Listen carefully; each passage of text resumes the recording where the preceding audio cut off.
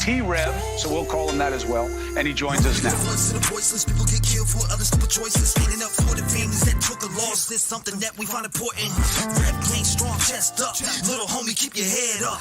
You can be whatever you want. Get rid of the fake and it will lead up. All my life I strive for greatness. I manifested my time with patience. People try to copy us, but respect is earned. It's not an obligation. I love the fam and they love me back, and that's why I always have it back. So I give a voice to those people who were never given a chance for them slimy cats. When you come here, you ain't a number to me. I really take time to read what I see. Don't forget to lock your doors, cause there's danger all up in these streets. Y'all really put life into the air that I breathe. I really am thankful for all of my peeps. Means a lot to me, so this is a special thank you for me. Yo, what's going on, Jeff? Shout out to the special guest, Jeff in the building. What's going on, Jeff? Just keep on playing that song, man, just over and over again.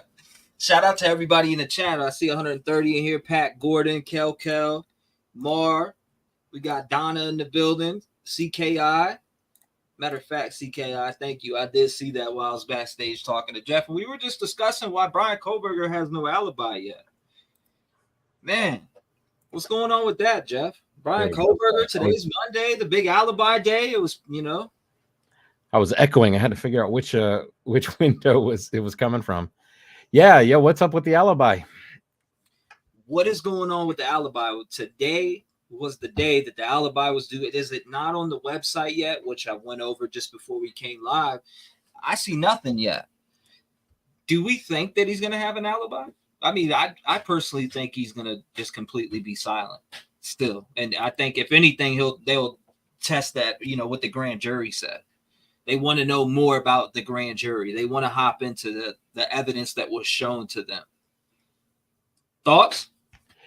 Yeah, I mean, it seems to me that if you're completely innocent of this thing, then you just open your mouth and start talking. What do you have? Any reluctance or hesitation to open your mouth and just utter an alibi because you want to see what evidence there is? I mean, it's not that. I don't know. Maybe that's just the way the game is played, no matter what. But that it seems to me like shouldn't. I don't know. The big talk too also is planted evidence. Like they're making it seem like the sheath was placed there flawlessly with Bryan Kohberger's DNA on it. That's how they're making it out to be. I saw that caller video about you and Jeff being on point. Oh, you talk about the WSU. You're talking about the guy that's related to the WSU. He has some friends over there and friends in homicide in Texas and all over. Shout out to that guy.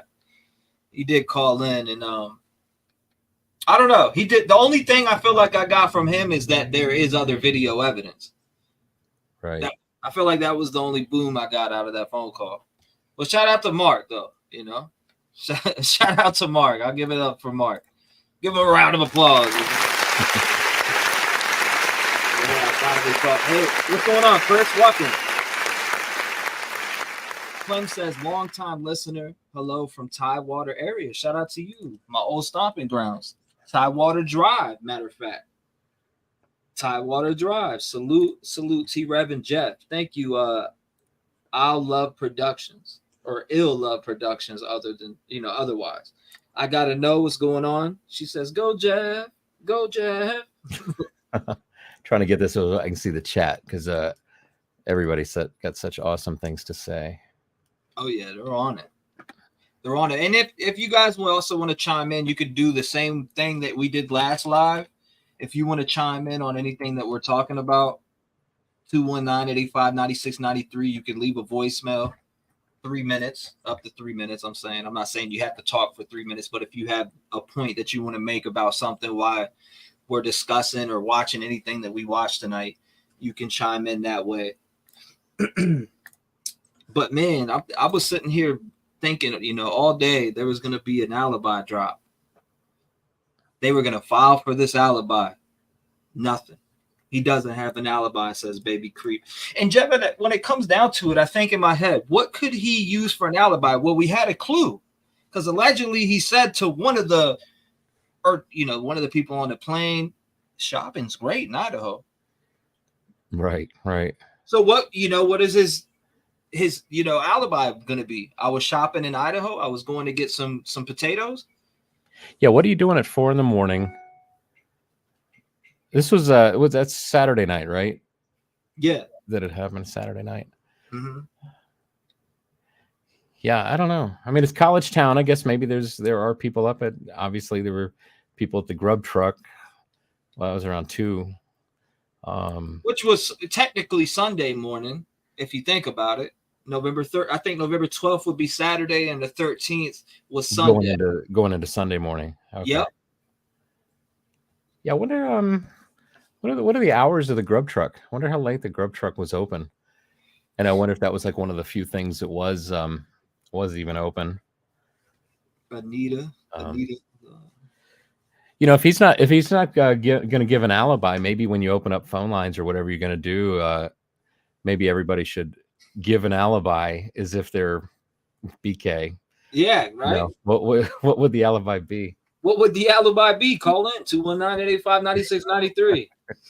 Let's hear it. What's your alibi? Who's got the best alibi? Because he sure can't come off one.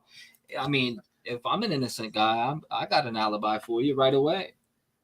Check in with my fiance. I was there with her all night. We were in bed, and I was live in another room, on YouTube. Or I was doing this. I'd have somebody to corroborate my alibi, right? Somebody said on one of my posts on Twitter, and I thought it was funny because they were like, "Oh, come on. Who's up at 4 a.m?" And I was like, BK. That's all I put there. I thought it was funny because somebody, I got to go back and read it now that I'm thinking about it. That shit was funny as hell. What did I say? I said Monday. Well, I said Monday is the deadline for Kohberger's legal team to file an alibi. Kohberger's public defender, Ann Taylor, requested the deadline be extended on account of not having enough time to review the evidence provided by the prosecution. According to a report by CBS News, Taylor said the evidence includes thousands of pages of discovery, thousands of photographs, and hundreds of hours of recordings, which would be what? Audio and video. So somebody said he has no duty to provide his innocence. An alibi would be nice, but who is up at 4 a.m.? And I said, BK. Obviously, in my opinion, so far, nobody can show me no one else otherwise. It seems to me, I mean, if he didn't do it, this should be easy, right? I mean, I don't understand. If I saw somebody's guess was maybe he was scoring drugs, around 4 a.m. But if that's all you were doing, I mean, it's like, you got, if that was me, I would say, hey, I had nothing to do with these murders, but I was scoring drugs there, done. I don't know. Yeah, if you were scoring drugs, you wouldn't have no problem telling them you were scoring drugs. You know what I'm saying? If you could corroborate that you were scoring drugs, right. And some of these things that I hear, like, oh, he sold a knife to somebody. You know what I mean? Like, I hear these stories, and I respectfully disagree with people, but I respectfully listen because people talk respectfully. So I will listen to anything anyone has to say. So when somebody says, well, maybe he, sold his knife and sheath to somebody and, they committed this murder. Well, it's like he would have already spoke about that person and said, hey, I traded a knife and sheath to this person that lives right here in Moscow, or right here, this guy came by and bought this, or I traded it for drugs, or, you know what I mean? It'd have been that easy. What was that statement that he made when he was trying to get that job with Pullman Police? And he said something like one of the things he wanted to, the reason he wanted to get the job was to assist the police with, was it just forensic evidence, findings, things like that. I mean, if he didn't do this, why, I just don't understand. If it was me and I was a super criminology PhD student, I'd be saying, look, this wasn't me. I can prove that's easy because I wasn't me. But here's what I would suggest what needs to happen to find the real guy. I'm a criminology PhD student, and this is what I would do, but I don't know. I'm not hearing that. Because if it's a case that he's innocent and he could solve the case if he's got an idea how to solve the case. Say it. Yeah, wouldn't that be the proper thing to do? What's going on, Diane? Thank you. Hi, Trev and Jeff in chat. Nice to see you all again today. Well, appreciate you coming by. Nice to see you too, Diane. Bullish in Seattle says if he's not guilty and he knows it, he's writing his doctorate. I think I'm at the point where I fully am on board and believe that he is Papa Rodgers. I really am. I don't know why, but I fully believe that he's Papa Rodger until they show otherwise and debunk it. I think that it is him. The underlining page 118, for some reason, I think that that's going to play a big part in this case, and I could be speculating in the wrong direction and have it all wrong. But it ties back to Elliot Rodger. Did you read that 118? Is that the Handmaid's Tale book, page 118? Is that what that is all about? No, this is Elliot Rodger. So Elliot Rodger committed some murders. He was mad. I remember him. He was he was upset because he couldn't score with any ladies. That was right? the most pathetic thing I've ever seen. He couldn't score with any ladies, so he's like, I'm going to punish these ladies. I'm going to go out and punish these ladies because I can't get none. And what he said on page 118 is like, they got to pay for their crimes.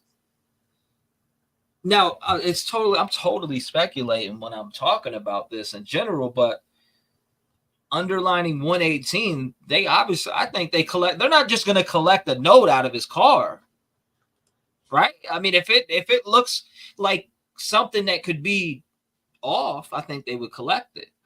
Just look at the other stuff they collected, the all black shit that if we dive into that search warrant, go over those items, they didn't just collect those items for no reason. They're going to collect things that they think possibly could be connected to the case. That's the way I look at it.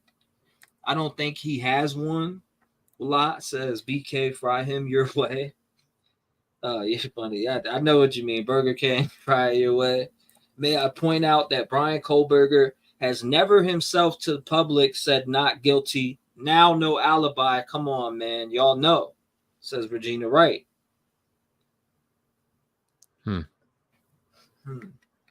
I think there's a little more to this page 118 thing, or maybe it's two instances of a page 118. I've never the Handmaid Tale. Go over it. What exactly does it talk? Here's what I remember, and maybe people in chat can check me, make sure I'm right, but absolutely. So Handmaid's Tale there was a picture of him in a class. He got, I guess, was in a class, got to meet the author, right? Remember, he's sitting kind of right in the front row. Right. At first, I thought that was photoshopped. I thought his head looked a little small, but then they had multiple camera angles of him in that same room. So I was like, okay, I guess this is real. So apparently on page 118, there's some scene where two women are put, I don't know if they're forcibly put on a bed, and then I guess bad stuff happens to them on the bed. That's what when you first said page 118, that's what I was associating it with was page 118 of Handmaid's Tale. Let's see if I can find it. Maybe we have story time and read from it. Yeah, let's have some story time, Jeff. Break it off. Because this Handmaid's Tale, somebody brought it to my attention, the Elliot Rodger. And once I dove in and started reading it and what they were talking to me, or just what they were telling me out of this 118 of Elliot Rodger, I looked at it. They're like, man, this matches up with the whole in-cel theory.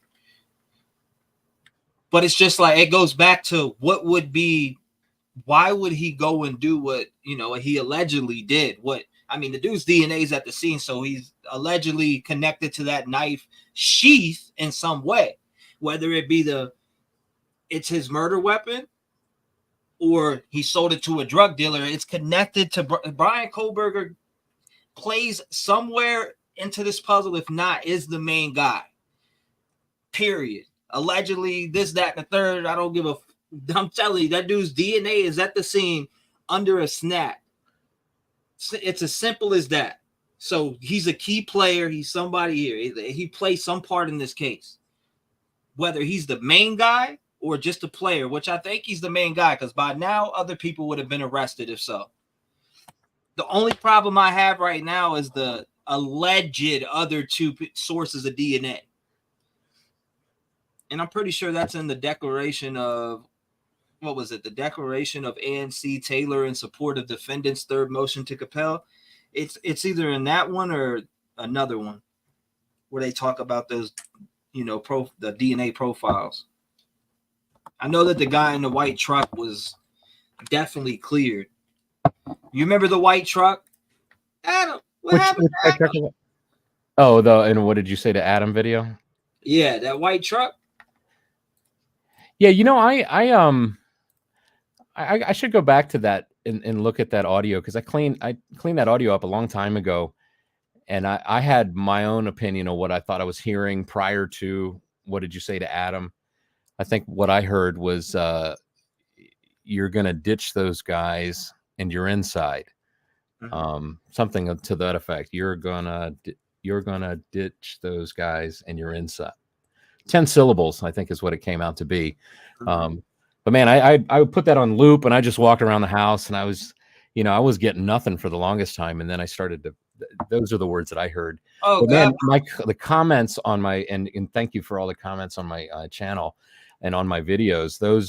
The comments on that, there were so many different things that people hear. It's just amazing. I mean, there's got to be at least 20, 30 different guesses of what people are hearing. It's just kind of wild to.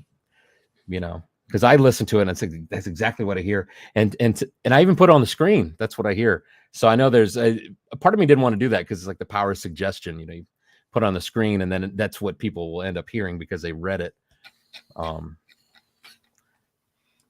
sorry to hear that, Esther. She said, miserable week. Unfortunately, my siblings and I have covered, and a funeral for my sweet dad is on Wednesday. But so glad to be here. Hi, T-REV, and hi, Jeff. I'm sorry to hear that, Esther. Mm-hmm.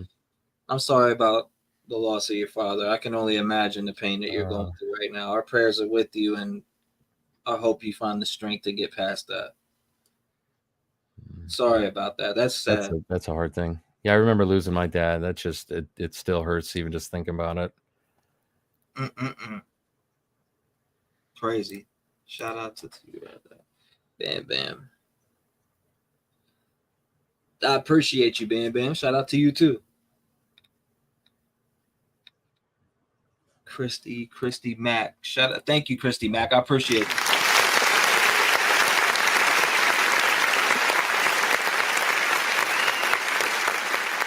So on the Maddie, so you're talking about on that specific video that you have on your page, you put what you heard on there? Yeah, I put on the screen. I looped it a couple times, and it sounds like this. Basically, here's the cadence and the rhythm of what it says. You're gonna ditch those guys, and you're inside. And you loop it, and he's like, "You're gonna ditch those guys." Do you find it? Do you see it on there? Yeah, I got it right here. We'll pull it up real quick. I mean, that's what I was hearing. But here's my theory, though. That white truck. I had to filter out that diesel engine of that white truck because it was just drowning out everything. And then part of me started to think, if the voice that we're hearing isn't like some guy standing under the camera, because there's a black railing right there. Two guys could have been sitting there having a conversation. And maybe that was the last thing one of the guys said. And then we heard Maddie and, Kaylee. So that was one theory, that the two guys are just sitting on the bar under the railing under there. But then the other thing is, if the truck had its window open and it's like some radio DJ or something, or some news story that's coming out of the truck, and maybe that's what we were hearing. So all right, let's hear it real quick.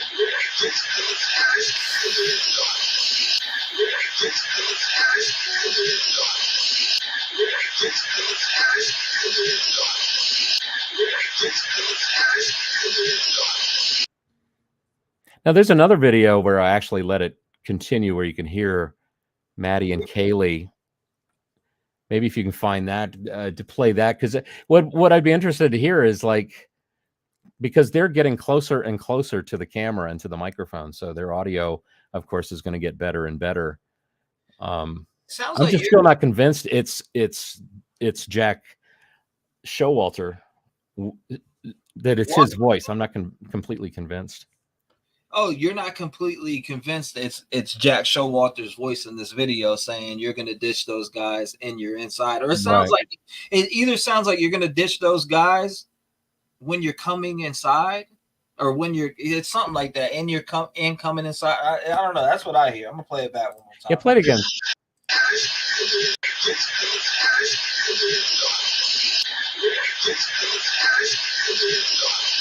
You're gonna ditch those guys and you're inside. That's kind of what I'm hearing, actually. Frameburger. T-REV, Jeff H, mods, and everyone. Thank you. I appreciate it.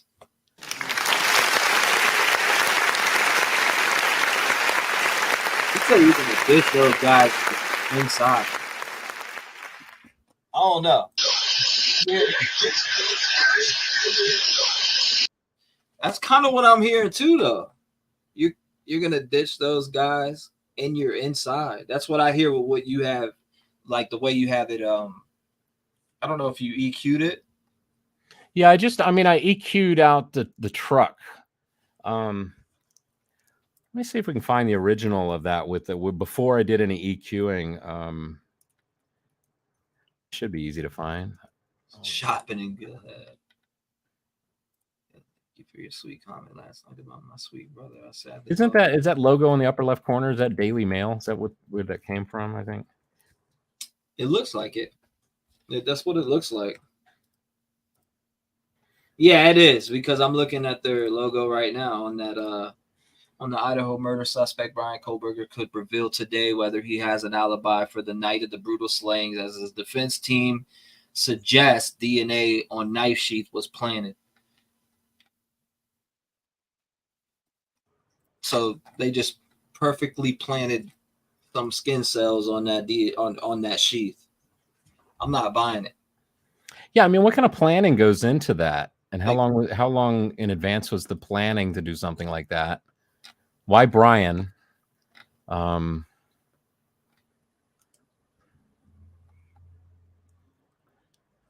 Crazy. I don't know. I don't buy it.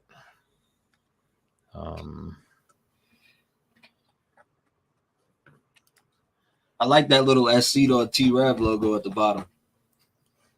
You like that? That's a little what do you call it? They call that the watermark. It needs to be the watermark. They're watching on the channel. You see SC on T-REV. Man, I should be able to find this very quickly, but I'm not. I see somebody called in already and left us a voicemail. Let's check them out. Okay. Hi, T-REV and Jeff. I don't have an alibi for BK, but I was thinking about something, and it was one of his old associations, not a friend, but an acquaintance, came on the show. I don't remember how long ago this was. And they said the in-cel theory was no good. I'm with you, though. I really believe Papa Rodger could be him. And I also believe that it is related to the Elliot Rodger case. And personally, I think that page 118 that Elliot Rodger says it can't be on October 31st, Halloween. There's too many cops out. It has to be in November. And BK chose, or the killer chose November 13th.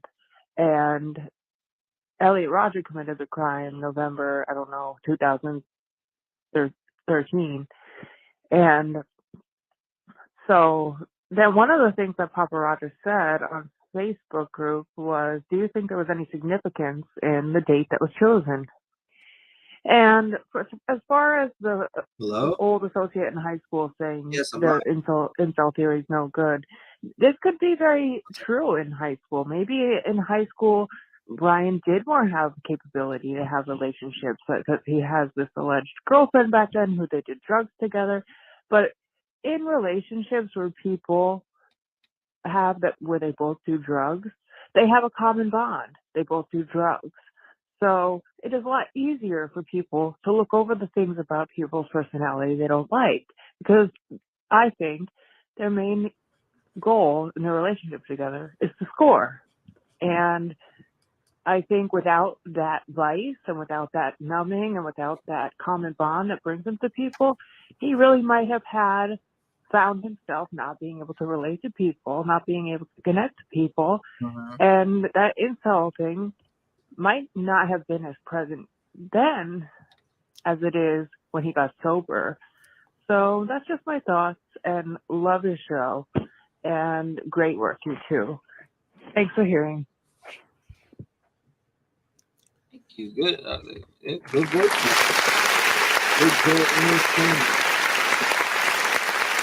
You know, doesn't he seem a little too like functional though to be like heavily into drugs? I mean, wasn't he highly praised by one of his professors? And I don't know. I don't know that, especially if he's into heavy stuff. I mean, how much can you operate he was a TA, right? When he over at the school. I mean, maybe it's possible, but I don't mind being wrong. It's good to be wrong sometimes. that's right. You can't always be wrong. right either. No pun intended, right? He said, "That's right." No, seriously, you can't. I'm not always right. Never claim to be right, always right. I just go off of my opinion, and if I'm wrong, I learn that way. Yeah, it's a form of learning.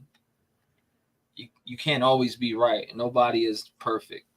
Yeah, and also the process of getting someone to see things the way you see them, that's a slow process. That's a slow process that requires patience. And a lot of times we don't have the patience. We're like, you just get impatient, and then you like, I get called an idiot. What are you, an idiot? It's like, sorry, I'm not moving fast enough to agree with you, or maybe it's the way you're phrasing, your convincing arguments to me. But I mean, just like people hear different things on the audio, people think different things based on all the evidence and stuff, and what are you going to do? I think so. And then, hold up. Crazy grandma says she knows he is guilty, so she is looking for a mistrial through a technicality. That'd be her job, right? And definitely her job. Yeah. 100%. That's without a doubt her job. Yeah. That's without a doubt her job. You would think if he wasn't Papa Rodgers, a lot of YouTubers would have debunked it. People claim they have debunked him being Papa Rodgers. I've just yet to see it. Some people claim they pulled IP addresses and this, that, and the other, but I haven't seen it. Somebody said answer. Well, it's interesting like that. Thank you, one and only Boss Brooklyn. I appreciate you. What was it last night? That guy that was, you could see his reflection in the screen of the laptop, and people thought that he might be Bryan. And I found his account on TikTok. What's his name? John Scott, I think. I thought it was up on your page. You know what? I might not have put it in any playlist, and I might have taken it off the main thing. I got it right here. But his name, I think it was John Scott, and the avatar for his account for Josco 1972 is a young guy with his hair kind of up high, sticking straight up. Looks like the guy in the reflection to me. So I think that's what's going on there. But I mean, I sent that guy a message. I was like, just like the guy who called into your show, and we thought for a while there it might have been Kohberger. Same kind of deal here, I think, is going on. I don't know if he's just likes the attention of that it's causing. And the moment you say what's what, and he spills the beans, and the whole thing stops, right? So I sent him a message. I was like, man, all it would take is for you to clear this up for everybody. We'd love I've you for heard it. this, man. I've had people around in the community that said verbatim that this was a snuff film. And it's just, I find that to be, there's no evidence to prove that. Show me it. Show me that there's evidence of a snuff film. I never heard that one. That's a new one for me. What, the snuff film? Yeah, I hadn't heard that. Oh yeah, that came out a couple of members' mouths at the time. Snuff film, meaning of that is snuff movie or snuff video is a type of film that shows or purports to show scenes of a actual homicide. The concept of snuff films became known to the general public during the 1970s when an urban legend alleged that a clandestine industry was producing such films for profit.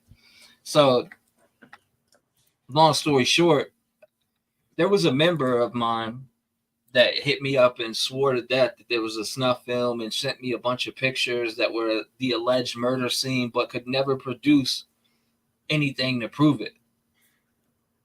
You know what I'm saying? Like the pictures that were sent to me, Jeff, looked like tie-dye t-shirts. So I was like, what am I looking at? Oh, that's the face right here. And I still have the whole folder in my room right now on my other computer. Right. But yeah, I believe he was a follower of Elliot Rodgers, and the words you read that he spoke sounds just like how BK probably was feeling. Let me see. This is the Johnsko video right here. The one Jeff made last night. Yeah, see the picture of the guy from the account at the bottom, John Scott. I mean, it looks. I can see, like, if you look at his hair. Although it's hard to tell because the top of the computer screen has some smudge on it, and it sort of looks like his hair. You can see though it comes into focus, and then it focuses on the screen itself, and then it focuses on him. So it's actually when he turns his head, you can tell what's a smudge and what's his hair. But I mean, I think it looks like the guy that's in the photo in the circle there. Mm-hmm. So I can't remember. I'm forgetting her name. Who requested that I take a look at that, and she had I think tried to overlay an image with someone else on another YouTube channel.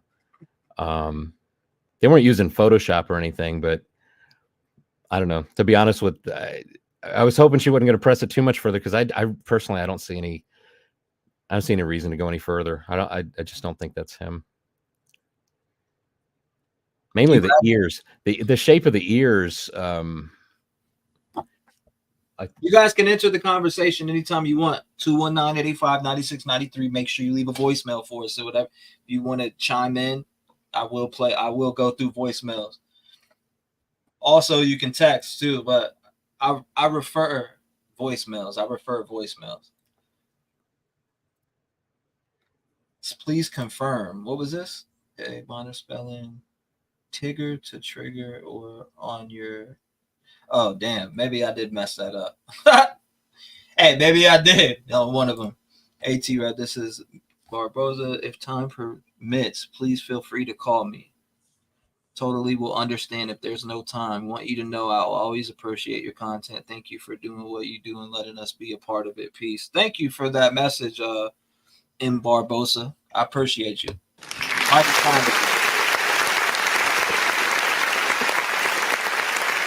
I very much agree with the super chat from Finer Than Forensics. Says he forgot to clean the back of that button on the sheath. That's exactly what I think. I can almost imagine him practicing, maybe earlier that night, just, comes out of the sheath, goes into the sheath, comes out of the sheath, goes in, snap it, But I think that, after all that practice, I imagine barehanded, and then, man, can you tell I'm tired? I'm feeling tired tonight. If I start a sentence and then go off in a completely different direction, just say, Jeff, shut up, stop. Sorry, I'm beat, man. The sushi. We had sushi tonight. I think something in the sushi is making me That sushi was fire. I shared that picture in Discord. It was so fire. That boat. Yeah. Beautiful. I shared it in Discord. I was like, man, Yeah, this place was really good. It's the first time I've ever eaten there. It was very good. Thank you, Esther. I'm that far behind. I'm looking at all the comments from 1039. It's 1057. I need to catch up, huh? But I really think that he was handling the knife in the sheath barehanded, and then he put the knife in it, buttoned it up, and then he thought, I better clean this thing real good. Cleaned it, and the whole time that button's closed, preserving that that DNA inside it like a Tupperware ball. So let's hop into the conversation, though, Jeff. Let's get this real spicy real quick. How would they? Okay, say it is planted. That planted, right? They're claiming planted. So that means where did they get Bryan's skin cells from to plant it on that snap?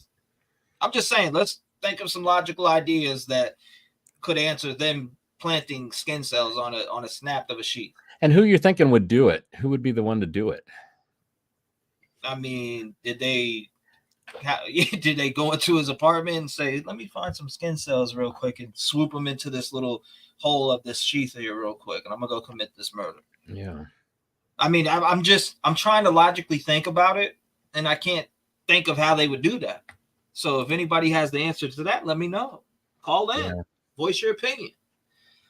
You're gonna ditch those guys and come inside? Okay, that's what you hear on that video. I got you. Well, I'm still back reading comments on that part. I'm still on like 1047 right now. That could be. You're gonna ditch those guys and come inside. Everybody sounds like the cadence of that is a little bit awkward, but it could be because you got to go. You're gonna ditch those guys and come inside. The and the come, or you have to be so close together and come inside. Dude, and you know what's? That's what everybody told me that they were saying. That's the majority of what people told me. That was the guess. Yeah. Yes, you're gonna ditch those guys and come inside.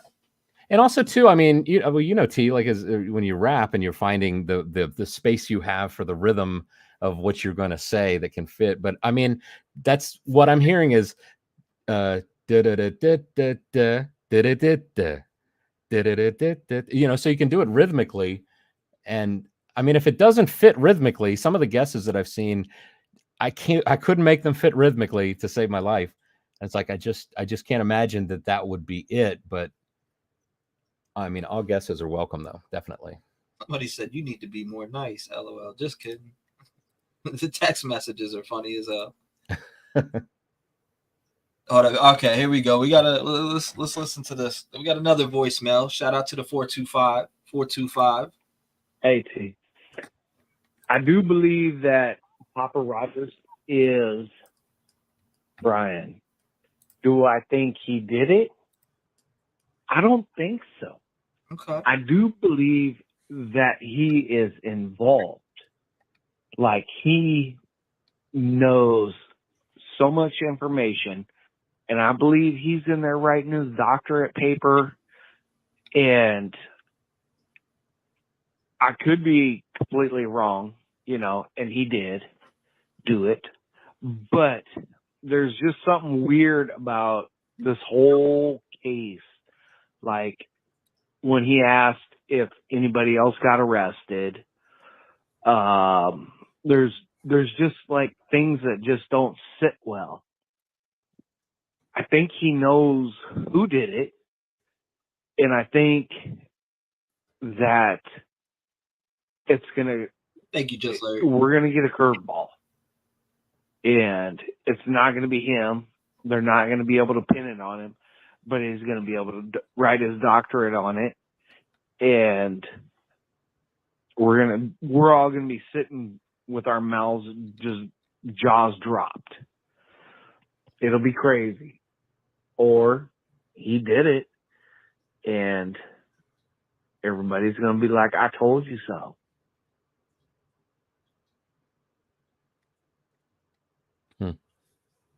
And then he said he had one more thing. He called back and said, "Hold up, one more thing I forgot." One thing I forgot. Part 2.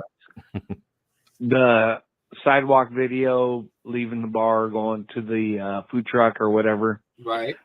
That guy knows every detail about what happened and why. That's going to be the key witness in this whole thing. He knows everything. How did I know that was coming? He said he knows everything. A moment. All right, so he's insinuating that Jack Showalter. That Jack Showalter allegedly knows everything, and I see a lot of people that say that too. I think Jack Showalter knows more, and the thing is, though, people are saying now that Jack Showalter is, in a different country. I don't know if you still see that, but that's what I still see. I still see that people claiming that he's in another country still, and he's not around. He's gone. He done fled. Right. I heard he went on vacation, and now recently I'm hearing he's still in another country. So it's like, which one is it? Yeah, I thought I heard something about Africa, but I don't know if that's true or we covered even that. If that's what I heard. I don't know if you were here at the time, Jeff, but I made a full-blown video on Jack Showalter fled to Africa because that's what the news stations were reporting it. So I'm like, if this guy fled to Africa, he knows something. This is back before anybody was ever named, mentioned, suspects, anything. Right, I made a full-blown video. I'm like, why would this dude flee to Africa? That's sus. Yeah. I was like, that's sus, right after this murder, or just around the time you had a vacation plan, these events took place. But it's interesting that if it's just one guy, if it's just BK, if he had no close connection with any of them, he just chose the house based on the back window and just swooped in there.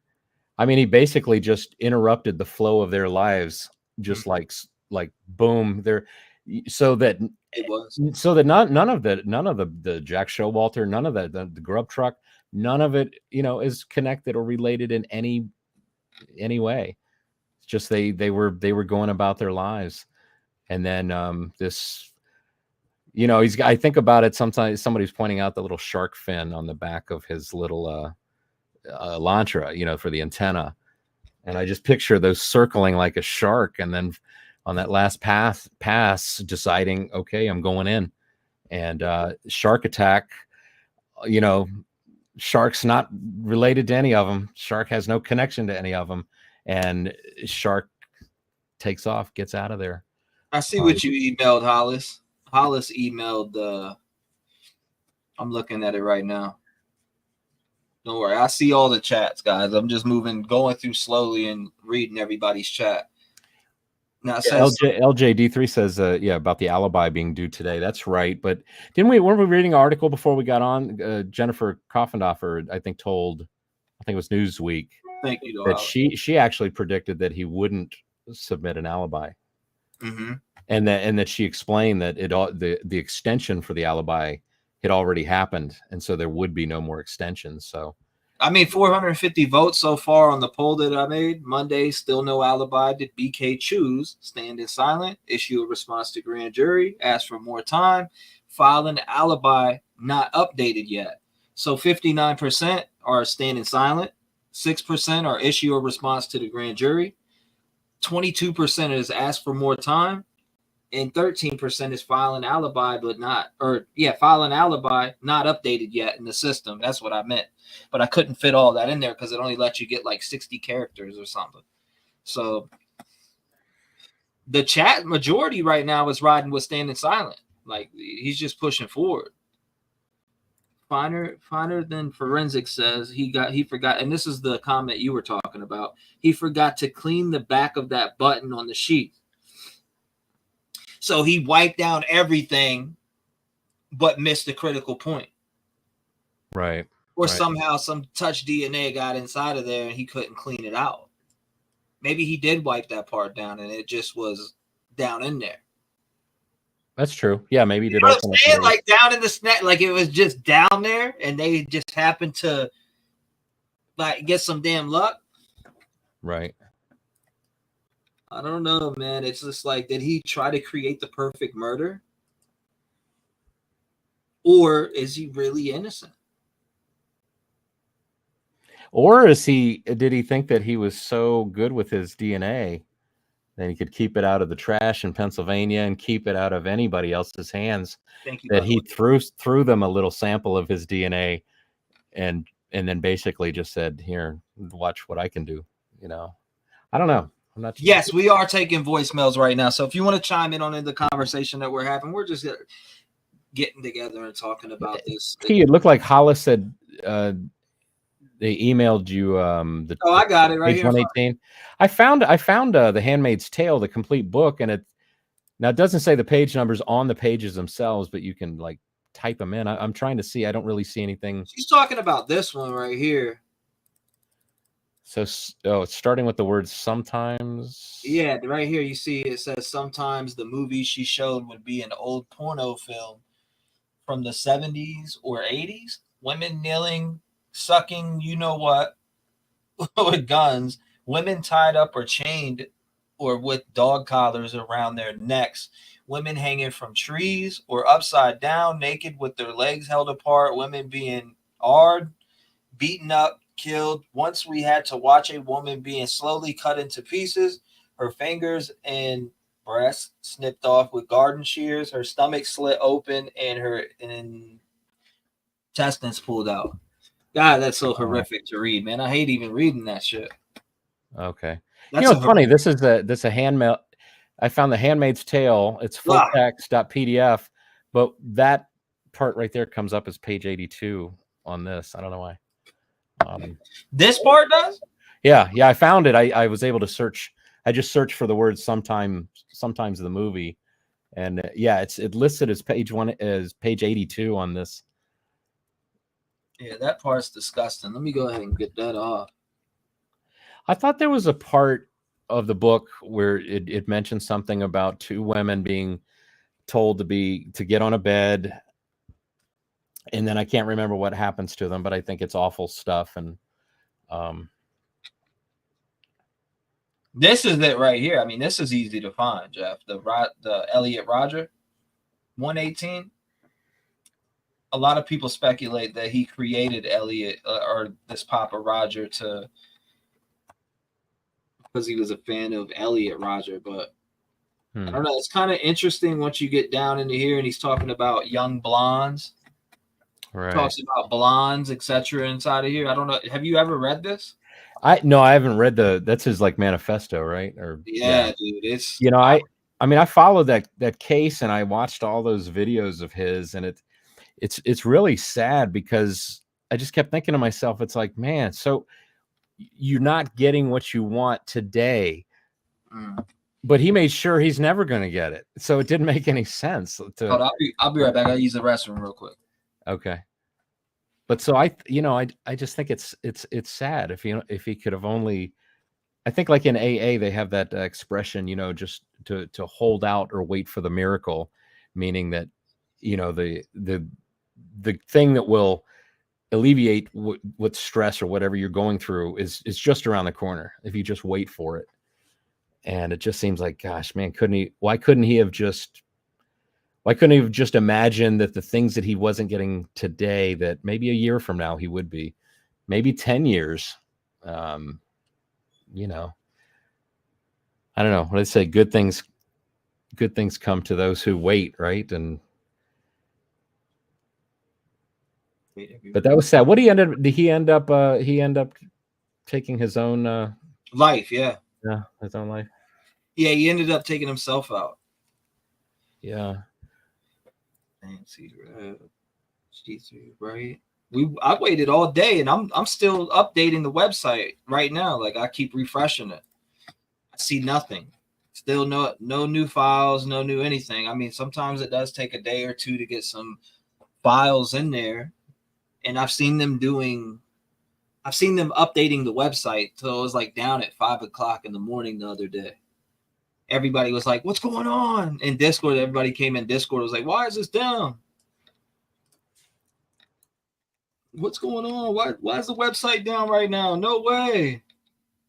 And nothing from Brian Enton on the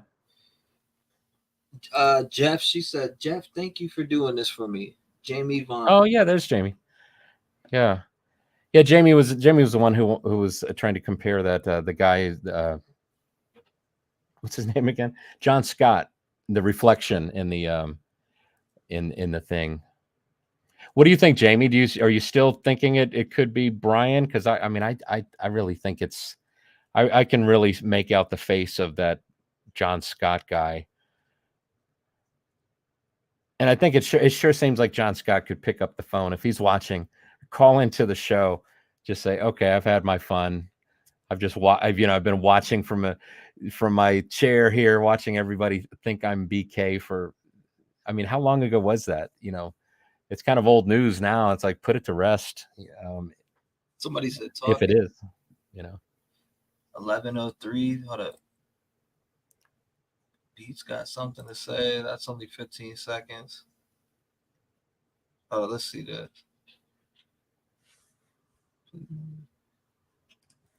Bryan did it because his life was going in the toilet. He didn't get to be a policeman. He was getting fired from his job, and if you get fired from that job, you're out of the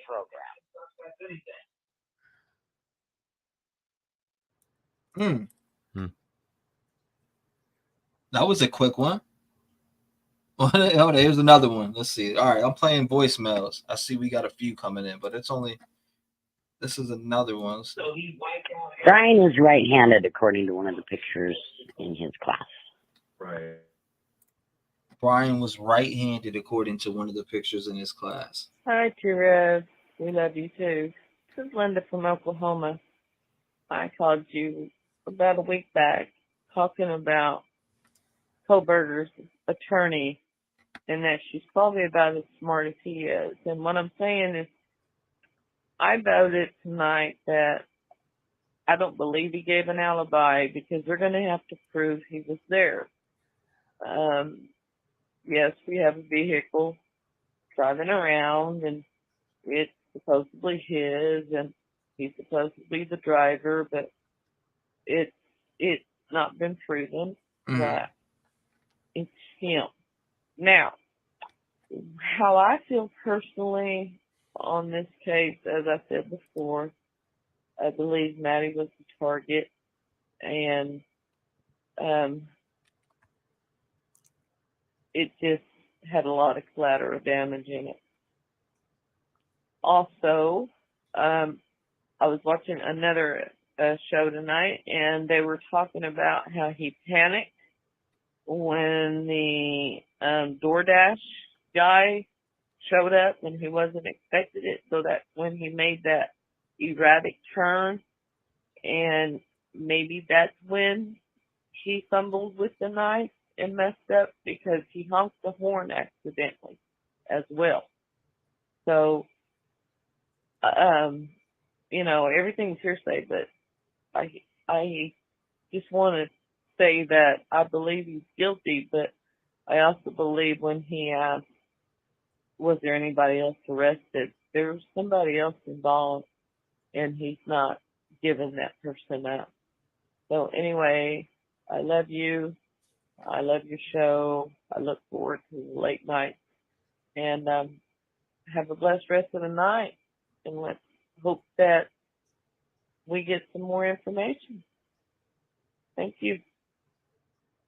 Thank you for the voicemail. I appreciate you. Now, going back on what she said that she thinks somebody else is involved. Jeff, what do you think about somebody? Well, I like what she said about the to give an alibi would be he'd most likely have to admit that that's him in that car right there, and it probably a better poker move to not give an alibi at all than to even utter the words or express that, yes, that's me in that car, and I can explain why. Because right now, they have to prove that's him in that car. Yeah, I don't know. I really don't. I haven't been given enough thought to like the alibi and what all the. Did you hear about this alleged $1,000 that was paid for this video? Yeah, I heard about that. I'm seeing all types of rumors though. 1,000, 10 grand. Like, first of all, I put out there the other day, I was like, what if somebody paid like 20 grand for this footage to be released? And then all of a sudden, a couple days later, I see somebody. All of a sudden, it comes leaked out. $1,000 paid for the footage. So it was like, what? Like, what's going on? And I was just talking about, did somebody buy this footage for like 20 grand and just want this stuff to be out? And really, to be fully honest with you, the best shot of this whole entire footage right here is when the vehicle goes into where you could view it. That's like the best shot of the whole entire footage, even with them circling around the Queen Road apartments, allegedly, right? We seen JLR go there on ground and walk up to these cameras with his phone and put it like right up there. You can see both. There's two cameras, one facing this way and the other camera facing that way. So when it comes to those cameras, we know there's cameras here. We know the fencing's the same. Obviously, it looks a little bit different. That was during what, November? We're talking November right here versus the summertime. You got the damn trees blowing. I don't know. I kind of see the same tree right there, though. The same tree set right over the top of that fence, right? Look at it. I see it right there in front of me. So it's like, I think that's the same spot. I think we can all agree that this is the same spot. Would you say look at it? Did you say, would you look at it? Would you look at it? Shit, man, it's right there. I see the tree. You know Ed Bassmaster, the comedian with all the different characters. He's got that would you look at it character. That's what this just reminded me of. You know, the other interesting thing too is I had found two tour videos. Remember them? They're pulled down now, which is interesting. That's a good question. Remember that there was that woman, she was walking up the hill. She goes and gives a tour of the laundry room that's right directly across from that fence. It was there was like 2 units, like apartment units that she gave a tour of the inside. Actually, they might only exist now in what's her name? Lana showed them on her channel. I had messaged on there. I thought it was interesting that she showed them the day after I had put them in as links on one of my videos for the two. There was actually 3 tour videos, but there was only 2 that were of 1320 Linda Lane.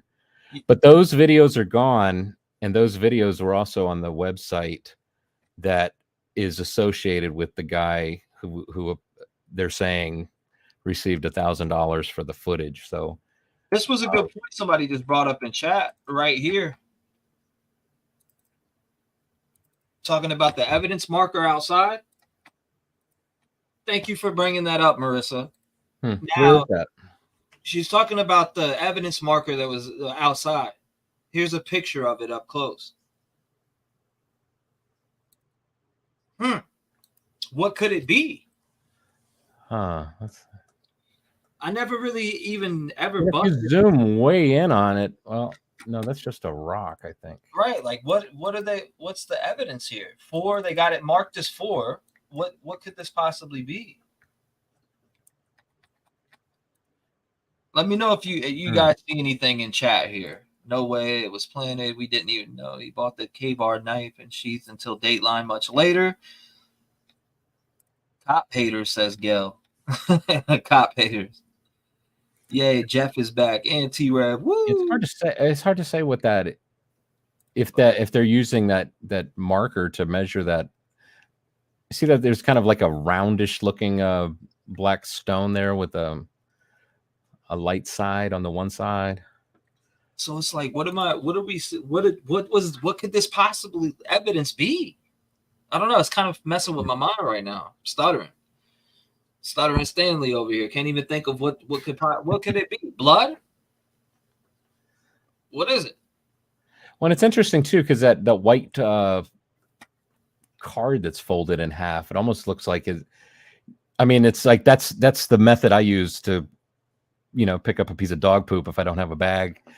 So is it being used for something? Well, in this case, I'm sure they don't want to contaminate it, but I agree with you. Fun times with Heather. I agree with that statement 1,000%.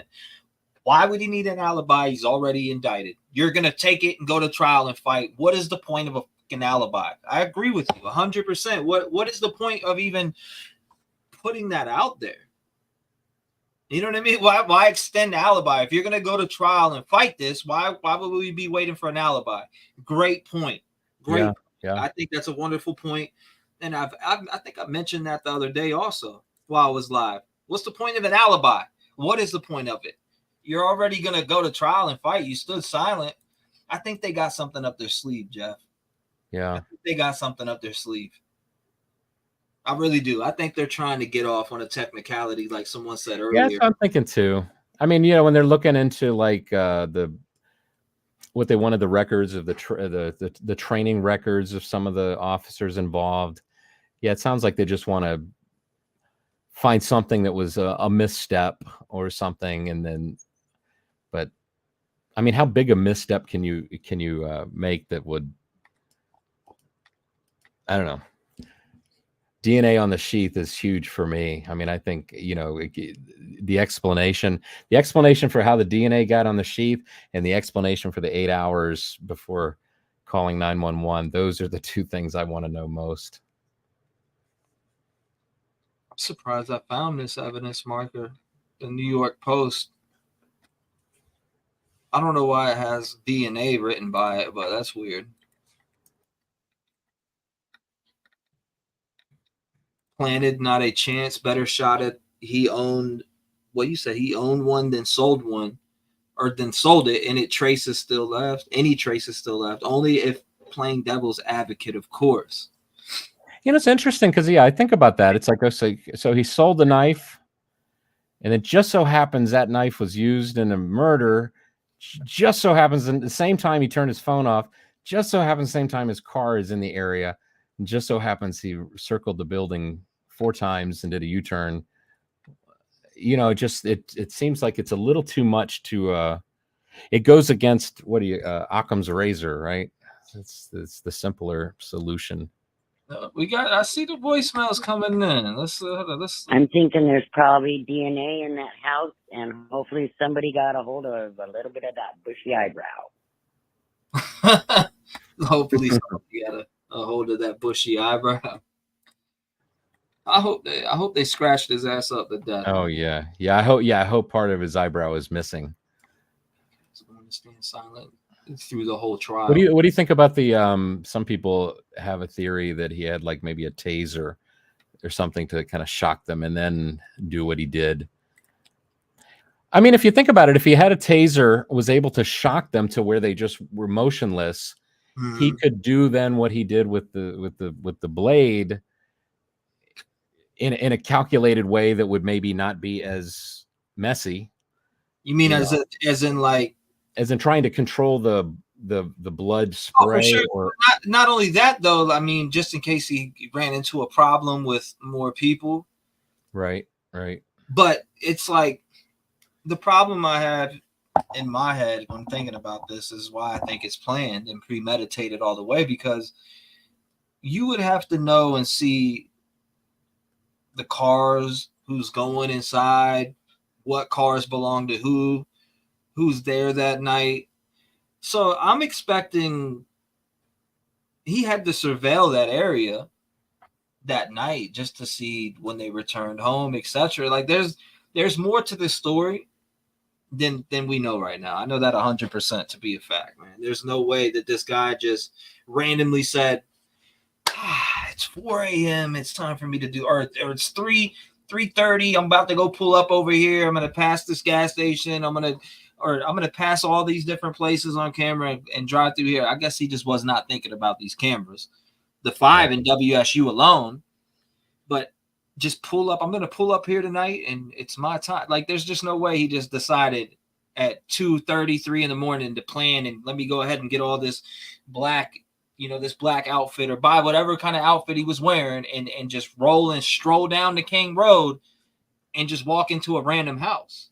Right. Yeah. I feel like it was a planned attack on one, if not two. Yeah, all that circling that happened makes me think it was definitely that house was predetermined. But now, maybe all the driving he did around, maybe he did have like more than one location that he's like, I'm going to do this kind of thing either at 1122 King or way over there by the gas station or, way over there. and maybe I'll just go check them out, and then eeny, meeny, miny, mo. Okay, it's going to be 1122. That's simplifying, I know, but Yeah, that's also good. That's a good point. Divine Thomas says it'll be telling to what and who Kaylee was texting on her phone so much at that grub truck. Yeah, and maybe it was the caller. Maybe, or I'm sorry, the caller. Listen to me. The driver of the Uber, allegedly, the ride home. Maybe that's what she was setting up. Maybe she did send some extra text there. Could have been texting with Jack D, her boyfriend or her ex. I know we know that they called him around 7 to 9 times. What, a couple times on Kaylee's phone and a couple times on Madison's phone. Right. Now, what was that all about? Were they creeped out about something and wanted them to come over and hang out? I mean, what was going on with that? Yeah, I tell you what though, if Jack D testifies in court, I mean that's going to be heartbreaking, because he's going to have to share the story of, I don't know, I'm assuming he fell asleep. Maybe he also turned his phone off. What was out here also? He already solved his own case. Says I call bullshit. He already solved his own case. I don't know what you mean by that. I'd love to hear more. The extension did not extend the alibi. Judge made that clear. July 24th was D-Day. Prosser Gang says, Josco made vid after that one showed clear pic of his face. It's not Bryan.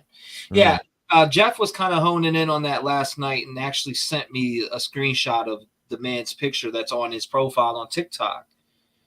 Maybe Prosser, if you've got that video, can send it to T-REV. Yeah, because that. Yeah, I hate to go backwards on stuff that's already been debunked. It feels like you kind of backtracking and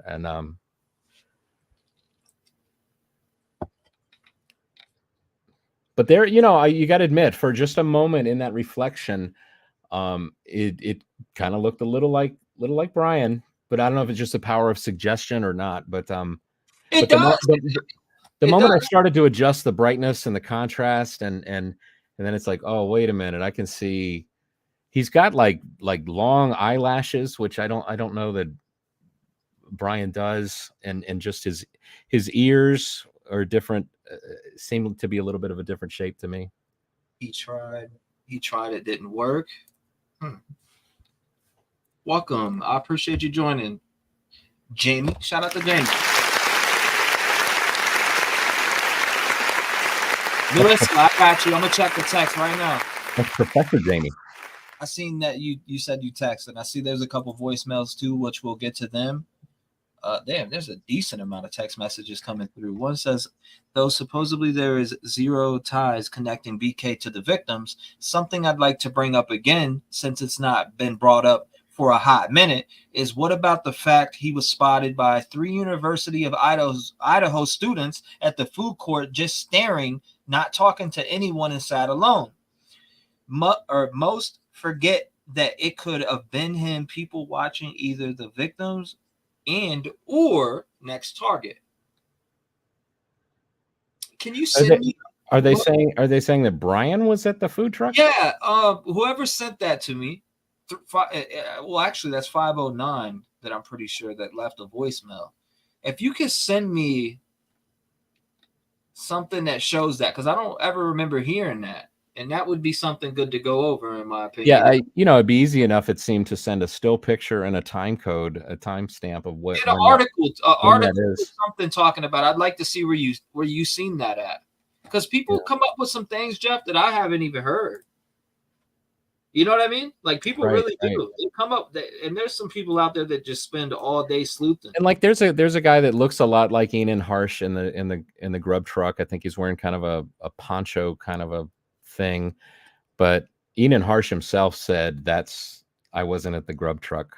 So Pittsburgh, what's going on, Pittsburgh? She says, I'm sure he wiped it down, but the button is very hard placed, or is a very hard place to clean all out. I've dropped weed in a button and can't get it out. Shout out to Pittsburgh High Priestess campaign in the building. Shout out to you. I appreciate you coming by, girl. And good point. Good point. Yeah, that's what I was thinking. Like, is it in that snap? And I want to say Donna sent me a picture, which was actually a very good picture. Let me see if I know I got it on the computer somewhere. Here it is, right here. So it's a place where you can lose your weed and your DNA at the same place. I want to say Donna sent me this. Look at that right there. I mean, it's I remember that. Definitely a good point. So did the DNA get inside of that socket? What's your thoughts on that? Like, did a little bit of his skin cells fall inside of that socket and he just didn't clean that part? Because yeah, I mean that's my theory, is that he just handled this whole thing barehanded, practicing, and then he snapped it up, thought, okay, it's time, and got dressed, wiped the knife sheath down on the outside, and meanwhile that DNA was preserved on the inside of the button.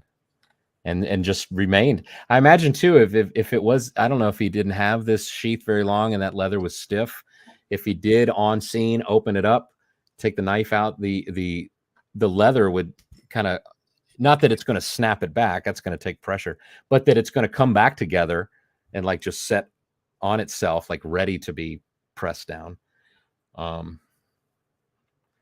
So I don't know. I'm certain they will explain that in court, where exactly they found it, how they believe it got there. Thank you, Gold Dust.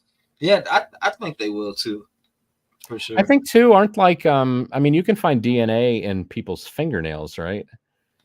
Maybe if you had long fingernails or like slightly long fingernails, the act of opening the button and closing it, I mean, you could catch your fingernail, maybe a piece of fingernail. Although fingernail's kind of brittle and hard and would fall out. But if weed can get stuck in there, then a fingernail can get stuck in there too, right? It would bag, especially if it's the right length to like get wedged in there and then not be able to make its way out. That's possible too. They would bag the hands up. They're bagging those. Every victim's hands at the scene are bagged up. Guarantee it. Update. There we go. Perfect. One thing I was earlier this morning, I was looking at some of the older T-REV live episodes. Mm-hmm. And one of the very early ones, there was a guy that called in from the area. He said he was about like 15 minutes from the area. Yeah. And he said that, I just remember him saying, it's like he knew of that they had 23 live cameras in that area. And I was thinking, if that's at the beginning of all this, so I'm sure there wasn't much to read, there wasn't much to investigate. It's just something that he knew. Chapter that's 7. 23 live. That doesn't include, I'm sure, ring cameras. I stumbled on remember Dr. Thrifty? I think goes by a different name now, but Dr. Thrifty had a video where he was showing this one house that had like would look like two cameras at an intersection. And I guess he was going through the PCA and he was like, okay, well, how do they know he made a left at this intersection? And then he looked around and he found the house that was, had a camera pointed in that direction. I think the cameras are going to, I think when you get all the camera footage and you line it up, you're going to be able to watch that Elantra and the path it goes. And if they can get it to the point where they catch that Elantra going to Steptoe Apartments, mm-hmm. And if they were to see, Bryan getting out of the vehicle, man, that would be something. This is something I'm definitely going to have to cover when it comes to the documentary that I'm working on. All this shit, anything that has ever been talked about, I'm talking about from facts to all speculation. It has to be covered in this documentary that I'm working on. It just has to. Things that big things that were speculated on. And what is true is talking about Chapter 7, Handmaid's Tale of page 117, called The Night. Can we find that? Let's see. I'm pretty sure Chapter 7, Handmaid's Tale. Wait, I can send you what I had. Yeah, I was just looking at it. So it's Handmaid's page. Yeah, I'm gonna put it in private chat. I got you. I'm looking at That's all the PDF. And so, yeah, so this PDF is going to be off by, my math isn't great, but page 82 is equivalent to page 118. This is scary because if people said stuff like this in real life, I would laugh at them and have no idea they were being serious, but they are being serious and need help. Said shot himself. BK definitely gets more action than T-REV and Jeff. Thank you. I needed that laugh. Get out to this guy, man. How about choke them on saliva, man? Yeah, really. Oh, man. What's going on, Tattoo Rebel? Hey, I'll be right back. How you doing, brother? Nice to see you, man. I hope all's been well with you. Tattoo Rebel in the building. Let's see. Libby Live says, God grant me the serenity to accept the things I cannot change, the courage can change the things I can, and the wisdom to know the difference. Good words. Love it. Richard Mullins says, Curious Cat, certainly when I first saw the picture of Papa Rodger a few months ago with people saying he looked like BK, I thought at last we have some evidence against him, but it's not so. This is Libby Live, by the way. I see text messages coming through, voicemails coming through. Okay, let's listen to a few voicemails because they are flying in right now. 11:23:11. Okay, here we go. On the evidence marker, I see a pattern that might be a shoe print. Oh, Part of it will be under the leaf. oh my God! That's why I just had to pull that up. We love you too. The cameras on WSU land are so good that they will show who's driving the car. Ooh. Now, do you know that from seeing cameras in WSU? Excuse me. That's what 509 just said. Okay, let's hear this. I'm just calling to let you know that that evidence marker is the map that they found outside in the around the house, and it was kind of a rough sketch, I believe, is what they thought it was. So that's what that evidence marker is about, and someone is holding that, I guess, with a black glove. Anyway, I just wanted to leave that message, and my name is Jen, and I love your show. Thanks. Bye. Thank you, Jen. I appreciate you calling in, Jen. Thank you. Shout out to Jen. Everybody give it up for Jen. And everybody who called in so far. It's just saying that the white piece of folded up cardboard or whatever that's being held with the black glove, that's a map. Interesting. Maybe that's what it is. Maybe the evidence was in her hand and I'm looking around on the ground. Yeah, because it's possible, like maybe somebody else with another camera took the picture when it was right next to the yellow marker, but this picture was taken as it's being picked up off the ground. It's hard to tell. I mean, you can see like what could be kind of scribblings on at least that side of the cardboard. Yeah, it looks kind of thick. I'm looking like for shoe, like I'm imagining a shoe pattern in my head now, and I'm looking, and then now they said something about a map, and I'm like, whoa. Or maybe they're not even referring to that. Maybe they're talking about what was found here, because what are they looking right here for? This is why the edge of the house where you would go around in Queen Road and come back. That's that side where you would come down if you went around the apartments. Right. Let's see. Look at it. Well, I'm sure they're being thorough, just taking pictures of every last inch of that house. Are they being thorough, or is there something there? Right. You know, the thing is that isn't this by Bethany's window? Oh my God! Yeah, it is. Right, because the room on the far side there is storage, right? That's where they have the golf clubs and stuff. Bro, that's by Bethany's window. Yeah.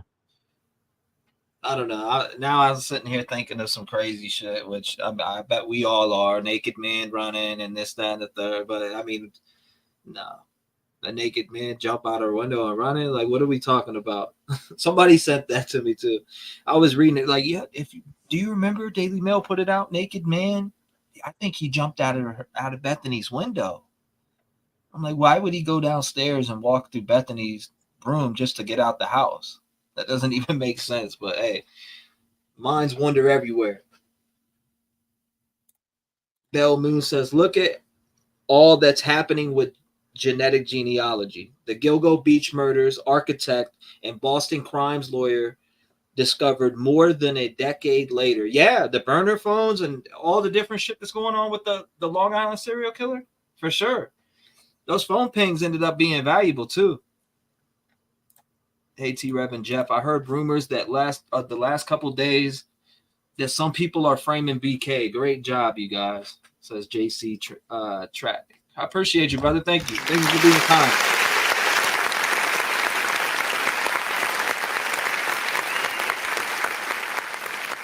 Love the kindness in chat. A lot of kind people. Yeah. All right, okay, hold up. Hopefully. Did you say your whole name right here? I don't even want to play it if you did. T-REV. Pat Gordon. You did. Or whatever. It's got a drop of blood on it. That's what I was going to try to tell you, or I've been trying to tell you. Yeah, they're picking that up as evidence. That's the drop of blood on that piece of cardboard or whatever that white thing is. Thank you, brother. Shout out to him. Oh, so, okay, so he's talking about there's a drop of blood. So I'm pretty sure he's talking about this when he said. That's what I was going to try to tell you, or I've been trying to tell you. Yeah, they're picking that up as evidence. That's the drop of blood on that piece of cardboard or whatever that white thing is. Thank you, brother. So he was okay. So he's saying there's a drop of blood. Yeah, I don't really see.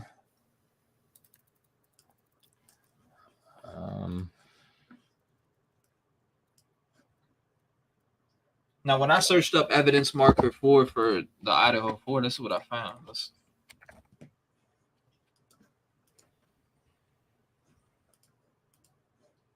Images. Yeah, this is the one that pops up.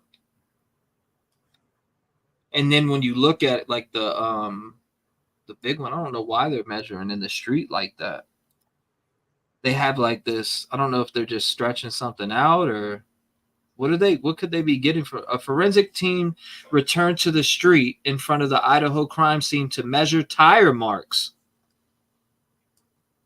Okay, so they measured tire marks, Jeff, also.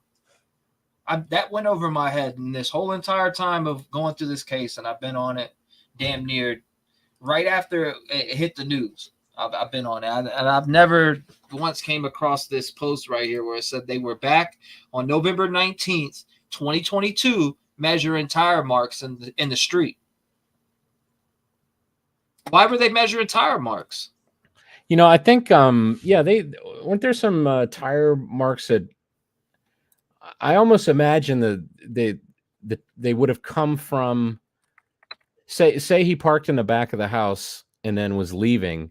And as he came down from the back of the house, made that sharp left around the front of the house and screeched the tires a little bit. I mean, I'm sure that they. Oh, that's fine. Well, you know, wasn't there also a story too where I don't know if it was debunked, but when they were heading back to Pennsylvania, him and his dad, that they stopped at some service station and got new tires.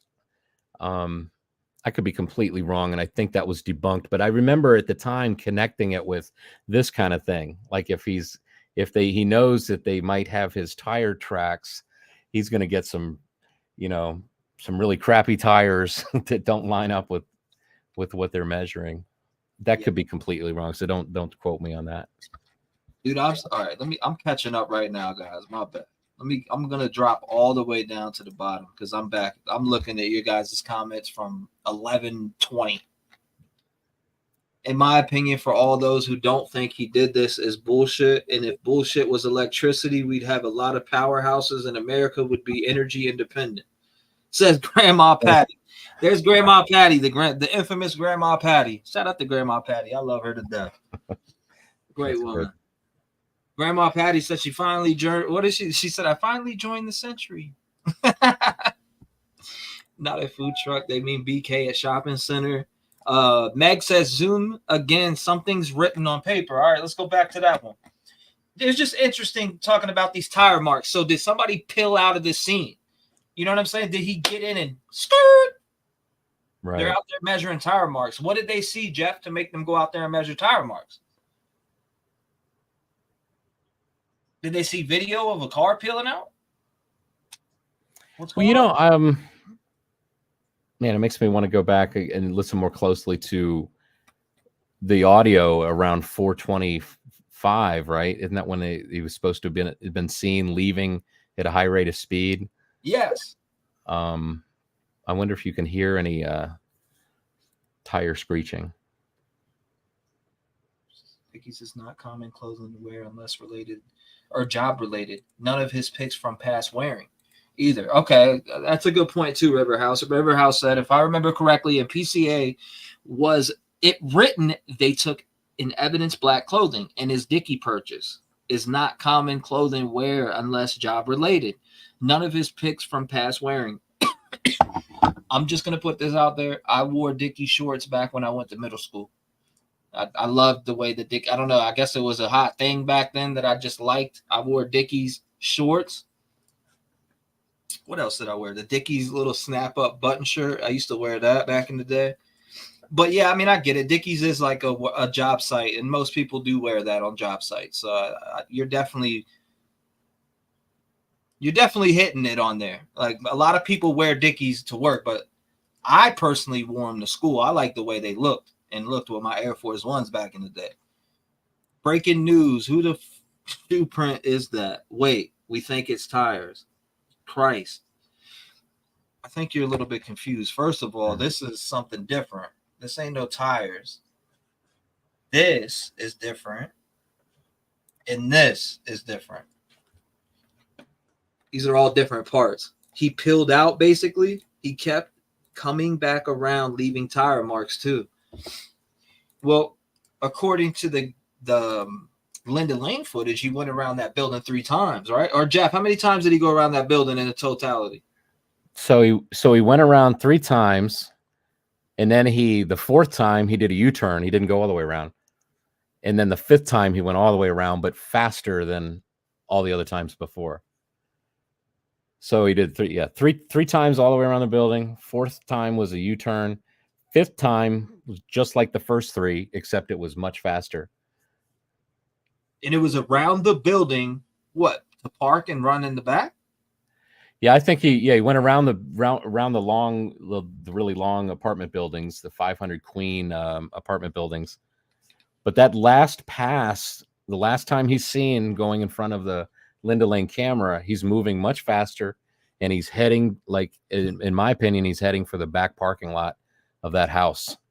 My little animation with the little tiny car, that's what I put on there, because that's my opinion is what, I mean, it's the direction he was going. I don't know. Just fit. That's my theory. He parked back there. He went in through the sliding glass door. Thank you, Sunshine. I got it blinking. I don't know. Hold up. Let me change the mode. That's too bright. And if he was staking out that house, some people in that area, they felt like pretty safe, right? So they probably didn't lock sliding glass doors all the time. He might have picked up on that.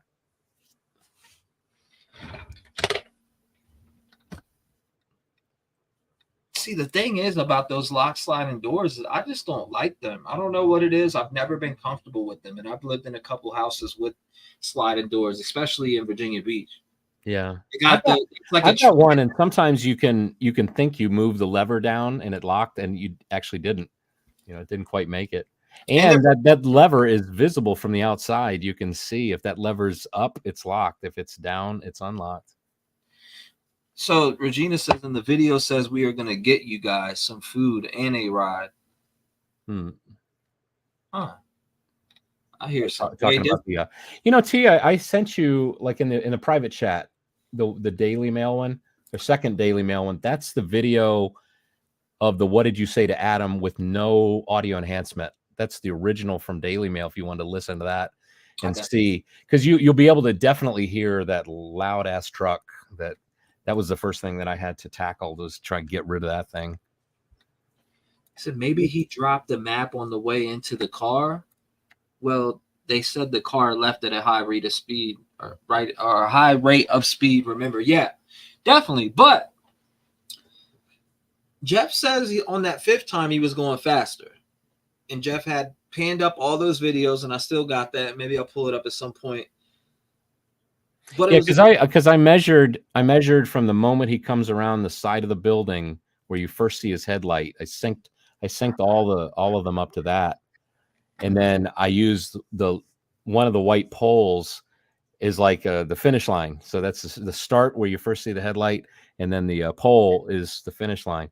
On the fifth one, it was like six seconds to that point. All the others were like 8 seconds and above. I think one was 11 seconds. Archive says, where are all those who want justice for Sexy Rexy? Talk about Rex from Long Island.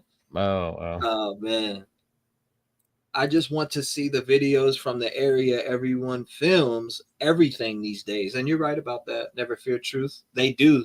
They pull out those cameras quick, and they get to, instead of going and helping somebody, they'll record you getting killed. It's a fact, man. They pull out these cameras. For instance, I just seen it. Athena showed me a video the other day where this 16-year-old boy took his mom's gun. He seen his mom getting his ass kicked in the store in Chicago. He grabbed his mom's gun and went in there and shot her, or shot him. That was punching his mom in the face. Boom, boom, punching her, beating her ass. And he killed him. Crazy. I mean, that 16-year-old, he's got some brains. He took action. You know what I mean? Like, he took action against a dude. He was beating the crap out of his mom. He sped away at a high rate of speed. Yeah, but the thing is, did he peel out? But I mean, we can get to talking about those tire marks. Maybe you could, you know what you could do is pull up that video from. I got the Daily Mail one. 4 a.m. Or no, not that one. But well, maybe that first, and then maybe come back to the Linda Lane footage. We can listen like around 4:20, and just see if we hear any peeling out. Which I got 50 tabs open right now. What's another one, you know? Right. Go for the record. Freeze that computer. I think it's unfreezable. Let's see. Hold up, I'm posting this. I should open up 50 tabs too. Well, because you're on a PC, right? Yeah, 20. It's got 32 cores. We can see which one. I'm on a Mac, so let's see which one can. We'll get up to like 5,000 tabs, and then boom, freeze. Hold on, let's see where we're at. Okay, I'll pull this up. Now, the video that you made, right? I think I have it in this Idaho 4 folder I got right here. I'm looking. Where's the one that you specifically made that has the vehicle driving around? With the little timers? Dude, you have it on, not just the little timers, but you made one. I have it here somewhere. I just got to go. I mean, the easiest thing I can pin like any video to the homepage. I think I got it right here. Delaying 3 passes. No, that's not the one you got. You sent me the internet. This most recent one I just now published to the you know, the what do you call it? Well, they call it the video spotlight. You specifically sent me one, right? Where he drives around, which I got it right here. Never mind. I already have it in front of my face. I don't, you know, sometimes you overlook things. This one specifically, right? Yeah, that's the one with the little car. You did such a great job with this one. And this is rough. This was I just wanted to throw this out there because I thought it was at least showed enough of the U-turn, and it showed also the other video shows going around to the back of their house. But this I hope will, if I can continue on, it will be a much pretty in-depth video, because I was thinking it could, there's so many things that have clocks that we can synchronize this stuff to. This video, we got the band field video, we got he's got to be at 3:45 at that gas station. Oh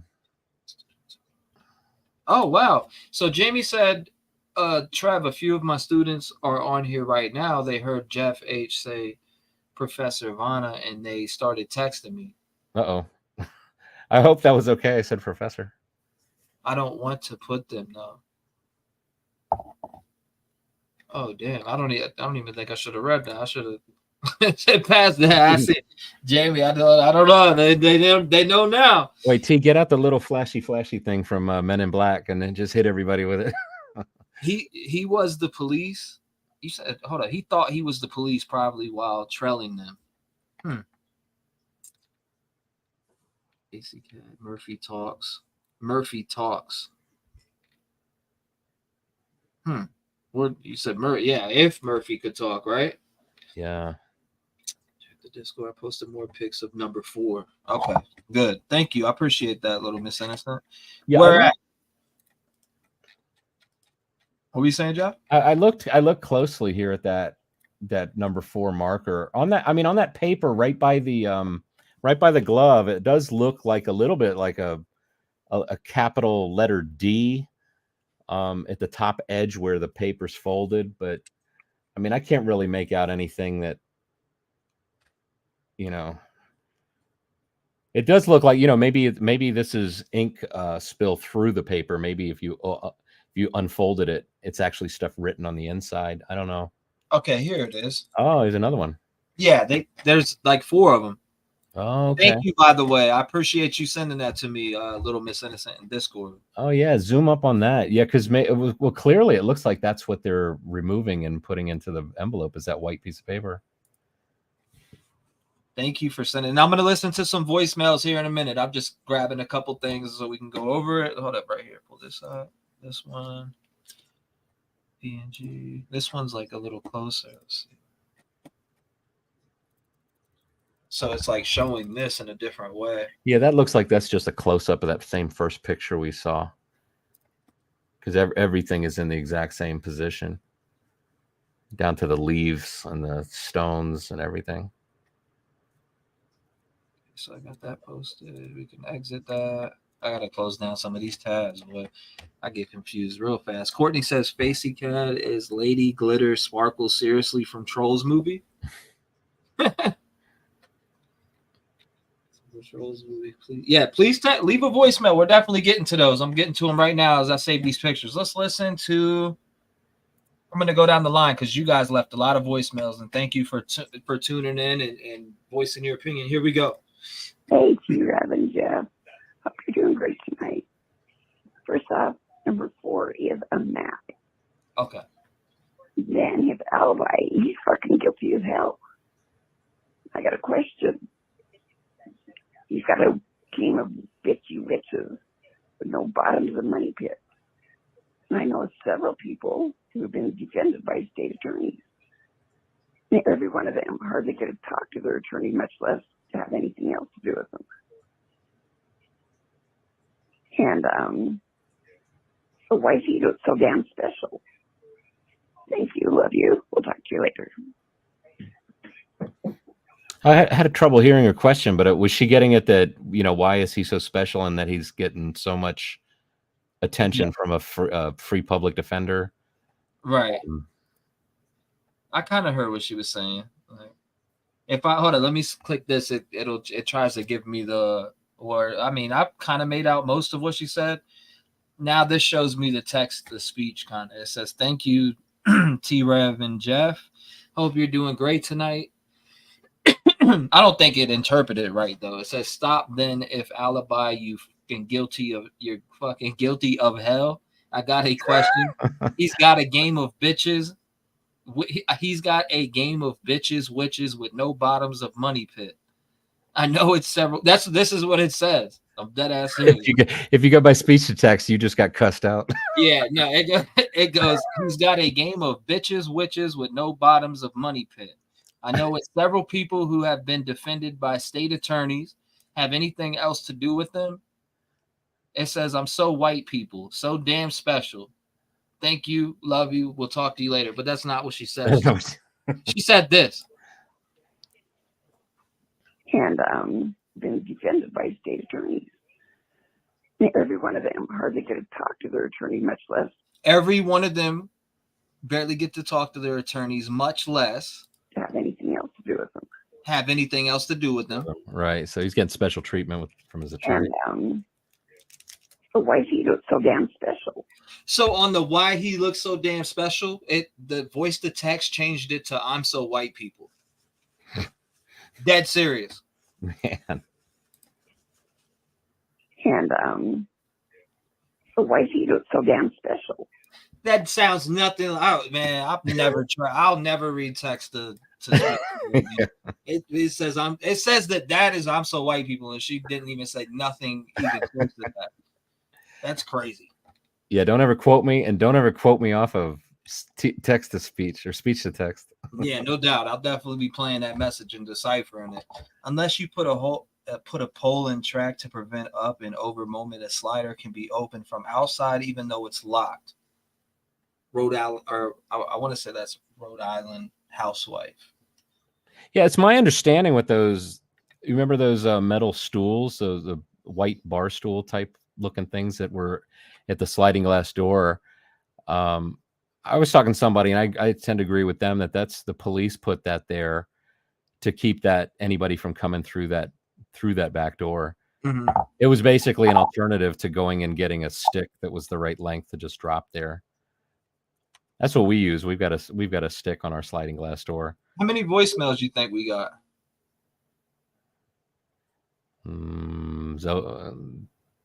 10, 20? Yeah. 30? You're about right. There's a lot of voicemails of people chiming in. I want to hear this one. Let's jump into a few. Here it is. Hey, T-REV. I'm watching your live. I don't know what's going on with my super chat that's not going through, but check your Instagram DM. I sent you a bunch of Papa Rodgers stuff, like when this case first began, but I just sent you some other Papa Rodgers stuff and a really interesting link in a video that I watched November 22nd. It's a psychic medium, and she literally posted this video November 22nd. So there's receipts for that, you know what I mean? But she said that, like, what the suspect looked like, and she totally called out, like, Bryan Kohberger. So I don't even know why I've been, like, you know, on the fence about it. I guess just because, like, you know, everyone is innocent until proven guilty, blah, blah, blah. I think the most, like, annoying part of this is, like, even though we're not entitled to it, not having all the answers. And that has been really frustrating for, I think, everybody, and probably including the family, probably including him first, you know, like, but anyways, really interesting video that she posted, and she posted a few other ones too. Like, she posted a video about like, she did free readings for, like, families to call in to talk about, like, you know, if you are a relative or a friend of any of the victims or a family member. And I think it was Kaylee's reading, personal reading or something somebody did, but she says that Kaylee, because I know you do the spirit box and all that kind of stuff, and this is for open-minded people, you know, like, I'm very open-minded and I believe in what I believe in, but Kaylee was saying something about a pool party, and that she was, like, stuck on this pool party thing, right? That's like, I don't know if that's where she met the person that did this, or something was weird about it, right? And then I'm on Twitter today, and I saw that because I was looking for the document thing, and I went on Sleuthy's Twitter, and she had, in the comments, she posted this screenshot, because I think they were looking, when they were looking for the numbers that was under the warrant or whatnot, there's a screenshot. I think that Bryan, it was the person that lives near him, and the girlfriend thought he was weird or whatever, inviting him to a pool party. It was a conversation. And then, like, at the end of this screenshot, like, he said, thank you for, that was interesting or something. Thanks for inviting me or super interesting because now I'm like, aha, like an aha moment. Like I heard about this like in November, you know, that was gonna happen. I don't know. Worth looking into. Sorry to leave you a super friggin' long voicemail, but I don't know what's up with my super chat. So check your Instagram. Bye. I want to say that was Pisces. I know Pisces' voice pretty good because I've talked to her quite a few times. That I was think a super frigging long voicemail. she said that too. She's like a super freaking long voicemail. But hey, I mean, I say, you got 3 minutes on the voicemail. Right. You still had time left over. You know what I mean? You had 3 minutes on the voicemail. So I think that's when it caps it. Maybe you have longer than that. But let me see. Hey, you know, T, I see something from Prosser Gang in the chat that was asking about the Indiana traffic stops and the timestamps on the 2 Indiana cops. Now, it from my understanding, it truly was like 9-10 minutes apart, and there is an explanation for the time stamp on one of them. I can't remember the name that they give to the time method on the one camera. So visually, it looks like, yeah, like you say, Prosser says it looks like 5 hours difference, but it truly was 10 minutes. I'm wanting to say it's something like something mean time is what one of the clocks is set to. I was just Googling. I can't seem to find it. But did you see the message that I just pulled up a few messages prior to this? It said add some saturation to this video. You see some red on or blood on the paper or something. Somebody said that. Whoever that was, I did catch that comment, and I'm still thinking about that. So I'm trying to. Yeah, I mean, there's that like triangular shaped something, you know, on there. I don't know. It looks very brown. So I mean, if you just did saturation, I think you just get a more saturated brown. I wonder if he even knew Kaylee. How many pictures are there of that number 4? Is it just the 2 different ones? I've seen 4 of them so far, and I'm gonna pull one of them up right now. I'm saving it. Save image as. Let's pull it up. Okay, here's another one right here. So you have this one also. Yeah, see, that's the same one. I mean, it might be wider. It might be wider, getting more that like that curved stick on the ground, but it's the exact same positioning though as the. That's always the psychics are all scammers. I don't know. A lot of detectives work with psychics, but I agree that there is a lot of. I agree 100% that there's a lot of weird psychics out there that I don't believe. I'll put it that way. It ruins the credibility for the ones that are legit. Marissa says, yeah, it's Rev Donna. She actually got a lot of the Lori Vallow case correct. A lot of people claim that she's getting a lot of stuff in this case correct, which I watched her first video and it was actually interesting. Who is Psychic Sleuth? Is that one that's Psychic Sleuth? Yeah, something like that. Yeah, I know. You. I mean, usually I don't believe too much in that kind of stuff. I mean, my mind's a little open to it, but I do remember watching. I think it was Psychic Sleuth one night, and she kept going on and on about. She kept seeing the letters. She said, I think PK. It's like, no, maybe it's KP. The whole time I'm thinking it's a knife brand. So I looked on Amazon. I did find a KP something knife. And I thought, oh, maybe that's what she's seeing. But looking back on it, I think, you know, she's probably seeing the initials because, you know, BK is what most of us refer to Bryan as. Okay, so somebody actually left a voicemail on this specific what we're looking at right now. Let's see. This is what they said. I think it's Pittsburgh. Yep, it's Pittsburgh. I could tell. What's up, Jeff? I'm calling back because I honestly think that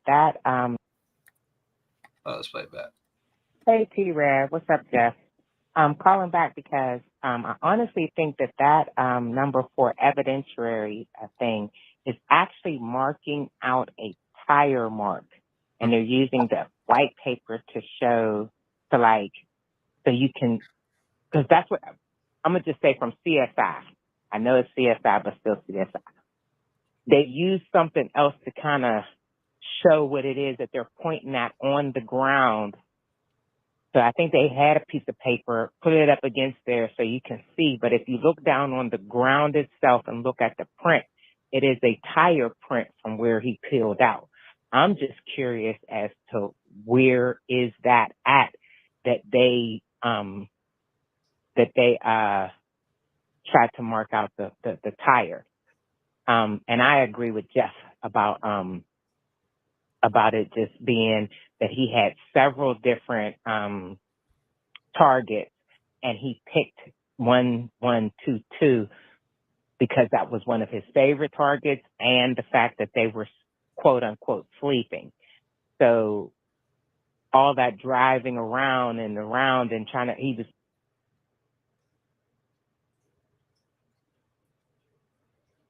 What happened?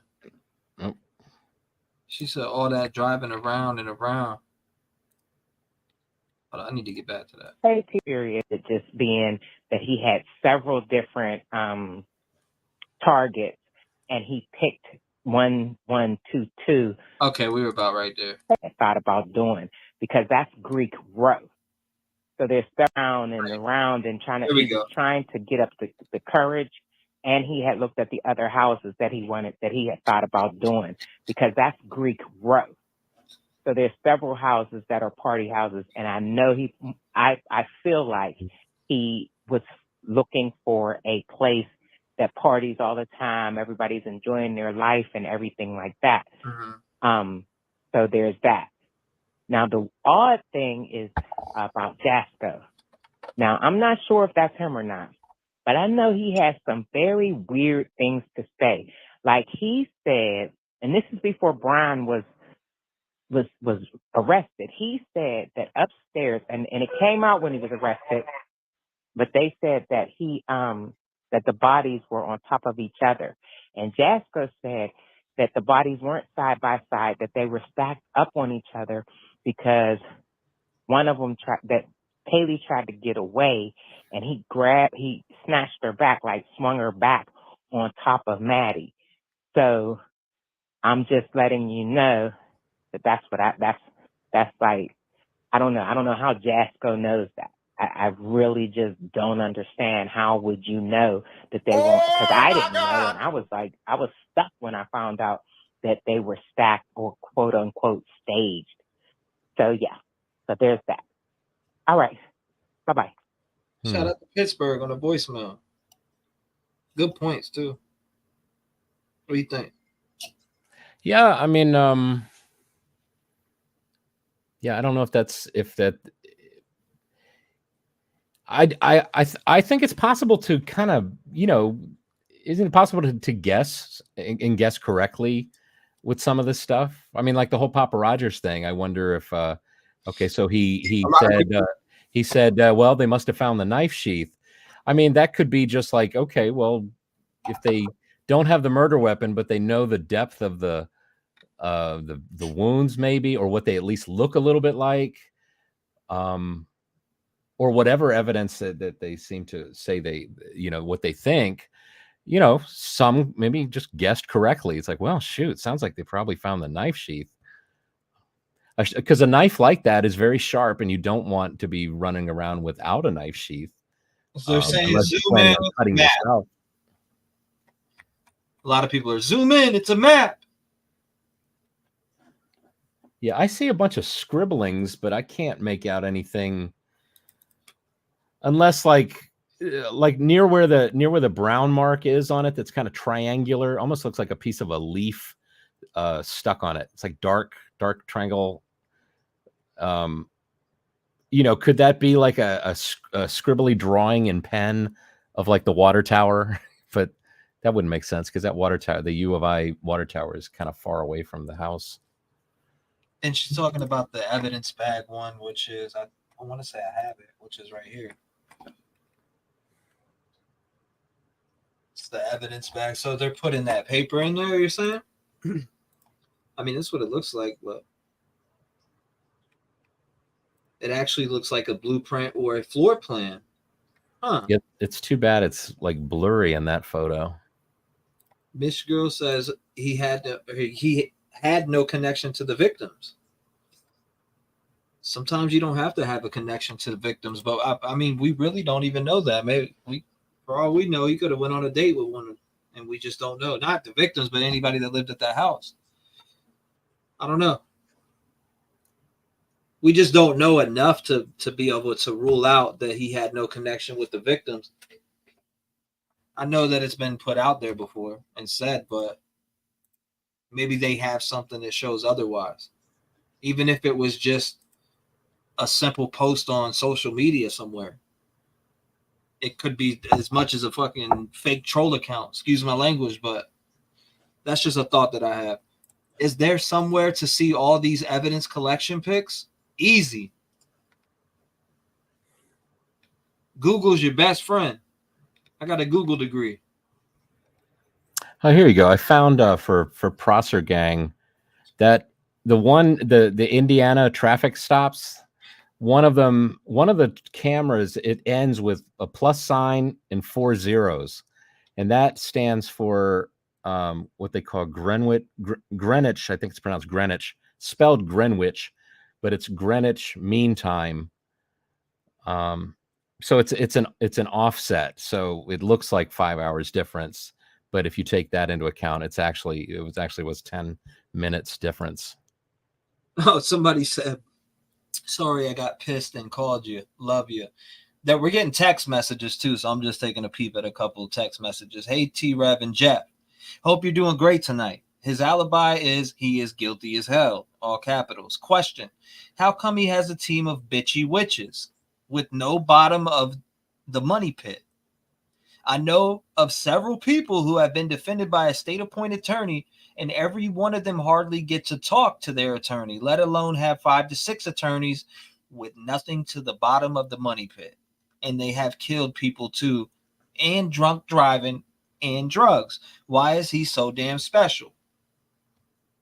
385 says. 385, you're live. I mean, I feel you on that. What's your thoughts on just him?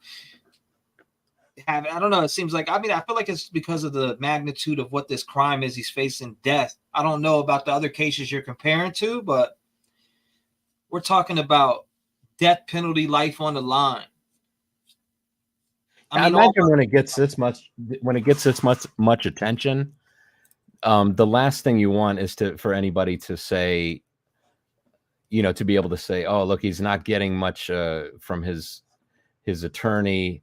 So they just to kind of prevent that from happening at all, they just give it, just give him whatever he needs, whatever he wants. You just don't want to be accused of that kind of thing. Well, you know what? And what's the deal? His lawyer was once representing Xana's mom, right? And then, speaking of Xana, Todd was gonna come on tonight, but I guess it was a little too late. He wants to come up and talk the case also. So I think tomorrow night I'm gonna schedule to get on with Todd. You're more than welcome to join us if you want. I'm gonna get up here with Todd tomorrow night. Bring Todd up. Xana's close coach. That's like her dad's best friend. They're going on vacation. I think he talked about that on the video. But he actually wants to talk about this. He wants to come up and talk. So I invited him. I said, anytime you want to come up, you're more than welcome to. So tomorrow night, I'm looking to get Jeff on with me. Not Jeff. Jeff would be Xana's dad. Todd, her coach, her gymnastics coach, that's best friends with her dad. So that'll be great to have him on because he has a perspective of this crime, and he has studied it, and we talked back and forth about it, and he's got some thoughts that he wants to put out there. So it'll be he was going to come up on here with me and you tonight, but maybe he fell asleep.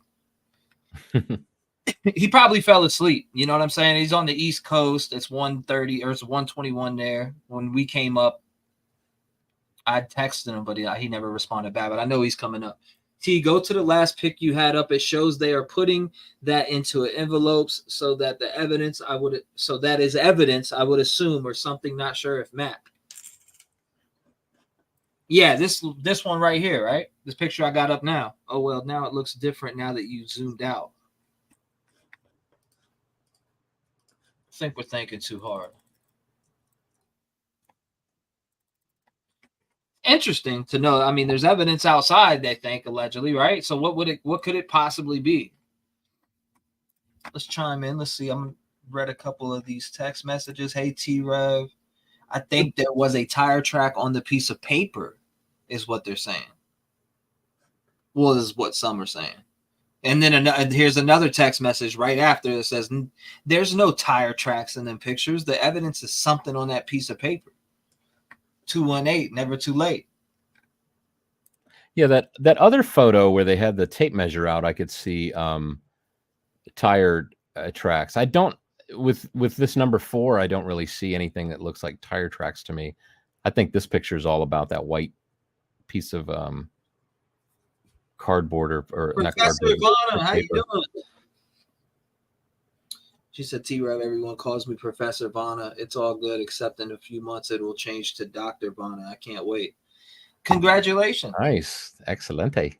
I'd love to have you up, Professor Vana. Come on, boys, figure it out. Home style. Home style. I love the energy in the chat, man. You know that can you go back to that picture where they got the tape measure and the tire track that they were measuring? You can definitely, Larry says you could definitely hear him peeling out in LLF.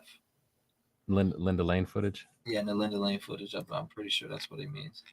Good breakdown. You knew it right away. I was like, hold up, LLF? Now, what were you saying, Jeff? Oh, that picture where they got the tape measure out and they're measuring the tire track. Yeah. If you put that up, I'm pretty sure I know right where that photo's taken. I think that isn't there like there's some steps that lead up from the lower, like say you're coming from the band field. And I think right in that area is where you'd walk up the steps and then you'd cross the street and go straight into the house. I want to pull this up too. And just in case you guys don't know who Todd is, this is Todd. Todd is the one that's running the GoFundMe for Xana, which right here, Todd McLean, he owns a gym in Florida. They have a bunch of different things going on. We raised about $2,500. This was at $1,200 when we started, and it's here now. A lot of people, a lot of good messages up here. I'm so happy to have been a part of helping Journey continue her gymnastics career. Thank you, T-REV 757, for recommending this fund. Rev Gang Strong from Granny. Shout out to Sherry, Marie, everybody on there that donated. Shout out to you guys, man. I love this community is just great. I could never have a better community than what I have right now. You guys are wonderful.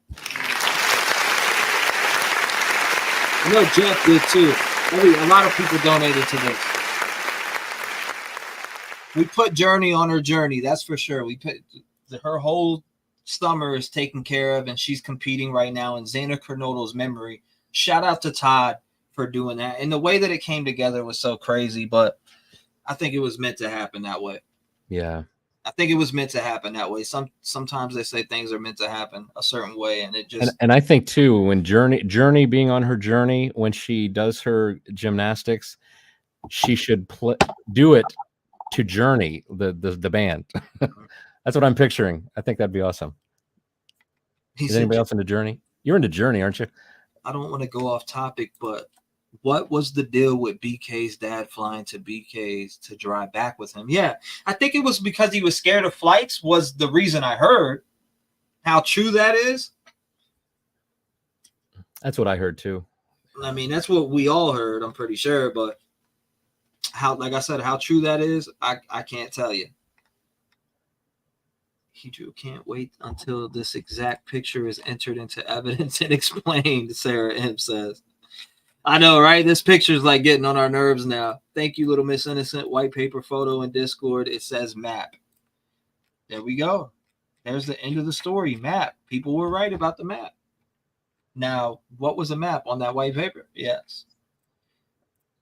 Mom Life. Thank you for entering. I appreciate you. I'll see you, Mom Life. All right, so we can get rid of this photo.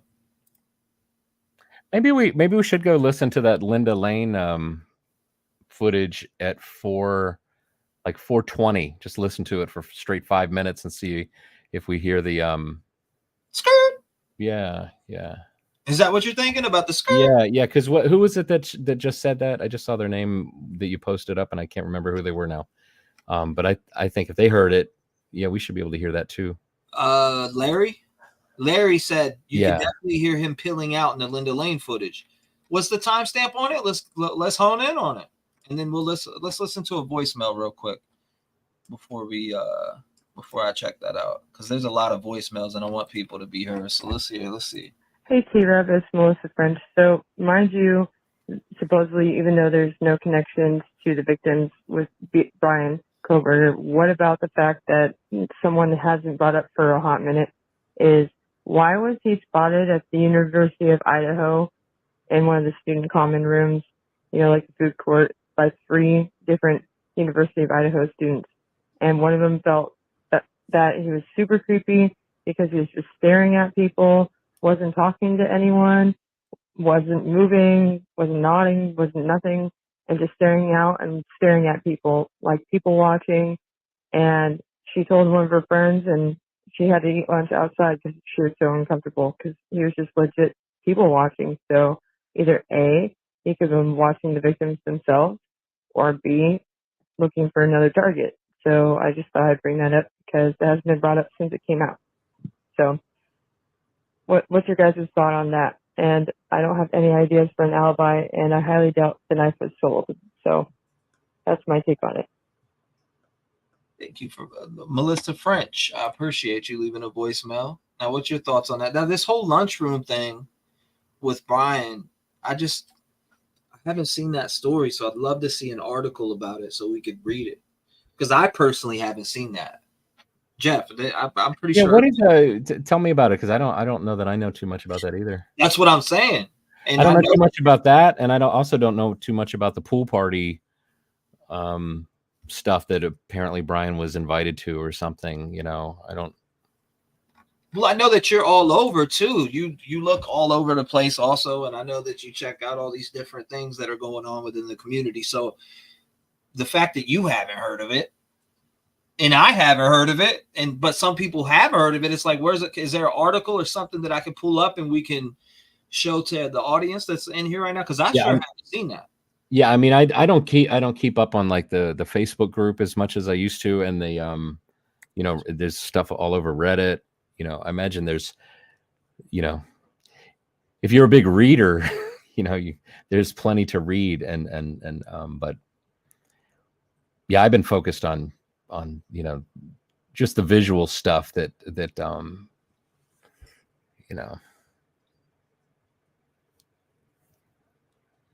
It's good to stay on. Michi Girl says they have the pool party screenshot. Send it to me. I'd love to see it. Send it to me. I'm gonna pull up what you're talking about, and we're gonna go to that 4 to 5 a.m. It's the 4 to 5 a.m. footage. The pill out is at what time now again? It should. Well, they said at 4:25 is when he was seen on the other camera leaving at a high rate of speed. So I imagine if you listen around 4:20 something to 4:25, we'd hear it, unless Larry can say exactly the time that he heard it. Frog NATO, what's going on? Shout out to you. I see you, Frog. Some rando Quiggles Smith. I don't even know I don't want to say your name wrong. It's like Nina Smith. Nina Smith. I never heard that either. Quiggle says all hearsay. Some rando says poo party. Bogart says a blurry white car is good evidence. Another good thing that we went over last night, Jeff. Mm-hmm. Just remember that interview where Kaylee's mom says, I seen her get home at 1:56. We watched her on the camera. Pretty much is basically what she said. Well, the way she says it, though, I think she's saying that she saw the car go by that camera, but not that she saw the car pull up to the house and that they went in the house. I don't think that's. I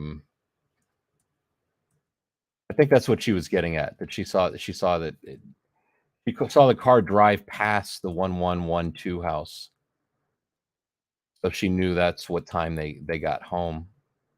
I I actually want to go to this real quick because it's at 32, right? We're gonna, before we check out the skirt, I want to hear this real quick because allegedly we do hear something in there. I remember listening to the whole footage live, but I can't remember the timestamp. But this is the part right here. I said, you know what? My family, Oh, I'll check all it. G's, we call ourselves G's because nobody can pronounce her name. We are not going to sit here and let somebody else do a job that we can't add value to. And you guys have added value. I mean, you, Olivia, found the Twitch Coming up video right here. that actually solidified the timeline. We watched the ring video that showed them pulling up, and we're like, that's them. It's 1:56. That's what time they got home. And there's the car leaving, and yeah. So we're working. And I have my phone. Kaylee's phone is my phone, so we saw all the calls that she had made, and we with an exact time. And I reached out to every person she called. I had them send screenshots of the communications that had happened on that day, of texts with my sister, of the call with my sister. How long was your phone conversation with her?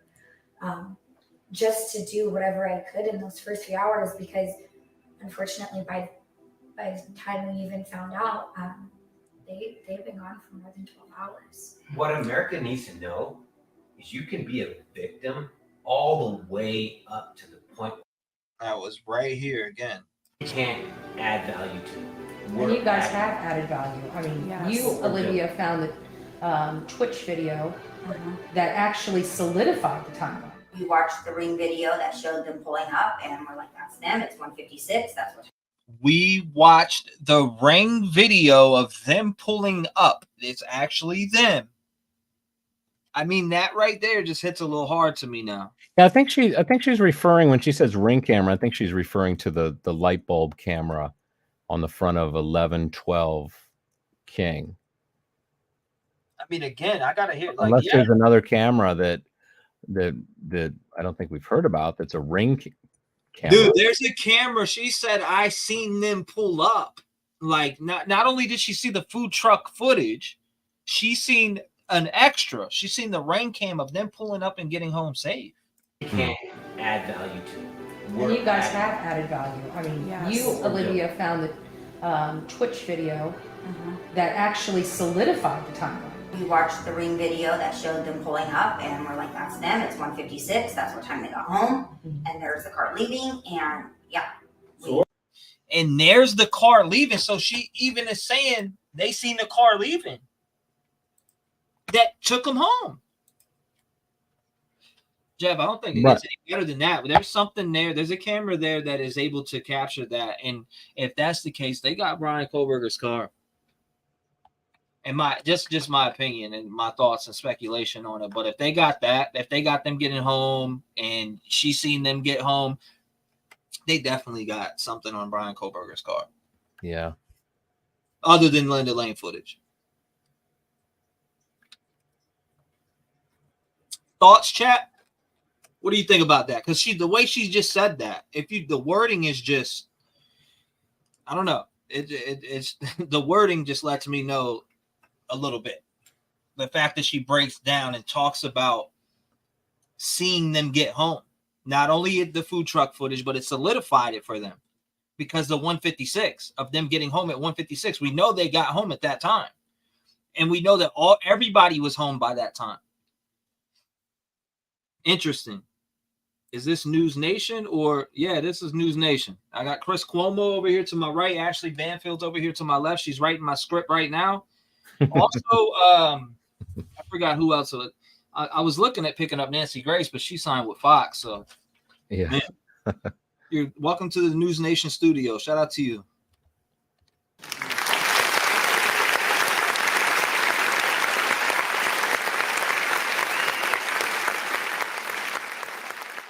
But yeah, I need the timestamp on this, the whole skirt. But yeah, you got to go based off of what she said right there, though. You got to take that as face value. Those parents aren't going to lie. They're not going to sit there and lie on camera. She just flat out said that they seen them get home. And that little small detail. And you sent that to me last night, correct? What's that? You sent me that video last night. Oh, yeah. Yeah, of the interview with the Gonsalves And family. that's such a small detail that should open our eyes and let us know that there is some type of evidence. In my opinion, I believe there's evidence. If they seen them get home at that time, then they seen something on that camera with BK's car. And that's just my wholehearted opinion. Allegedly, all that. Don Tump says, and if she saw that ring footage, you know she watched it with the white Elantra at that point. That's exactly what I'm saying. What about the wrath of the on the door? Hidden camera, maybe? Yeah. Oh, Who knows? The wreath on the door, hidden camera? Yeah. Jeff H., pay attention, LOL. This is funny as hell. Trev, I emailed you the pool party invite text to Bryan. I got it right here. I just had it pulled up. Where the heck did it go? Right here. Okay. So the socially awkward and standoffish Bryan Kohberger's neighbors remember having him over for a pool party. And it's just neighbors, though. So, I mean, that this whole pool party talk, we've went over it before. And we could go over it again if you want, but I know for a fact we went over this. This pool party is with the neighbors. So for folks who haven't seen it, socially awkward and standoffish Bryan Kohberger's neighbors remember having him over for a pool party. So it says specifically, Pullman, Washington, Bryan Kohberger's neighbors have recounted their interactions with the quadruple murder suspect when he was a criminology student at Washington State University. He was apparently invited to a pool party in the neighborhood last year where his demeanor was described as socially awkward and standoffish with a dead stare. It says Kohberger, 28, accused of the stabbing deaths of the University of Idaho students Kaylee Gonsalves, Madison Mogan, Xander Kernodle, and Ethan Chapin.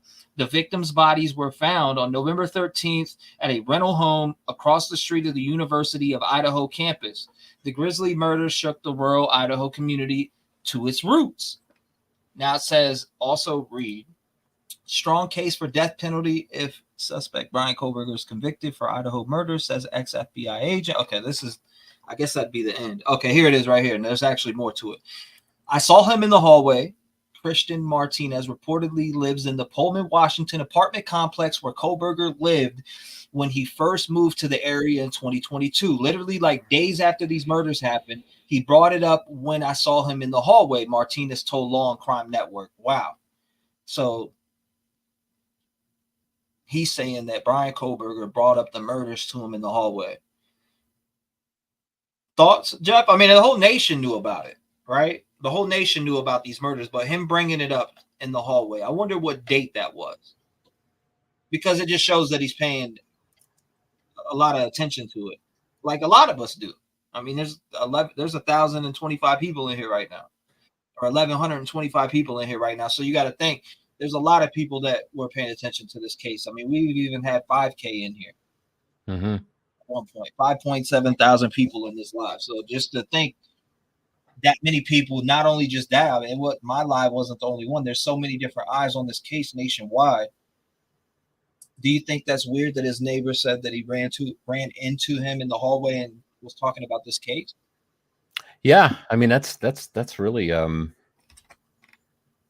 man, if he could remember everything that was said, that would be really interesting. It'd be helpful, right? Yeah. Still running, it'll show more. Thank you, Miss Brazy. She said that if the rain cam was running, it'll show more. That's exactly my thoughts. Check my email more. I see it. I'll check it. Lord of the Rain camera, says Random. But it goes. Wasn't there also somebody that said over at the college that Bryan would get involved with conversations, but when it turned to like conversation about this case, then he would be kind of quiet on it. I thought I heard that. I need to be better about hearing things like that and then placing them somewhere where it's documented. I know when I heard it, who said it. Oh, Here's a picture of it. Somebody sent me a screenshot, but I don't know how much if I believe it or not. Because I've never seen this. It says, thanks, I have to run and get trunks. Right on, dude. That pool party was interesting. Experience. Thanks for the invite on July 10th, 2022, Sunday, 2:51 p.m. To Brian, it's Christian. Here's the address to where the pool party is. Starts at 2, but me and Gabby are gonna get there early to help my buddy move some DJ stuff. Thanks. I have to run and get trunks. Right on, dude. Yeah, it's showing a text message. That was what's in my email. Mine too. Crafts and Crime says, I thought the rain cam was next door at Hunter's. 1112, or there's one we don't know about. When it comes to the rain cam, maybe they had a rain cam at 1122 King Road, and that's being gagged right now. Speculation. But she's saying that I saw them get home at 156. If you saw them get home at 156, then you've seen that on camera. And she says rain in general, but is it their ring camera? Did they have a ring camera at that house, Jeff? Man, I'm sorry, but I can't help but speculate there. I'm starting to speculate. Was there a ring cam at 1122? See, if I was betting money, I would say that she's referring to the light bulb camera, but is calling it a ring camera, and I'm still not completely convinced that what she's trying to say is that she saw the Uber driver or the ride share or whatever ride they got home go past 112, and then she saw the car leave as well. I had done a transcript from the video, and in Adobe Premiere, and I was trying to send it to you earlier, and it wouldn't let me copy and paste it, out of Adobe Premiere into a text. So it's like, wait, I'd have to find it in Premiere again. R.M. Worthington says, I believe the families have seen enough footage to confirm his guilt, and that's why they are requesting the death penalty. I don't know. That rain cam, the way that she said that in that video, man, it as little of wording as that is, it's huge in my opinion. Those 3 little words, in my opinion, it could be a circular UFO. I remember Jeff saying that in the video. He goes, man, you can call in the T-REV show and say it was a circular UFO as long as you're respectful. And as long as you use those 3 little words, in my opinion. Yeah, in my opinion, that's something big, because she says we've seen them get home at 156. Everything you're saying or remembering of what I said sounds like lyrics from a country music song or something. I'm just saying, bro, man. I would just hate to see somebody get away with this. Just the thought of thinking in my head that somebody get away with this type of crime. I gotta see the right person be put away. I feel like it all leads to Brian, right? As of right now, of everything that I've seen. But I have an open mind of if anything, if it plays out differently when it comes to the trial and it leads somewhere else, my mind is wide open. I'm ready to see whatever. But man, like I said, but your lives are the best. Thank you, Sunflower. I appreciate you. Since when you don't need a password for Wi-Fi, who leaves it open and lets everyone connect? That would be direct evidence of him near the home, says Teacher Shauna. All right, let's play a couple more voicemails too. Damn, voicemails not stacked up on me. I'm slipping. Yo, T-REV, in that sign, in that picture, there was no signs. I don't see any signs in that picture. I don't know. See what you think. He said, T-REV, in that sign, in that picture, there was no sign. I don't see any signs in that picture.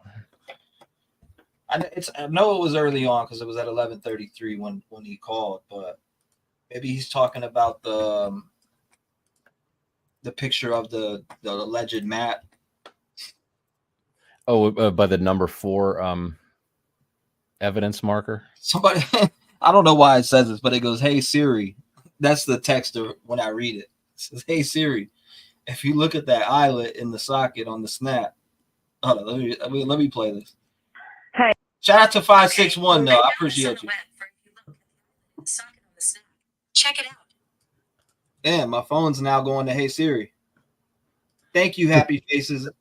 I guess it was meant for me to see that. Thank you, Happy Faces. I appreciate you.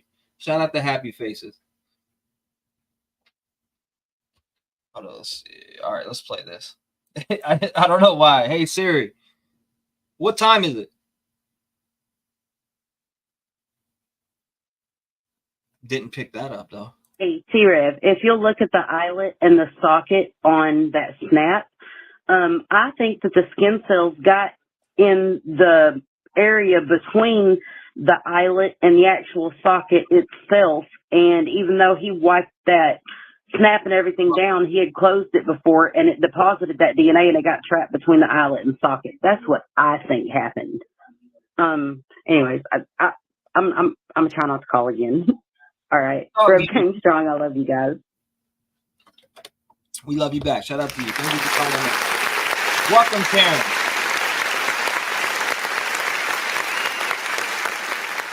Woo! Welcome, Karen. I appreciate you joining. Welcome to the Rev Gang family. I think so too, T-Rev. Annette says, I think so too, T-Rev. I think they had a ring cam, and that's what I'm thinking now. I don't think anybody really talked about them possibly having a ring cam. It's so everything else is so much talked about. The surrounding of the area, the 112, the Linda Lane, the house across the street. None of that other shit is talked about. On her phone, she said it was from the house next door, and Juju B said on her phone. Katrina Miller, it was from the house next door. So we're talking 112, or we're talking they had a ring cam. And I mean, come on now. They're young college kids. Why wouldn't they have a ring cam? You know what I'm saying? Why wouldn't they have a ring cam, Jeff? I got 4 of them. Right. I got 4 ring cams.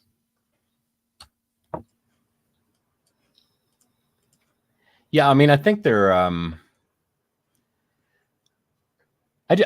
well, I think the term ring cam is kind of like you know, you can use synonymously with any type of camera. It's just easier to say you say ring camera, you know, it's a camera that's for like CCTV, captures, you know, triggers by motion, or apparently if you can set it to just run all the time. I think you have to pay like extra for your subscription for ring camera to get it to do that. My understanding with this Linda Lane footage is that they had both footage running all the time as well as separate files that were just shorter files that were triggered by motion.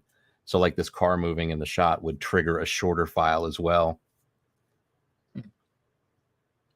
Now, Spencer B said, I thought I had heard earlier on, and this was probably the first week or two of the case, that there were apartments across the street that had ring cameras and were also collected by law enforcement. Okay. I see you, Spencer. I don't remember hearing that, but I'd love to read something on that. I don't remember hearing about ring cams like across the street, but if there is, I'd love to see it. I'm not saying I don't believe you. I'd just love to read that. I don't remember seeing that early on, but there's so much stuff to process with this case in general. There's so many different parts that and things that went on that captured my attention. I mean, you had Jack Showalter. We talked about Jack D. We talked about all these different people. You had a woman getting sued. You know what I mean? That professor or whatever getting sued by who was suing her again? Oh, it wasn't. No, there was a TikToker that had some allegations against the professor, and the professor was suing the TikToker. Yeah, that's what I meant. Professor suing the TikToker. But in general, it was like something from reading with cards or whatever. But there's just so much that's went on in this case that just blows me away to the point where it's like my mind is just all over because there's so much stuff that's talked about. And I think a lot of the stuff that's talked about is really irrelevant. Right. Yeah. My mind can only hold so much. So if you start saying, hey, once you hold up in your mind about maybe there was a drug cartel and maybe it was underground tunnels, and that's where my mind is like, all right, just set it over there. I'll take a look at it later. But for right now, let's just look at some of the stuff that seems a little more plausible, I think. Don't forget, you guys can call in and chime in. I still am going through voicemails. And we're we went to the 4 a.m. footage, but did we listen? We didn't listen for the tire screech. We're about to hop in it right now. Okay. Let's see. What did we get a timestamp near that? What time was it? Yeah, so I would say go to like 4:22 and let's see what we hear. At 4:22. Yeah, actually, if you click on home, the home page has got. I got it all listed. Well, you got it. That's the same. That's the one. So 4:22 is allegedly where the tire marks So are. I would say I thought they said 4:25 was where they heard a tire screech. Well, they saw him speeding away on the other camera. Do you think he is being framed? Says Blue Zeke. I mean, we went over this the last stream we covered, and I'll go over it again. Do I think Bryan is being framed? Absolutely not. But that's just my opinion. In my opinion, I don't think he's being framed. I mean, you would have to have all these agencies on board. Now, then again, you wouldn't. One of them, right? I don't know. I don't know. Now you're making me just dive in. I mean, when I think about him being framed, I think about them collecting evidence at every spot that they did a search warrant. So if they found evidence, and this is how I'm thinking, Jeff. This is how I'm thinking when it comes to somebody saying, do you think Bryan's being framed? Now I think of all these agencies, not only that, where they committed these search warrants at. Was there evidence at each place? And did they collect? Is there valuable evidence that was collected at each place that they served the search warrant? So that would be BK's apartment, in his mom and dad's house. So there's two places that you're talking about, two different jurisdictions. You're talking Washington and then you got Pennsylvania. If they did, which I don't know if they found any valuable evidence at both places, but you're talking about two different spots that would have to be involved. If Also they true, doesn't seem like if they were trying to frame him, then they would have just put some of his DNA in the trash in Pennsylvania. But what did they end up finding? They found Pennsylvania trash completely free of Bryan's DNA, only his dad's DNA. So it seemed like if it was a frame-up job, they would have just, they would have planted something there as well. I don't know. It just seems like, again, Occam's razor. It's just, I believe he did this. I believe he accidentally left his DNA on the knife sheath. I believe he probably would have gotten away with it if he had thoroughly cleaned that knife sheath and not left DNA on it. Bing bang. Karen, welcome. I appreciate you joining. I already think I've seen that, but maybe I'm just so far behind in comments because I'm reading them all. Are there ring warrants? Good question. I've never seen them. Could be sealed. Did you see any ring cam warrants besides what it was in the PCA? Yeah, I don't think so. Besides here, it looks like they got what they needed through that because they say at 417 you hear a thud, dog barking. I think that's the kind of thing too. If you're in the neighborhood, when you buy a ring camera, you not only buy it to protect yourself, but you're also, I think, protecting your neighbors as well. And if something happens to your neighbors, I'm sure most people are like, yes, here, take copies of these files. Hopefully you can figure out what happened. She got the ring cam before law enforcement gagged it. All right, let's check this out. I'm at 421. Maybe where should we start at to be safe? Start at 420, not because it's not because for no reason, but 419. Well, who was it that was saying she dropped weed in her button snap? Right here. Speaking of, I was just looking at her comment as you said that. And if you read the right where they speak of Dylan and Bethany's phone data, in the video of the suspect, the video of a suspect video. No one ever asked about what that means. They always guessing the roommates, but they have video, in my opinion. Pull up a pic of the house in November when it happened and see if.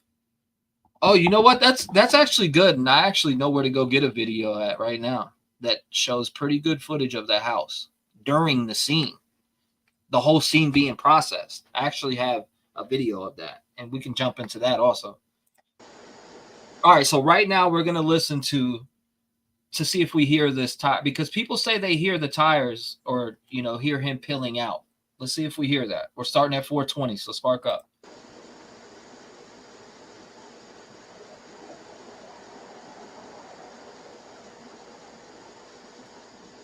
I just want to mark that right there. It sounds like you hear a tire going over some salt or something in the background, like because you remember when he pulled in. It was super close. You could hear that same type of sound, but that one was in the distance a little bit. I'm going to play it again.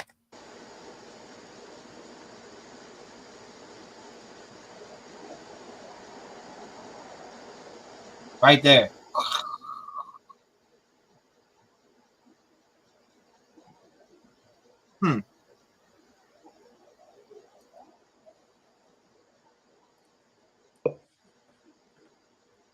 Was that the camera's noise?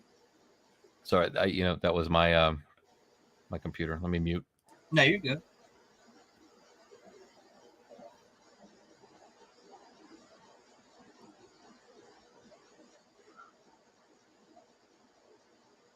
I don't know.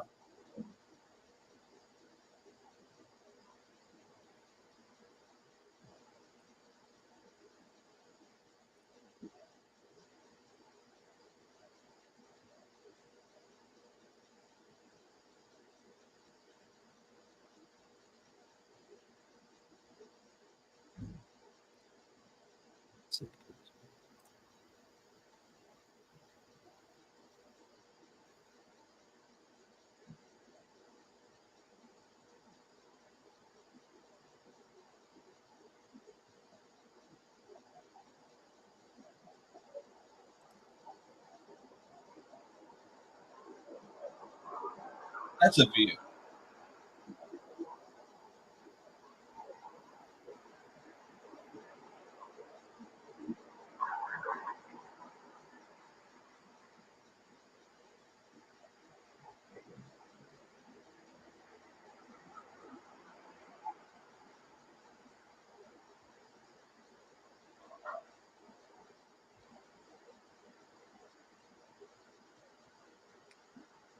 So far, nothing, right? We're at 421.54. It's about to get into 422, and I just want to touch up on this comment real quick. It says they did KN, but they did KN something important enough to tell the public they were not in danger, which I went over plenty of times, and thank you for bringing that back up. I just don't know what.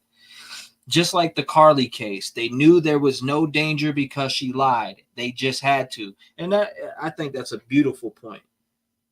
They did tell the public that they weren't in danger, which kind of still to this day, I'm kind of baffled by it and just don't understand why they came out and said to the public, hey, there's no threat. There's no threat to the community. So what was the reason for that? Just something. That's a good thought.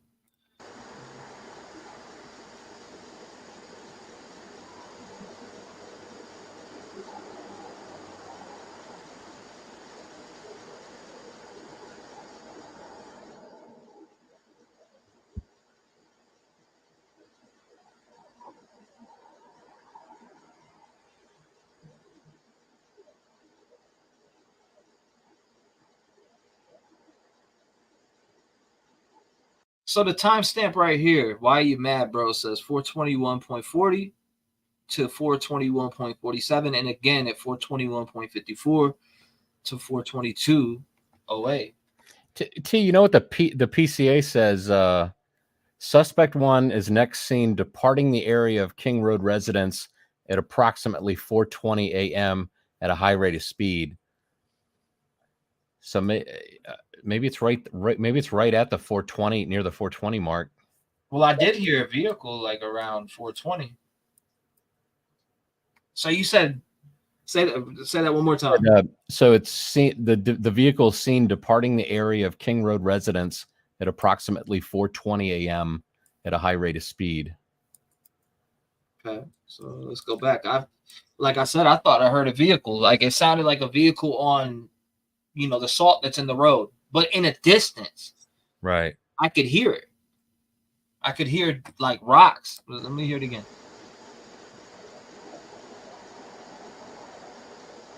Right there.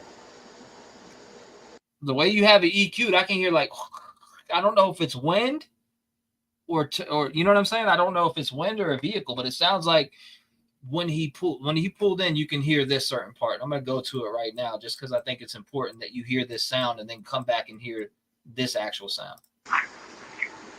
Like that.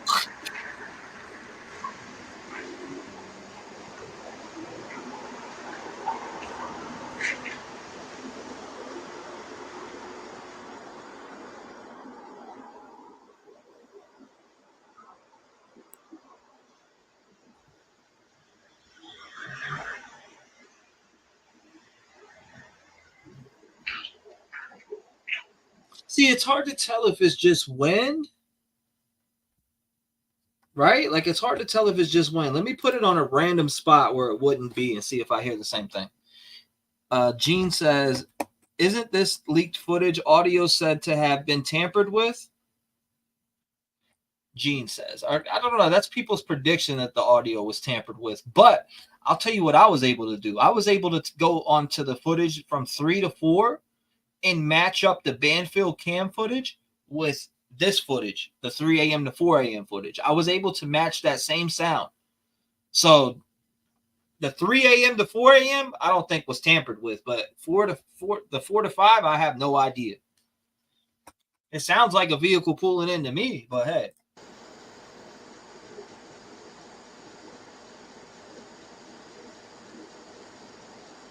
I don't hear that same sound right now.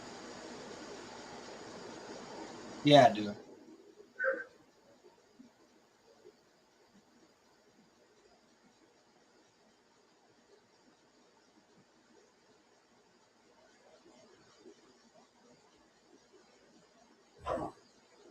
I heard that sound, but I know that's something close. That's no. There's no way we're hearing all that from there. Okay, so here's the regular spot again.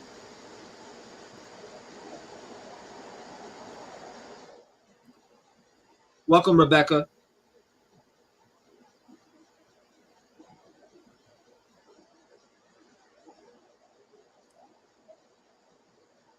Deep dive those too.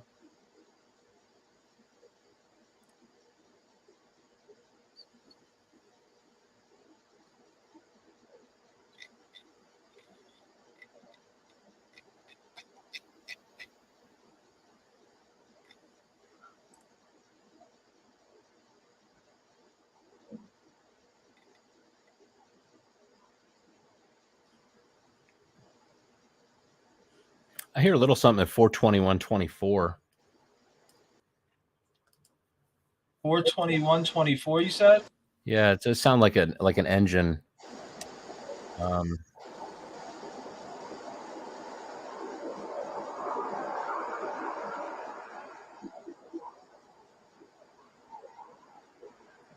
That could have been a car taken off from the area. Yeah, that's tires right there. That's something crushing on some salt. Listen again.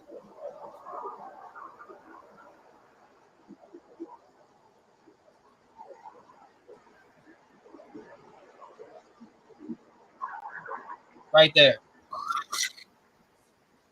4:21:34. Yeah, I'm just not hearing that at 34.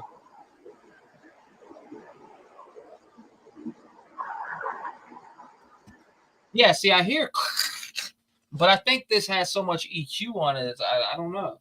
I don't know if it's different from like. I don't know if it's the EQ that's giving it a different sound. Let me check. Let's just check it to double. Let's just double down and check another footage, right, with a whole different sound. Let me see. like the raw sound turned all the way up. Yeah, 421.34. I think Larry's got it. 421.34. Yeah, it sounds like a like a front wheel drive that's trying to catch traction, but it's hitting it a little hard. So this one is just without the EQ, but just amplified. So let's check. I want to hear and see if I hear anything different from your amplified one. Let's go to here. Let's see. 421 what now? 34. Yeah. I just want to see. Let's check it. Wow.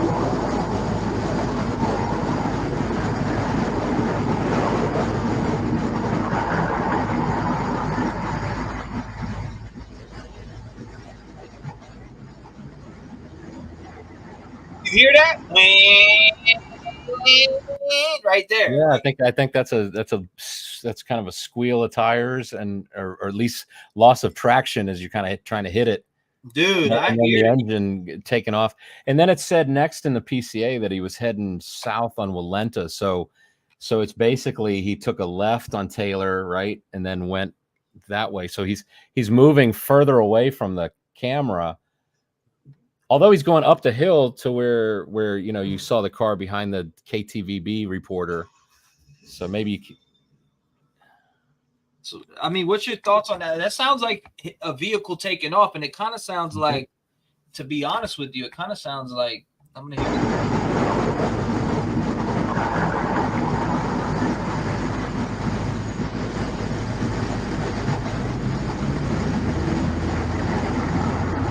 it. You hear? Yeah. I don't know, man. It says at what, 420 or 421 on the. You know what you ought to do is now we play that again so we can memorize what that engine sounds like, and then go to when he's circling the building a couple times, see if that engine sounds the same. So we know buried journals, Sonny. You said do what now? Well, you can compare the sound of that engine that you hear hitting the gas in the distance, and then compare it to the sound of the engine of the car going around the 5th time around the building, and see if it's the same sounding engine. That's a good point.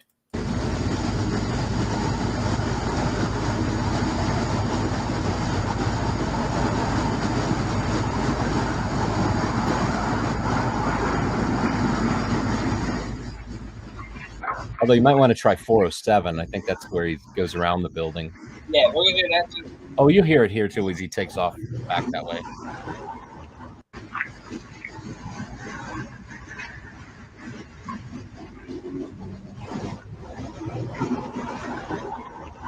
You hear that? Listen.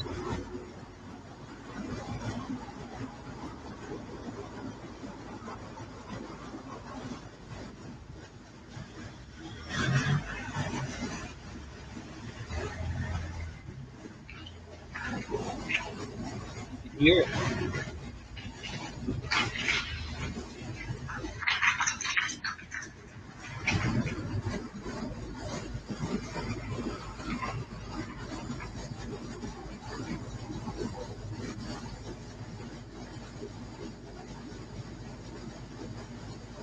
Yeah, I just left. I think 407 is going to be better because in 405 he's kind of going slow and stealthy, but in 407 he's cruising around the building fast. You might hear the higher revs of the same engine. Okay, so here's 407 right here.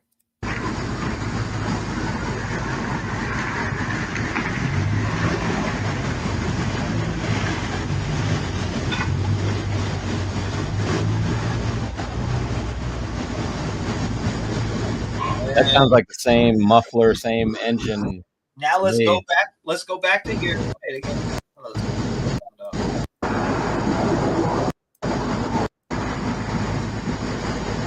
Like 421.34. You gotta go back a little bit. Right there's the engine. Oh, that's right. It was after, yeah.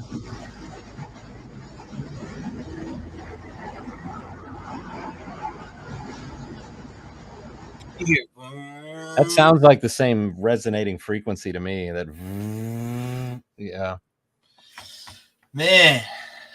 See, when we see the other camera, it's going to be easier to tell.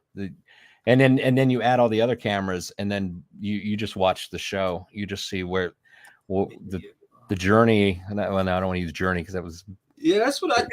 The path of that Travel Cotto. I kind of think the same thing. I think it's a car. I hear. I mean, at that part, it's 42140 is where I hear that at.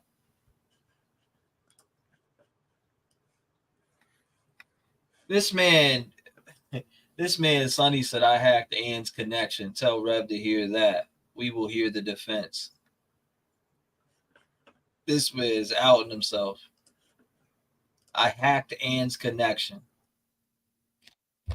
Stop the cap. My man is going wild. How can we pick up sounds on Linda Lane, but nobody heard the attacks from within the house? That's a good point too, Chris Hansen. Take a seat here. It's Chris Hansen. I almost did it today. I've got multiple different types of microphones, and I think probably just my phone microphone would be similar to like the microphone on that camera. Mm-hmm. But I was curious to see a sound. I was going to basically put my camera microphone 100 yards from me, and I was going to yell at the top of my lungs. I was going to see if you could make out anything. I tell you, I'm almost certain you're not going to be able to make out anything. What we're hearing there is the sound of a car engine rumbling. I mean, the thing is, the sound of the car, there's nothing in between it. It's not like the car is inside a house with walls. But who knows? Maybe you can hear something at 100 yards. But I think the fact that they're indoors, those sounds are coming from indoors 100 yards away, and you've got that enormous building somewhat between the camera and the sound source. I just don't see. Hold on. We'll have to give that a theory, a test. Listen here. Hold up. We firmly believe. I just want to make sure this ain't got nothing reckless in here. Okay, here we go. We firmly believe that at the time of the incident in question, Bryan Kohberger was suffering from a severe mental disorder that significantly impaired their ability to understand the nature and quality of their actions. Additionally, they were unable to distinguish between right and wrong due to their mental state.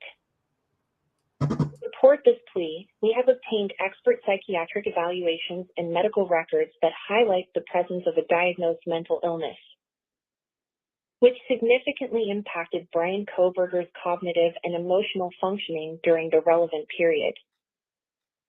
Furthermore, we intend to present testimonies from family members, friends, and colleagues, all of whom can attest to the noticeable change in Bryan Kohberger behavior and mental well-being leading up to the incident. In light of these circumstances, we respectfully request a comprehensive evaluation of Bryan Kohberger's mental health by qualified professionals to determine their mental state at the time of the alleged offense. Your Honor, we firmly believe that an insanity plea is not only essential for a just resolution of this case, but also in the interest of ensuring that individuals with severe mental health conditions receive. Well, I would believe that, but Idaho don't have a, insanity plea. So whoever sent that, Idaho don't have an insanity plea. So what, several spirit bosses sessions talking about the motive being something that happens at a pool party. Wow. Interesting. Send me clips. Thank you, by the way. I appreciate you, Karen. Shout out to Karen for the $5. What do we think about that last voicemail there? There's no insanity plea. You know what I'm saying? Like, there's no insanity plea. Said it's definitely not Ann Taylor. Idaho don't do insanity. Great job, T-REV. That somebody just sent that to me, right? That's in a voicemail. But And it's like, it is unknown. Was that chaos? I don't know. But there's no insanity plea in Idaho. So it's like that's not even a possibility. Is it a possibility in Idaho that they go and say, can we get an insanity plea without an insanity plea? What do you think, Jeff? I mean, hit Google real quick. You got a Google degree. Hit Google and type in insanity plea in Idaho, and I bet you don't see there is no insanity plea. Kenneth Smith. Yeah, actually, right now I was doing a little edit to put the 407 engine rev next to the 421-34 rev, just so you can hear it right back to back. Good thinking. Good thinking. So you search it. Yeah. Oh yeah. I'll search it right now. I'm just kidding. No, but like, because you can't. There's no insanity plea in Idaho. Watch this. Insanity defense, Idaho. Idaho is just one of 4 states in the country that doesn't have an insanity defense. I bet the others are Montana, Utah, and Kansas. Right here in front of us. Yeah, no, I Googled too. Yeah, we hit the old Google, you know. I don't think I looked smart for a second, but I wasn't. We hit the old Google. Only potatoes in Idaho. I'm dead. I'm just saying that shows right there. Mexican drug cartel, Elliot Rodgers, page 118. Idaho 4 evidence marker, Handmaid's Tale, page 117. The night. Insanity defense in Idaho. Bing bang. Nope. You can't do it. Can't do it. So you gotta stop the cap. Screw that. Do wrong and do justice. I don't give a crap. If you're that screwed up in the mind, my guess is you'll fit right in with the big dogs. PJ says no insanity plea, but they cannot get DP if found insane. Ooh. Now that's breaking into some. That's actually a good point. I want to look that up now. In Idaho.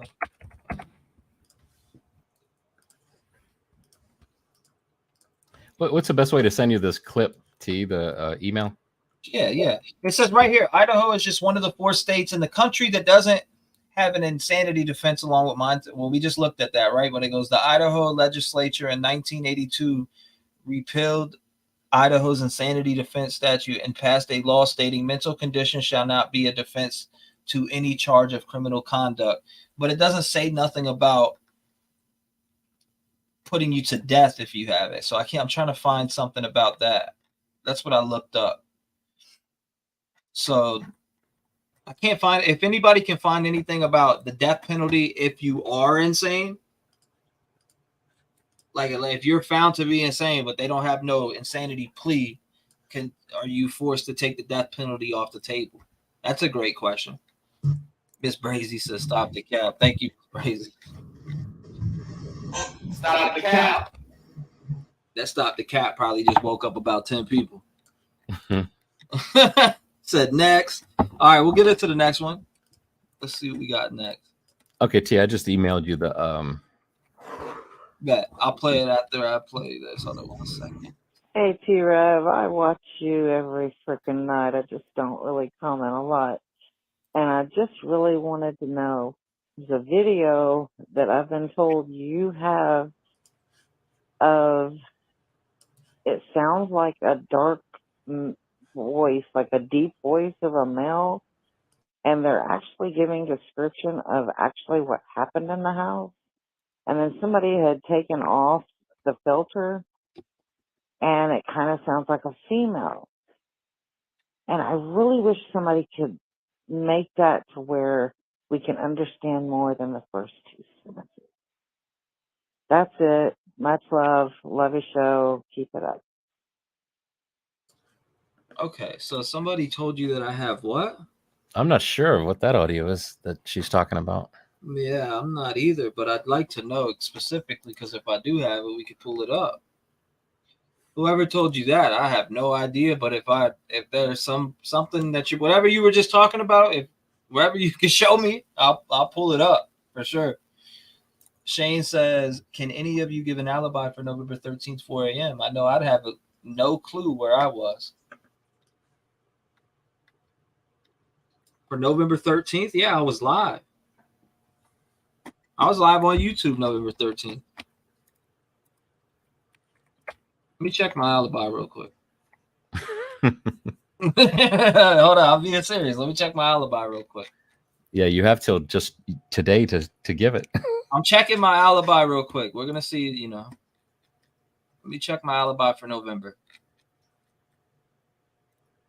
Let's see. November 13th, I was live. I'm sorry. I was live for 5 hours November 13th, all the way till about 6 in the morning. November 13th, T-REV was live from about 1 to 6 a.m. in the morning talking about the Trinity Bacchus case. Now, how many people have to come up with a new theory now because of that? I knew I was live on that day. I knew I was live November 13th. Pull it up and go look. What were you covering? You were covering The what case? Trinity Bacchus case and Kylie Rodney. Oh, yeah. November 13th. That's a fact. I'm just saying. I got an alibi. My alibi is I was online sitting on camera right in front of everybody. There's my alibi. I remember what I was doing November 13th. Your phone will remember where you were, says LJD3. Yeah, these smartphones are just they're super good these days. There is no categorical ban on execution of people with mental illness. A small number of states have laws that create an exemption for some seriously mental ill defendants. Now, this is what I got. This is the footage you sent me just now, which you have both sounds next to each other. So we're going to check that out. I'm about to turn it on right now. Definitely send a text message. I would prefer voicemail so I could play it, but there's a lot of text messages. Sunflower says, "Thanks, Trev and Jeff. I sent voice chats and came in hot just for Xana, Ethan, Kaylee, and Maddie." Thank you. I appreciate it.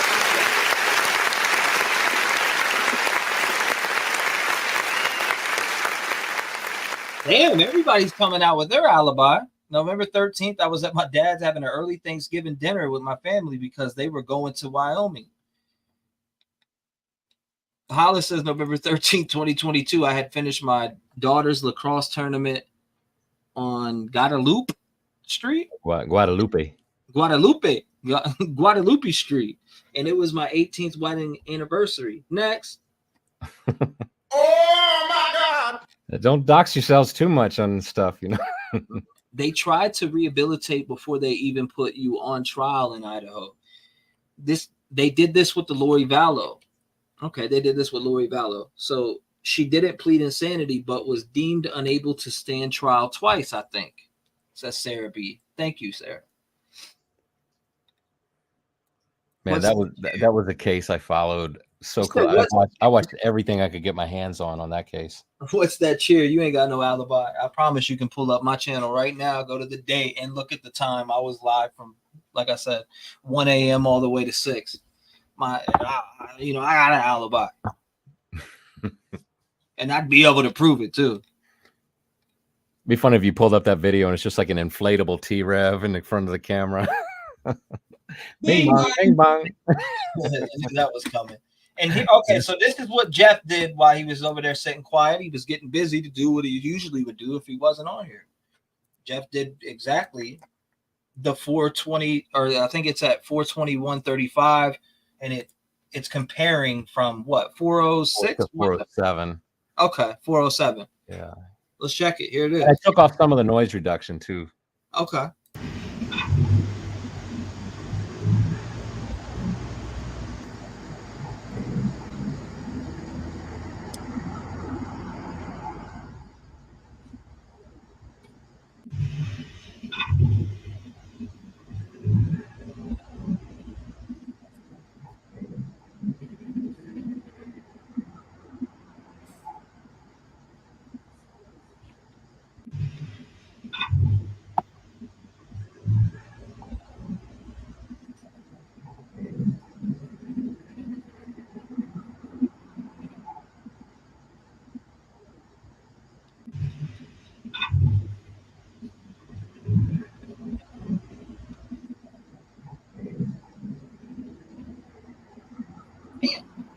Now you know what the third thing to compare to now would be if I don't know if there's any recording of his car engine during any of the traffic stops. Actually, I don't think there is.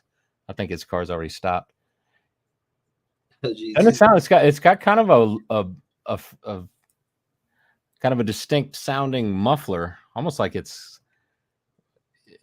seems like it's a little louder than you would think on a, I don't know, maybe he's got a little hole in it or something. And Emily says perhaps it was the driver who dropped them off had a dash cam. Well, she said ring cam. She said ring footage, right? Wasn't that her exact words? Ring footage, ring cam. It was ring. Yeah. She said ring. I know that from just listening that she said ring, but I don't know if she added footage after that, but she did say ring for sure. Thank you, Emily. I appreciate you. And it could have been, maybe she just called it ring. You could be right. Maybe she just used that. Bryan has a lot of coincidences in this case. I don't believe in coincidences. Everything happens for a reason. Bryan speeding out of there because he unalived 4 people, in my opinion. Annette the Crow. John Nelson says the giving of a false alibi was not holding in possible subsequent criminal offenses, obstruction of justice, pre-jury, etc., may result in negative ramifications for the trial itself. Chinese Kung Fu. I was probably at home watching YouTube.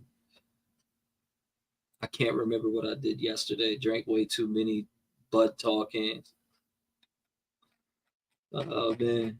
But what do y'all think about that? What we just played just now? What Jeff put together here. I'll play it again. 407.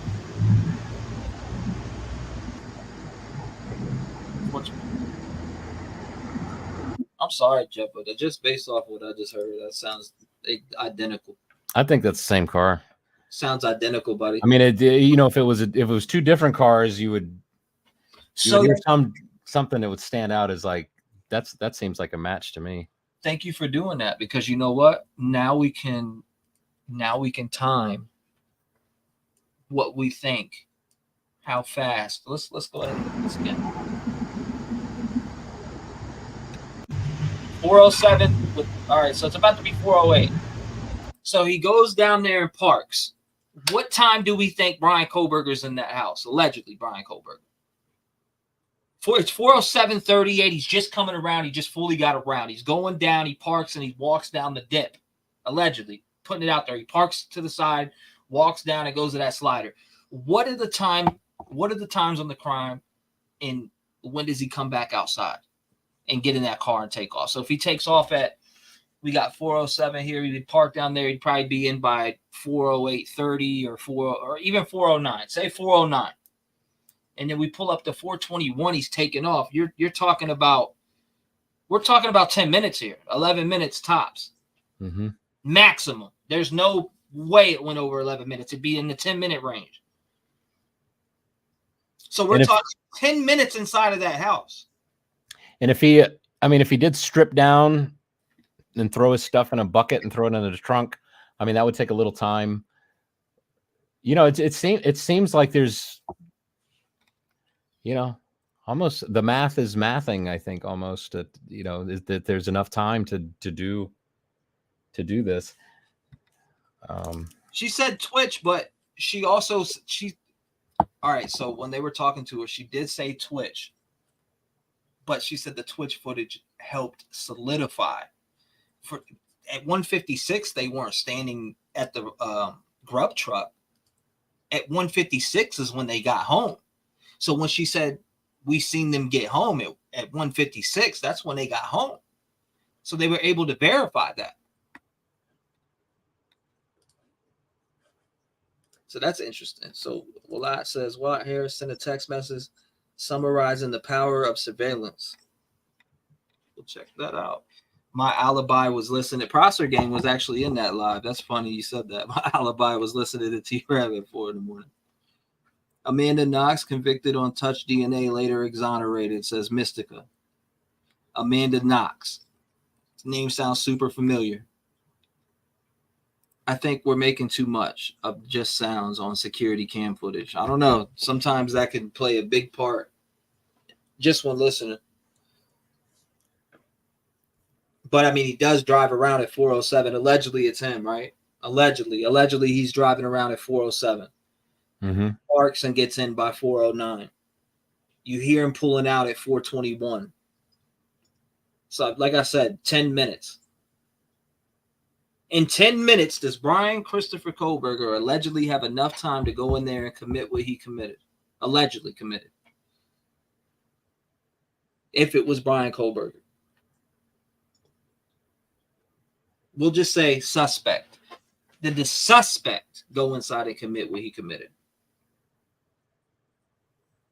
He, she, whoever. And I think the sound is, is important just because it's almost like a musical note. When two different things play a different musical note, you can tell it's off. This sounds on to me. It sounds like what I would expect to hear.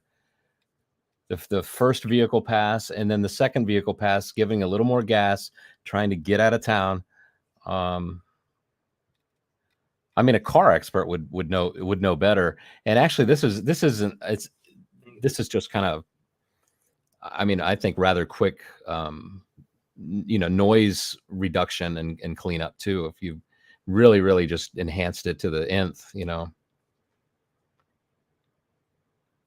So Amanda Knox, foreign exchange student and Italy roommate, was killed, sexually assaulted. Her DNA was on a knife in the house, but they were roommates.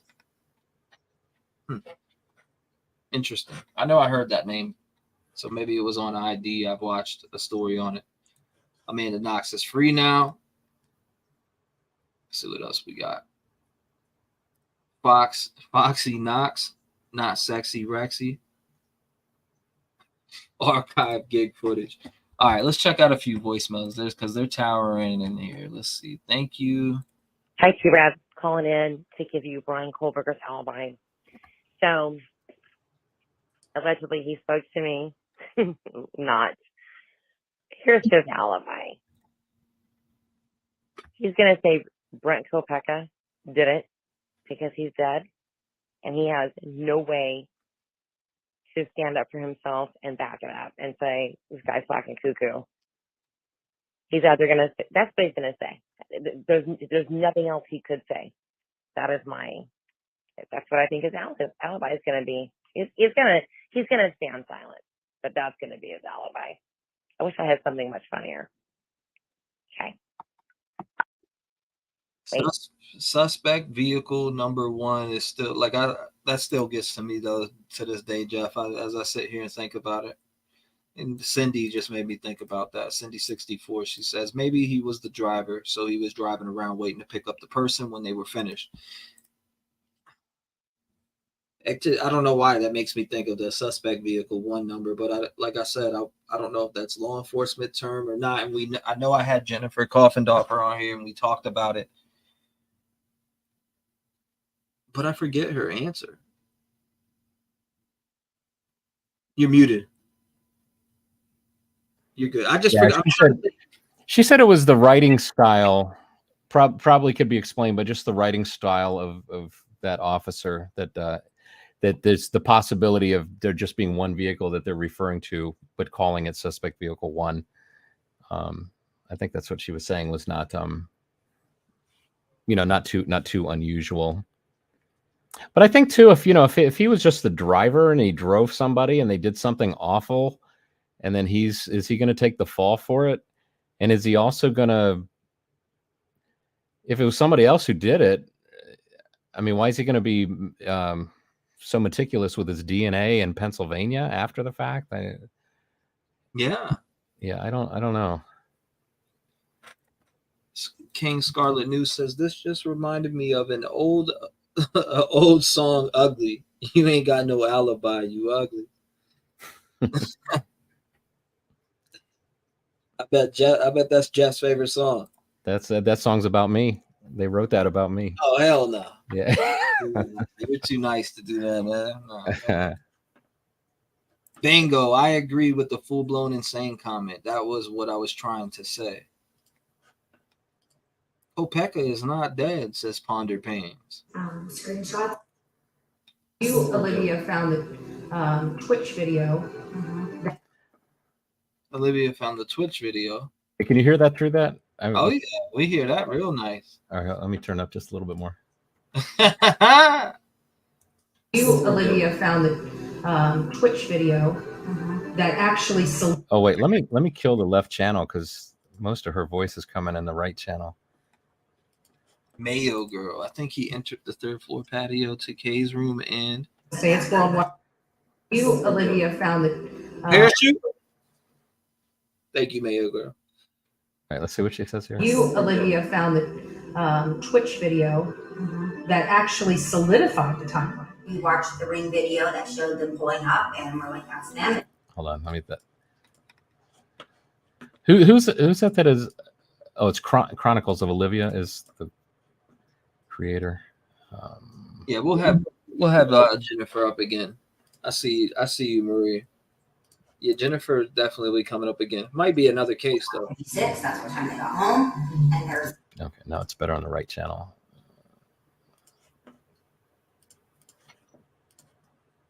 This is his voice text. Olivia found the Twitch video that actually solidified the timeline. Watched the ring video that showed them pulling up, and we're like, that's them. It's 1:56. That's what time they got home. Play that back again. Here you go. Watched the ring video that showed them pulling up. Wait, let me back up just a little bit more. Let me put a marker on it so I can go back to it.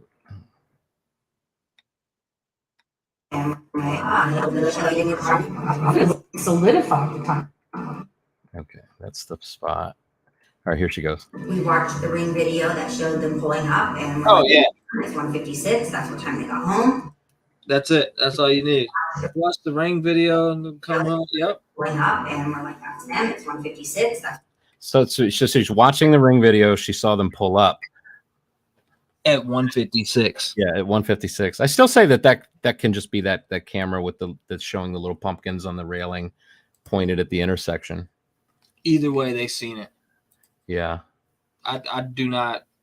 I trust them 100%. Either they seen it, they seen that video, Jeff. And I tell you, that camera is going to capture a very clear image of that car. I think so. You're going to be able to tell it's an Elantra. Who knows? Maybe it was the 1320 or 1330, the Linda Lane footage that we've been looking at. Maybe that's the first. I think it is. I think there was an early report that they saw a car from the 1320 camera all the way at the end of Linda Lane on Taylor going past. So who knows? Maybe from the Linda Lane footage, they said looks like a 2011 to 2013. And then a little later, they got their hands on this ring footage and like, oh, that is a 2015 for sure, or 16. I guess they expanded it to 2016. But I'm going to grab this right now. I'm going to grab it right now. Let's go to it. So it was I'm getting the video right now so we could see like when they were processing the crime scene. Hopefully they didn't take it down. I know I have it saved on my other PC, but not on this one. So I'm going to find it right now and grab it, and I'll have it up in a couple seconds. Media. Okay, so it'd be media for sure. And I know that they have the video is up here. It's been up here for a while. I think it was November 16th that this video was up. And a lot of people that have been rocking with me for months know and seen this video that I'm going to play. But maybe we can see a ring cam.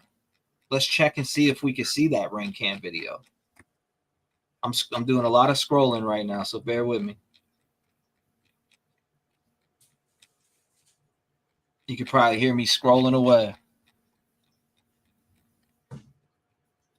Or maybe you can. The sound of scrolling.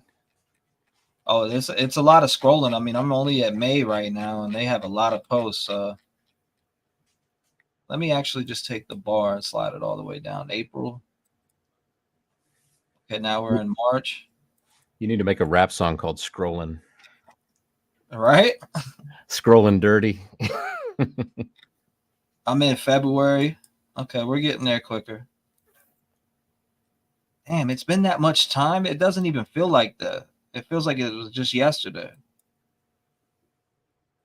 Okay, I'm there. I'm Oh wait, almost there. T, November. does this guitar come through? Did it sound like anything but crap over the microphone?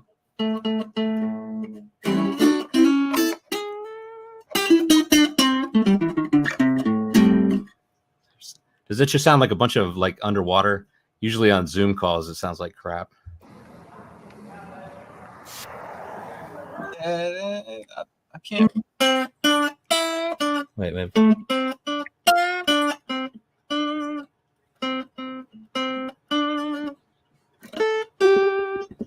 How's it go again? Your song? Something like that. Okay, I got one of them. There's one, and then I'm grabbing two right now. Here you go.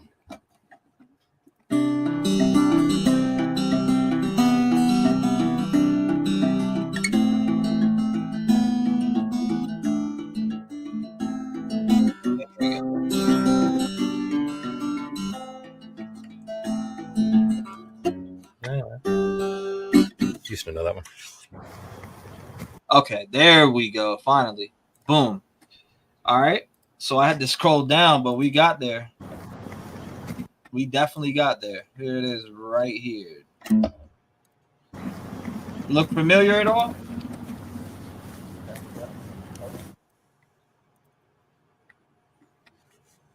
This is the after crime scene right here. Oh, well, you see him taking pictures up in the top floor, right?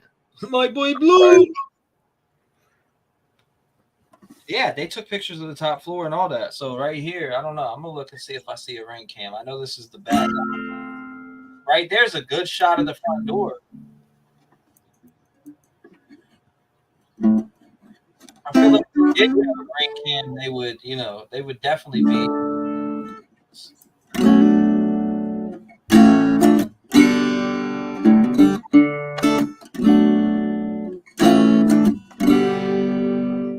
What could I play? What music would go along with this? Watching this footage.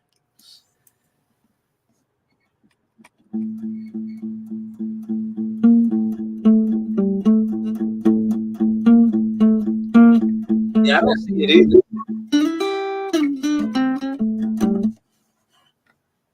I definitely don't see it either. I'm not seeing no ring cam in here. But they would have already collected it, in my opinion.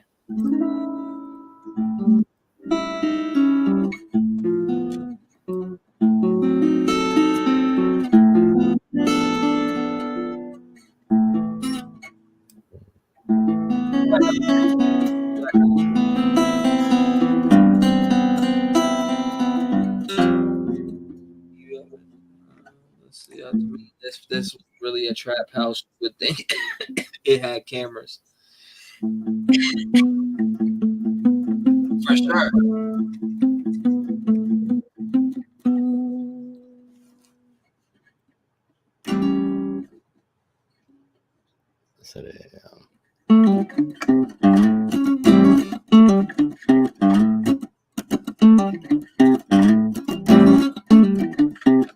Please stop.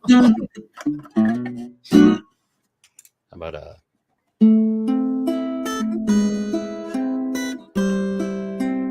no rain cam? Yeah,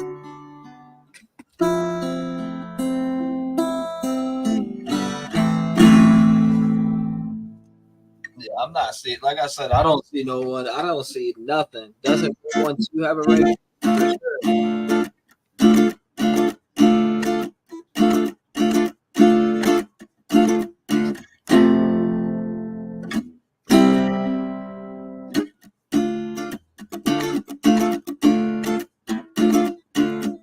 You should rap over that. We do our Pink Floyd rap version of that song.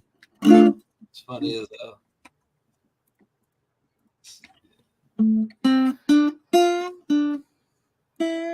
That's it. Jeff said, "Fuck it, I'm done with you." He said, "Okay, dude, get back to what we were discussing." All right.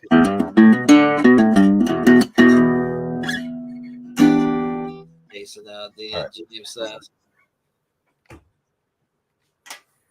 Yeah, my mind goes blank when I try to play for people. My son's ring cam is smaller than a pack of 20s. I love it. I'll sing too. I'm not bad. Trappers, drug making den. I don't know. I just don't see no ring cam here. Maybe right there. Hold up.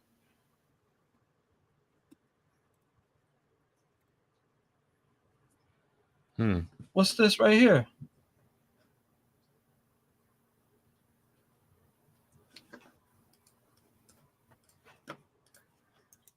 What is that right there on that door? Yeah, that could just be a peephole to look out of, but maybe it's something. It's a big ass peephole to look out of. That's a big ass peephole to look out of. I told her Idaho Press has a good front door shot. I don't know. That's pretty. Let me click off of that. See if it'll fix it.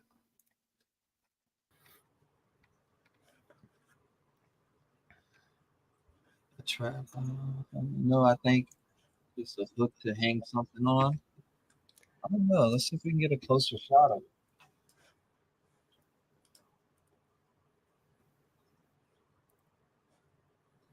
Yeah, you know what? I just found a good shot of it. T, let me private. Dude, that's I don't know, man. I'm just looking at it because I'm thinking, we seen him on the ring video. I just sent you on private chat. It's like the first. It's an article, but it's the very first image that you see. I think they're right. I think it's something that you hang too high for people. On. Man, I don't know. They say it's too high for people. I just see something on that door. I mean, to say you've seen them on a ring video is just like. Take a look at the. I just sent you in private chat. It's from Idaho Press. It's a good close up of that door. You probably can even zoom in. I think it's a little. It's a little more light outside as well. That's some funny shit. Yep. Debunked. For sure. 100%. So it's definitely not a ring cam. We could definitely say that right now because of where did that picture go? Okay, here it is. Definitely not a ring cam, 100%. At that angle, you can almost make it out to be whatever you want it to be if you imagine it. But this shot right here, for sure. And if there was a ring cam here, right? Let's say there was a ring cam. Well, they probably took it. Yeah, that's one of those hangers that are who makes them, like 3M, I think, where you just peel off the back and you just stick it. I right. think that's what that is. I think I've seen those in stores. Love this. My oldest cousin loved the song War. I got my beats in and I hear whispering.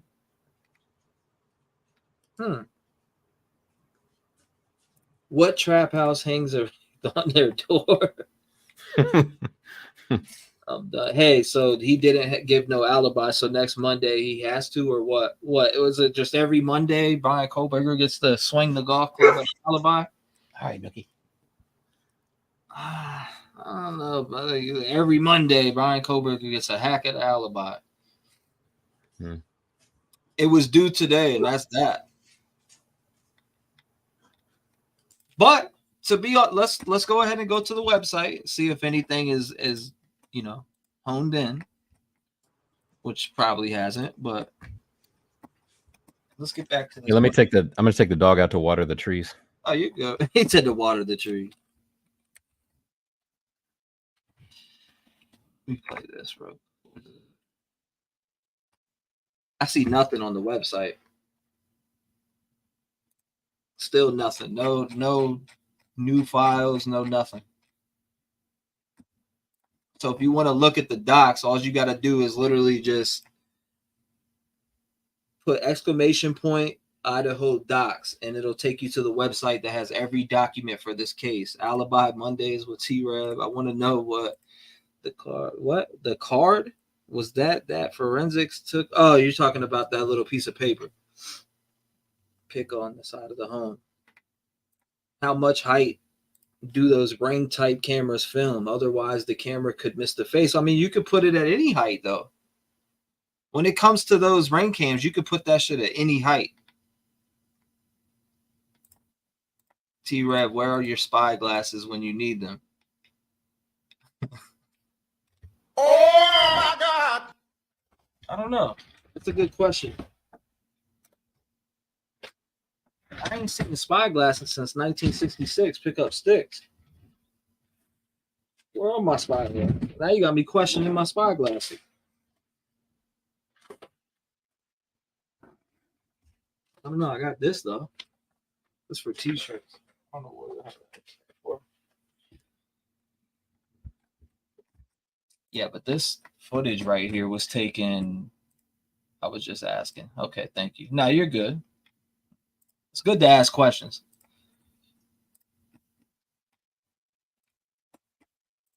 The survey questions that he asked, his grades were already turned in. So he used the educational software to do that, and he shouldn't have been able to do that. But it had nothing to do with his grades. He did that all on his own. Okay, so that's 509. Hey, T-REV, it's Livy.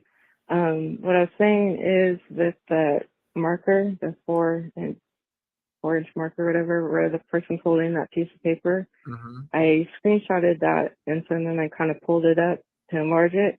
It looks like there's stick figures on that piece of paper that person's holding, and I don't know if it's like a manifesto, but it kind of looks like a drawing of what was going to happen. I don't know. Just check it out, see what you guys see. You never know. He might have fallen out of his pocket as well. All right. Bye. And great show, guys. It's going. I'm stuck that is. She's a great show. I appreciate you.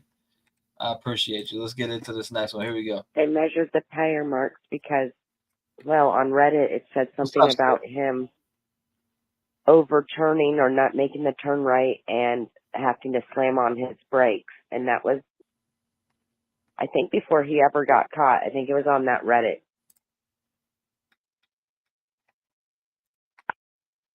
So that was from 618, Never Too Late, 509 again. What's on your mind? It almost looks like in the picture with the leaf, the measurement is measuring like a boot print.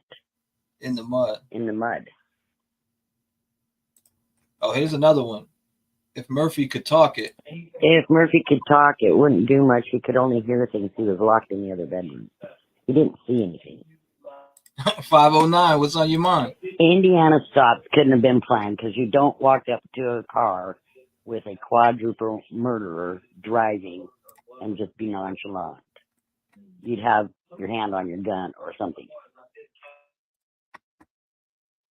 Okay. So 509's got a lot on her mind. I appreciate you, 509. Unknown. Here we go is another one right here. You ready? This is probably from, We firmly believe that at the time of the incident in question, Bryan Kohberger was suffering from a severe mental disorder that significantly impaired their ability to understand the nature and quality of their actions. Additionally, they were unable to distinguish between right and wrong due to their mental state. To support this plea, we have obtained expert psychiatric evaluations and medical records that highlight the presence of a diagnosed mental illness. Did we hear this?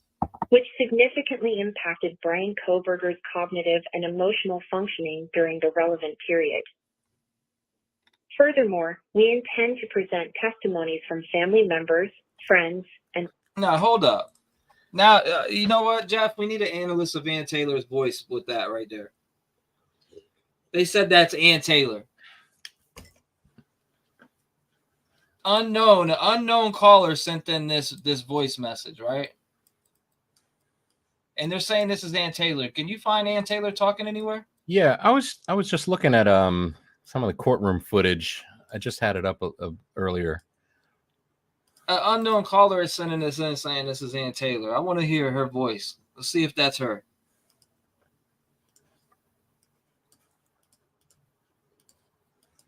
I don't know. We got to get to that. Somebody said that's a robot. Yeah, no, I want to hear it. I want to hear if that's Ann Taylor. We'll debunk it right now. Bot attack. This is what WG and SAG are fighting for. No AI. Yeah, I know. I've seen the AIs. I mean, I can pull one up right now that reads the whole friggin' PCA to you.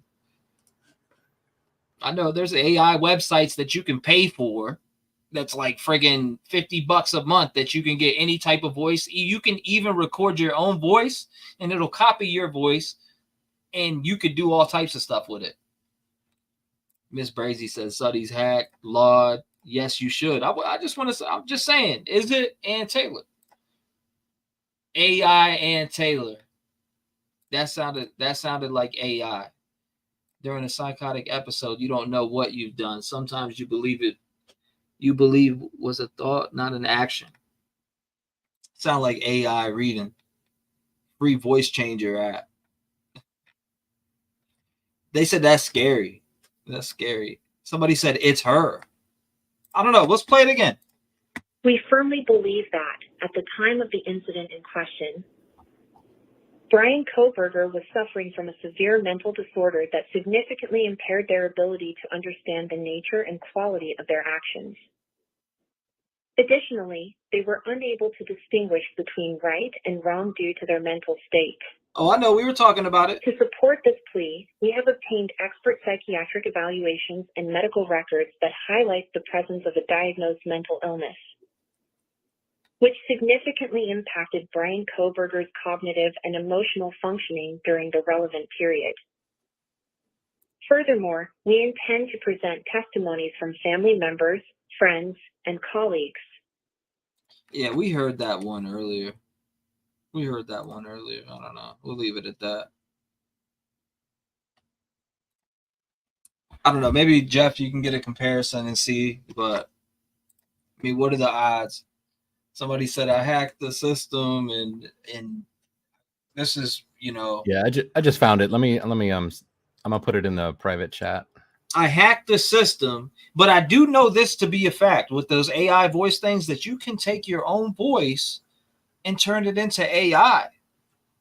So was her voice clipped and used as AI? Just saying. There's a website that you could do that. And that's a fact. Don't believe me, look it up. It sounds like a robot, says Anna. Would Ann Taylor legally be able to say this stuff with the gag order in place? Somebody is determining they hacked it. Somebody is saying they hacked and got this information. To even imagine to be in that moment in that house and the fear those sweet souls must have felt, it's truly terrifying and sad, hard to even fathom.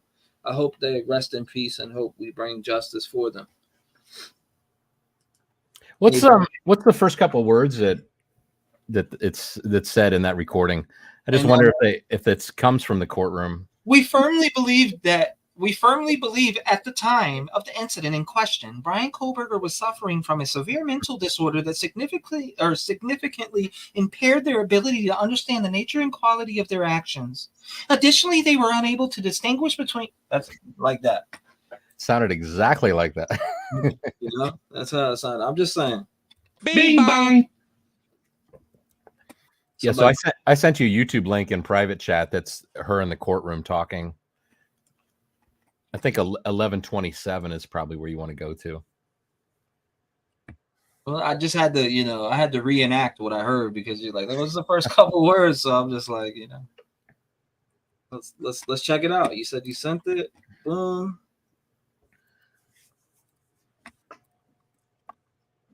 We firmly believe that. I'm sorry. Here she is. Hold on, what's the timestamp when she starts talking? I would go to 1127, right around there, I think. 1127. Yeah. In our case for Mr. Kohberger, we've asked for several things that we still need. I'll talk first about request number 6 in the first motion to compel, and that stems from discovery request 160. It's training records. These are training records of 3 specific police officers. Your Honor, these, we have not asked for training records for every. We firmly believe that at the time of the incident in question, Bryan Kohberger was suffering from a severe mental disorder that significantly impaired their ability to understand the nature and quality of their actions. It's similar. Every officer that has had anything to do with the case. I would not want to stand here and let the court think that this is an exhaustive list of the officers that we might need training records for. But these are. We firmly believe that, you know. Tell you, T, you could be the voice like on the rides at Disney World. Please keep your hands inside the car. What was it? We firmly believe that at the time of the incident in question, Bryan Kohberger was suffering from a severe mental disorder. Like, I don't know, man. Does that sound like her? I think it just sounds similar. You know, it's a similar. That we've requested it for, and the state has indicated they're not willing to give us their training records. Their training records. Additionally, they were unable to distinguish between right and wrong due to their mental state. To support this plea, we have obtained expert psychiatric evaluations and medical records that highlight the presence of a diagnosed mental illness. You know what you should do is listen to the end, because you know when somebody ends something, there's kind of a musicality to their cadence of their voice, and maybe she ends in the courtroom in a similar way that's in the recording. Nope. I don't know. That's a nice try, Sonny. Oh man, we firmly believe sound suspect and self-assured AI for sure. Well, I mean, what you could do with AI is you could put any words that you want in there, even your own, and it'll say it. But yeah, I get what you're saying. Where'd this recording come from?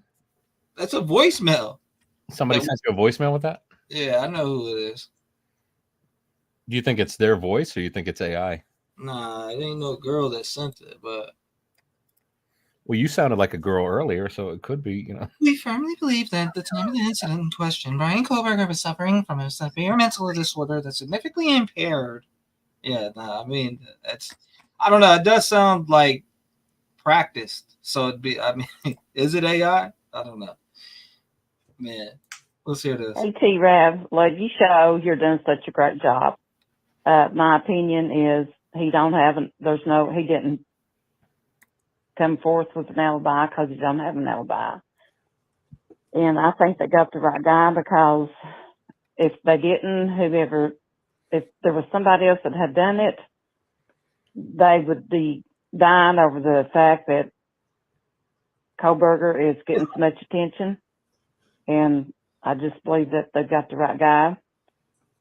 And you're doing a great job, and I've got a lot to say, but I'm a little bit nervous. So it's okay. Yeah, you and Jeff's doing a great job, and God bless you guys.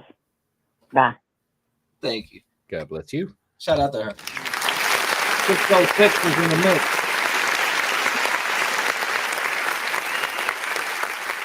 I may have left this voicemail like 30 times.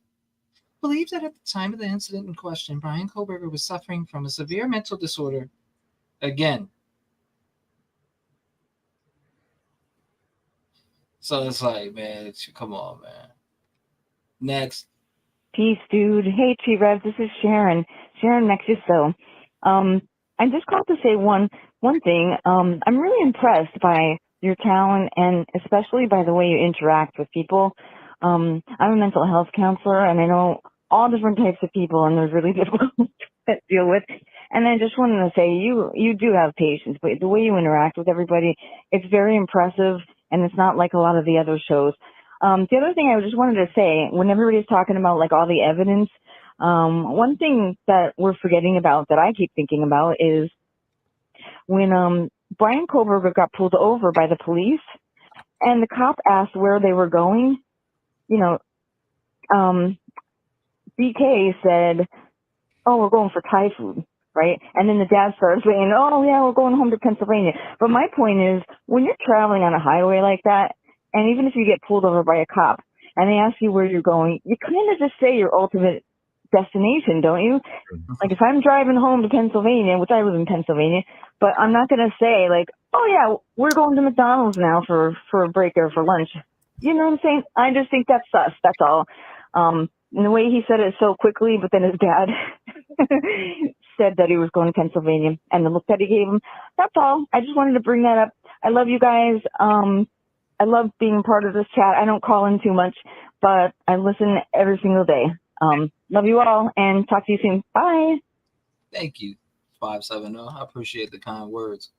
Yeah, I totally agree with that. 100%. You don't say to the officer you're going to get Thai food. You say, we're heading to Pennsylvania. I think even the way his dad cut in, it's almost as if his dad wanted to say, "What are you talking about, you bumbling idiot? We're going to get Thai food. The officer's asking us where we're headed. We're headed home. Thai food. What are you talking about over there? Why are you so nervous?" And she said she worked with she said she was a mental health counselor, right? I think so, yeah. She said she works with all different types of people. Shout out to her. I've had mental health counselors. I still do right now. Shout out to the mental health counselor and what she's doing for her community. Shout out to her big time. I mean, mental health is huge in my opinion. I always mental health it hits close to home for me. Yeah, that's a big thing. For sure. I think it's so easy to. I feel for people that they're seeing, where they are and what they're going through and the struggles they're having, as a certain way, but in reality, they're not.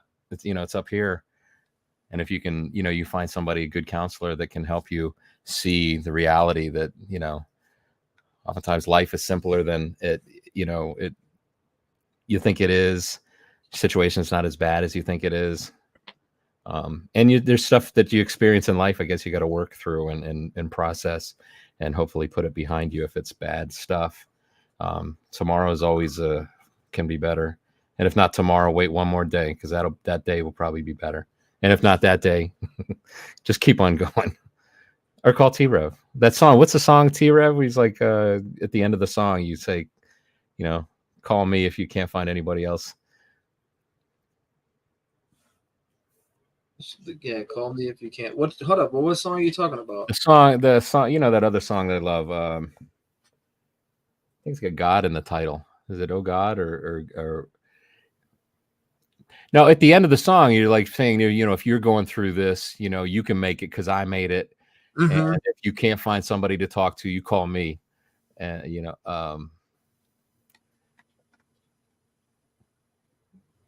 can't remember the name of your song.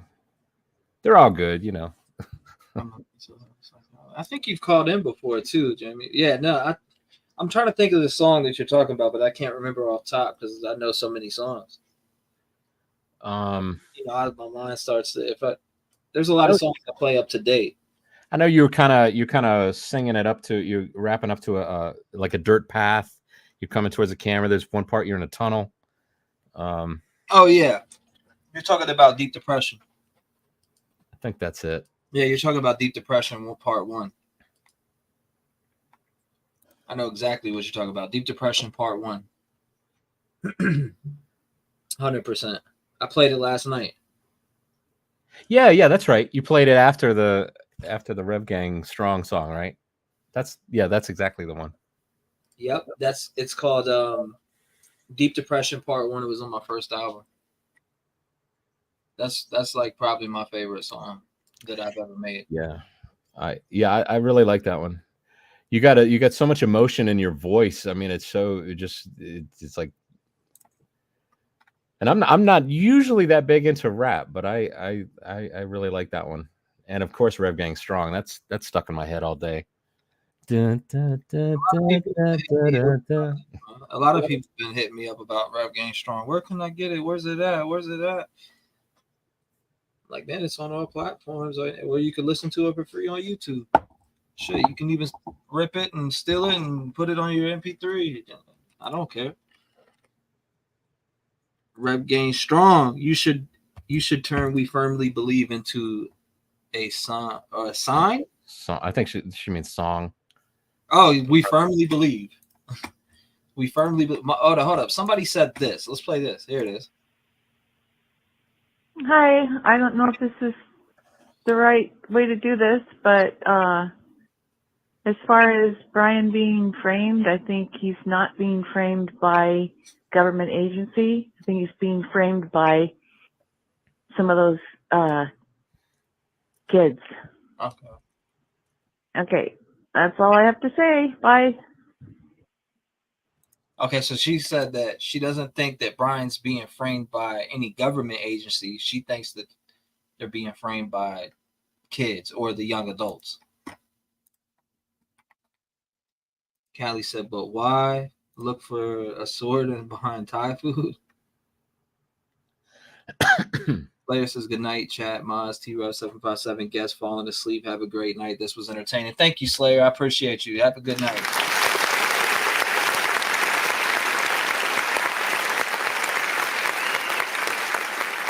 Thank you, Hyde. Rep Game Strong. We firmly believe. Game Strong is going to Midwest Girl said Rep Game Strong is going to be a #1 hit. CKI, thank you. I appreciate you. Wait, I remember it now. Where is it? How's it go? I was messing it up when I was trying to play before. Feminism is. Here we go.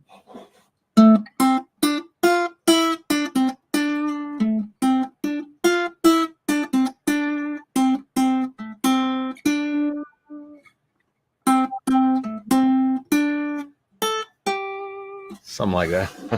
That melody is stuck in my head all day. Oh, what the same? Thank you. Yeah, that. Let's see. Hold up. The guitar was just great. Jeff, good job. That was a. Wait, what'd you say at the beginning? Shout out to 509. The guitar was great. Just Jeff, good job. Is it? Well, I'm half tempted to pull out the electric guitar and crank it up and see what everybody in the house that's asleep right now does. Kicks your ass. I'll be out sleeping with the dog outside. Oh, for sure. They'll definitely, you know. There is no way that's Ann Taylor's voice. It sounds like the lady from.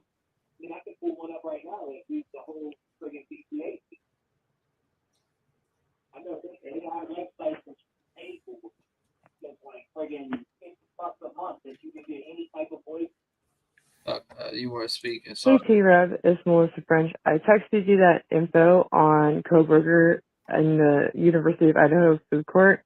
Okay. Check it out, and I'll find you. Oops. Hold up. Hey T-REV, I'll find you the other link that I sent you in text message about. I can't remember what it was, but I'm looking up right now.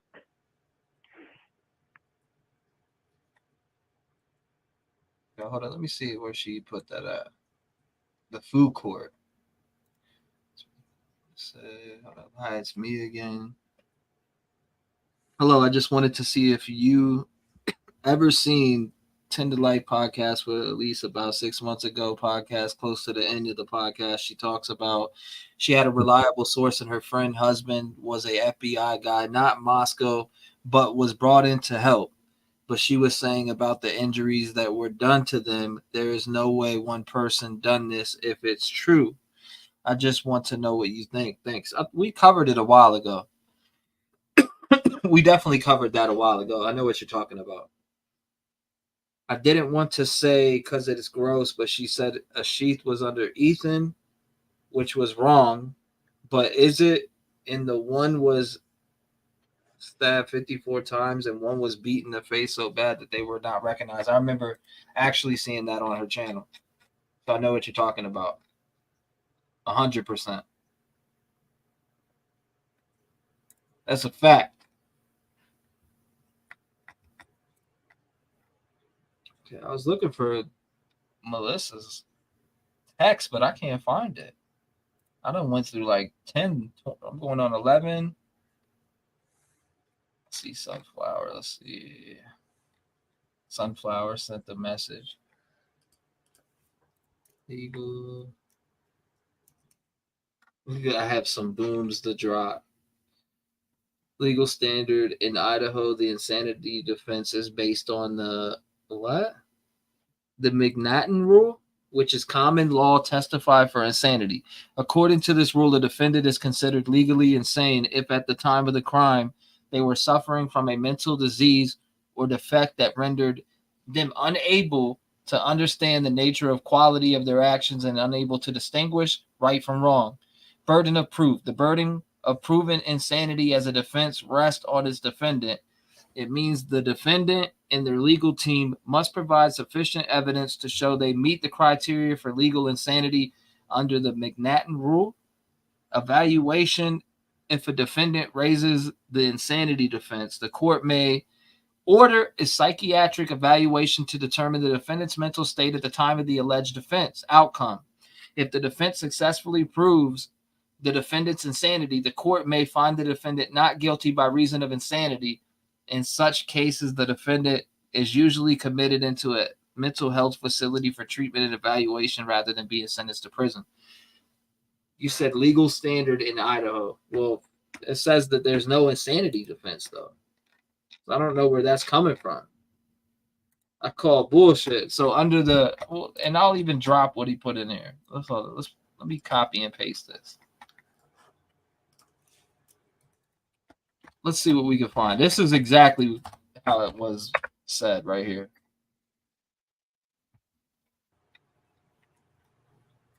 Called Caparoni.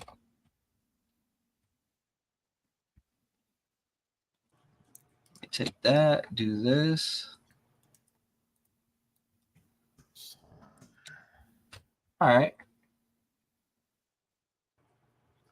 The state has abolished the insanity defense, like we were talking about way earlier. It says that that's abolished in Idaho. So I don't even know why. I don't know why they keep saying that shit. True crime is victims' voice strong. Until you don't have arrest, we don't shut up for all victims. We don't shut up until it's slammed. BK follows the girls on Instagram and Spotify. I heard about the Spotify part. Why can't you hear a psychologist go to the bathroom? Because they're this is wild. Their P is silent. You're wild. Shelly says there's definitely someone on the floor in that living room. But do you feel like they're stepping over somebody though? What was it right here? You feel like they're stepping over somebody? That's always been brought up. What's it going to deep tire marks? Because by the time he drove across the country on them, they don't watch. No way, because the rubber won't match.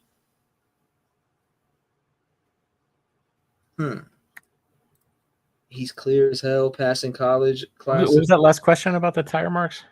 Something about right here. Norma Fralin said, what's it? Or what was it? I think they were trying to say. What was it going to do? Keep tire marks? Because by the time he drove across the country on them, they won't match. No way. Because I guess the tires would wear a little bit. You know, one thing though they could probably tell though is like if they got the left tire and the right tire, they'd at least be able to tell the width of the car, or width of the two tires. So if they, you know, just an additional thing to match it up to the Elantra.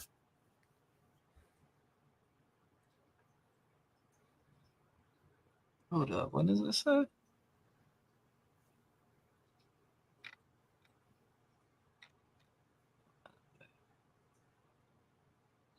Just ideas. What knife? You said just ideas for conversation. K-bar, knife, sheath to demo. The inner snap portion is critical.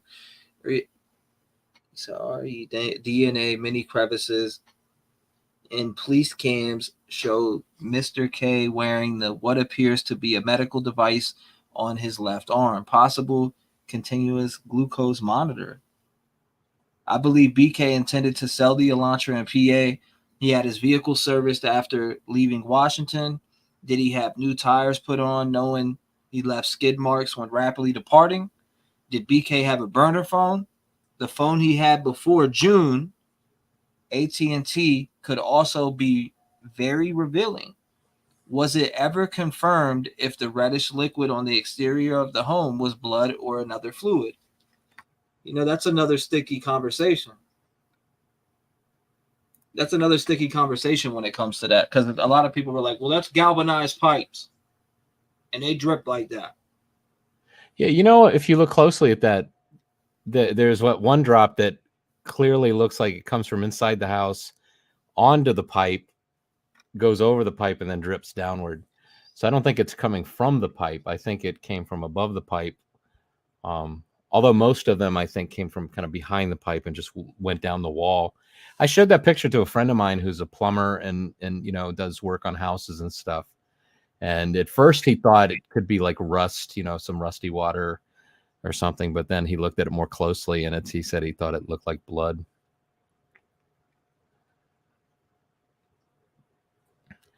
So I know a lot of people said it looked like blood.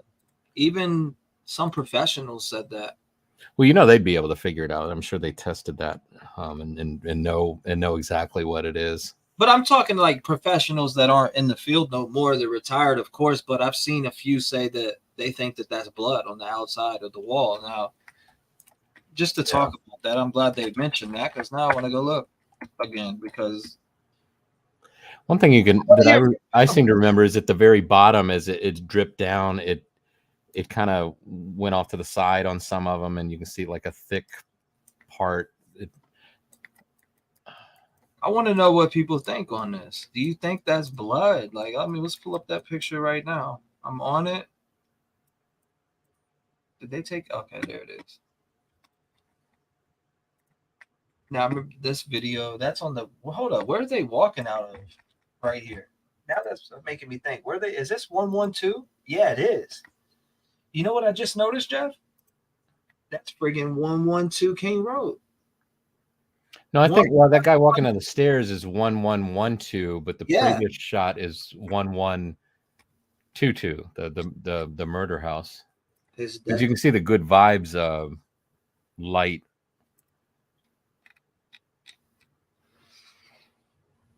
It's blood. It's cluster. I mentioned the last week. Too lit. Someone here in chat. I think the blood is from the murders. That house, that blood. I think the blood is from the murders. That's the Old Kim house. Yeah, that is. I just noticed. I don't know why I just caught on to that. And this date that they're there, right? The date that they're there, which I have pulled up, was November 19th. Man, that's so crazy just to look at the fact that I don't know. Who was it that put that way? The house that bled? Man, that's a strong way to phrase it. Brooke? Yeah.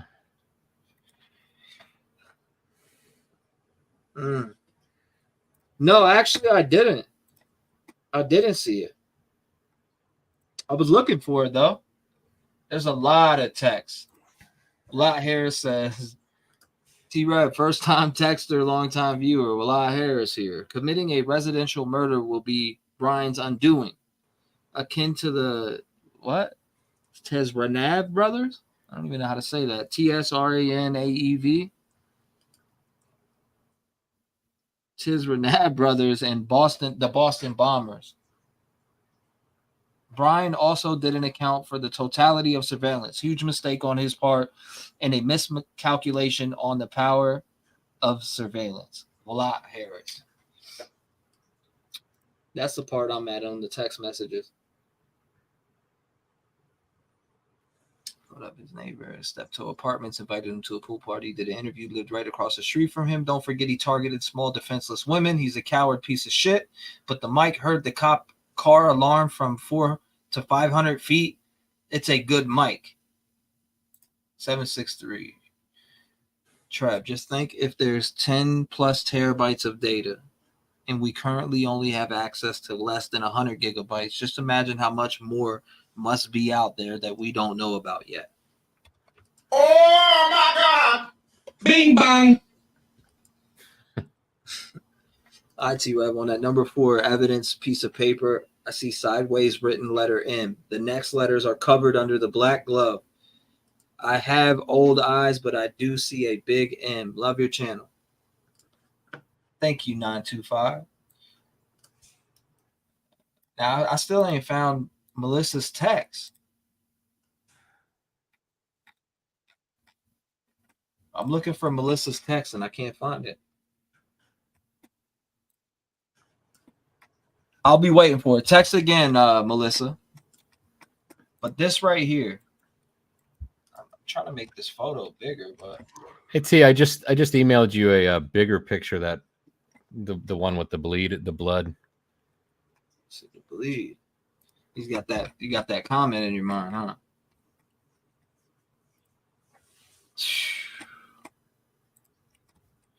I'll pull that bad boy up. Yeah, because when you look at it up real close, you can see that the Yeah, this is good.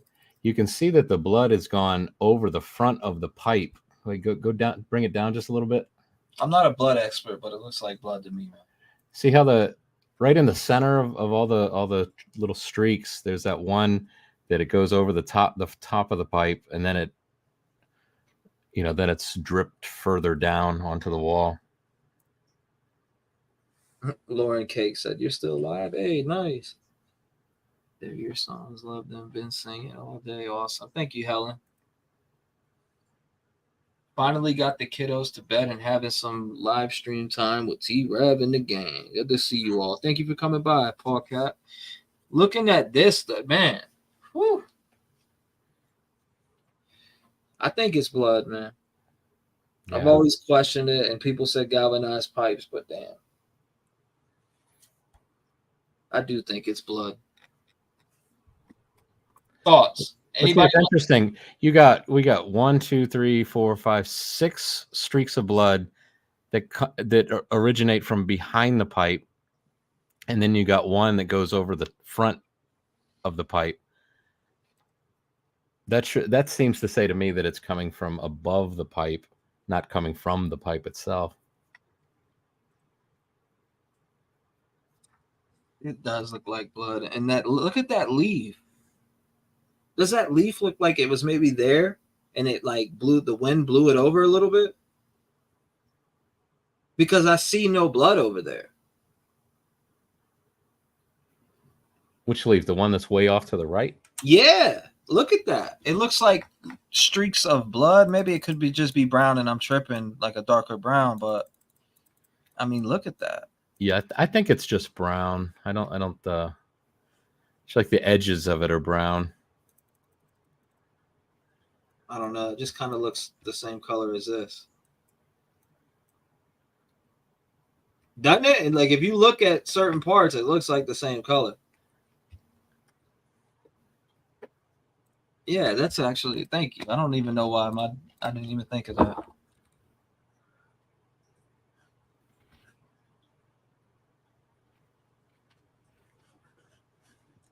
All right, so I'm looking up galvanized pipes in the drip. Let's see if they had if I can find anything similar, which I don't.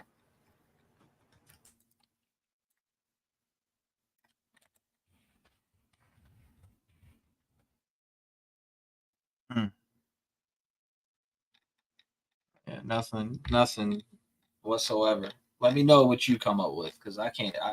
Right now, I see nothing that looks anything, not even near anything close to this. Still nothing. Wow. This might be the closest one so far.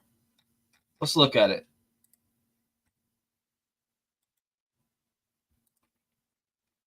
This may be the closest one so far. And this is the closest one so far. And this don't even look anything like it. So that should tell you what I'm seeing. If it were rust, it would not be consistent streaks. That's what I'm saying. Like, this is the closest that I can see on Google, which doesn't even add up to nothing like this. I think it's blood also, Sarah, for sure. Use your Google degree. Yeah, no doubt. That's what I was just doing. And I don't see anything that looks like this at all. Nothing. Dripping. See, I just searched galvanized pipe dripping that looks like blood just to even see if we can come up with anything, right? This one kind of does. It has a red color, but it's not dripping down a house. But it does have red coloring. I just emailed you a picture of my water heater that I just went and took a picture of, because it's got like rusty water leaking on the front. It's similar, but you can clearly see it's more of a brownish color, not a red color like this. Let's check it.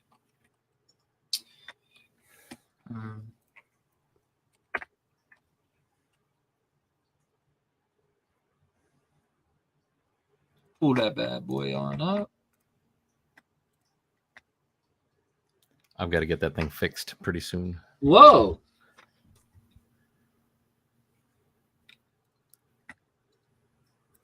Wow. Okay. Interesting.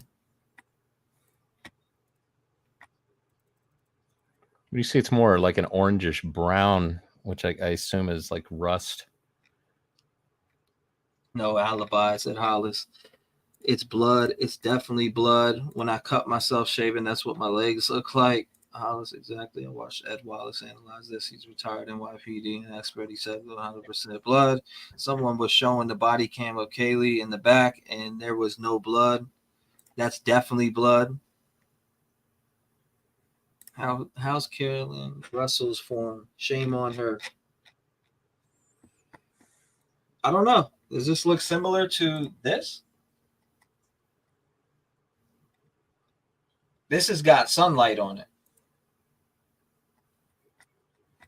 compared to this.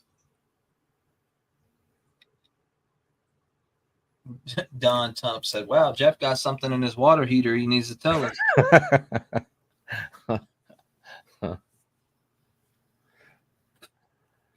No, it's just rust. It's just rusty water. Next thing you know, I'm gonna wake up tomorrow. Man, I'm telling you, T-REV had to pick a water heater in 1122 King Road. Law enforcement is like, if he's just dumb enough to send out a picture of his water heater, we got him. Yours looks a little like it, Jeff, says Midwest Girl. What position is that in room? Yeah, what position is that? What position is it? Mm-hmm. I mean, it's just a cylindrical water heater. It's just the little door with the, I think it's got like a what do you call it? Like a filter inside it, like a foam filter. It's been leaking out of there. Would the blood still be that red after being exposed for so many hours? Great question. Great question. I got you, Melissa. Good. I'm glad you did that, because for some reason I haven't found it. There's so many text messages. Oh, let me see. I don't see a message from Delana, though.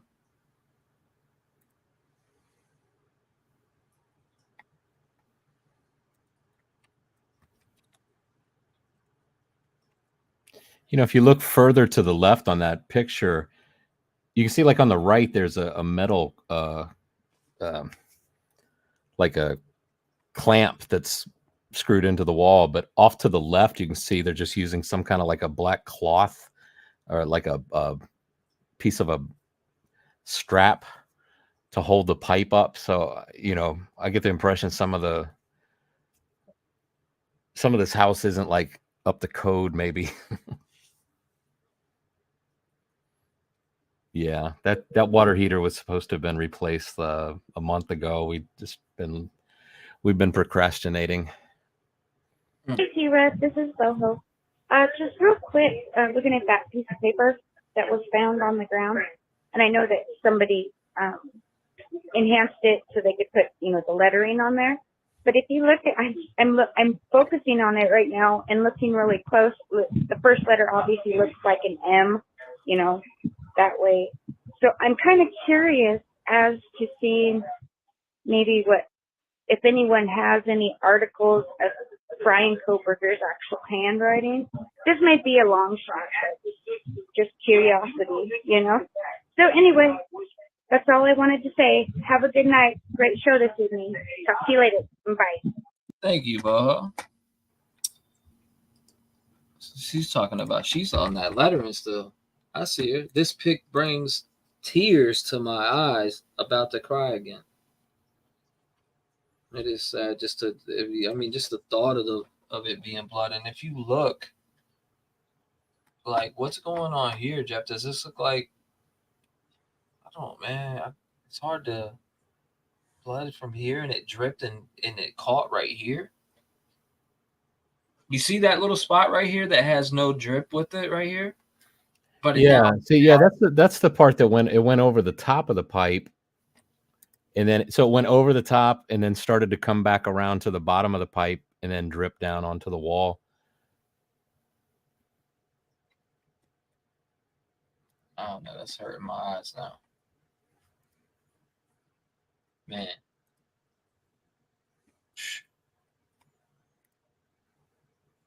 It's a hard one to look at. Just and then when you start connecting everything in your head, it's just like, damn.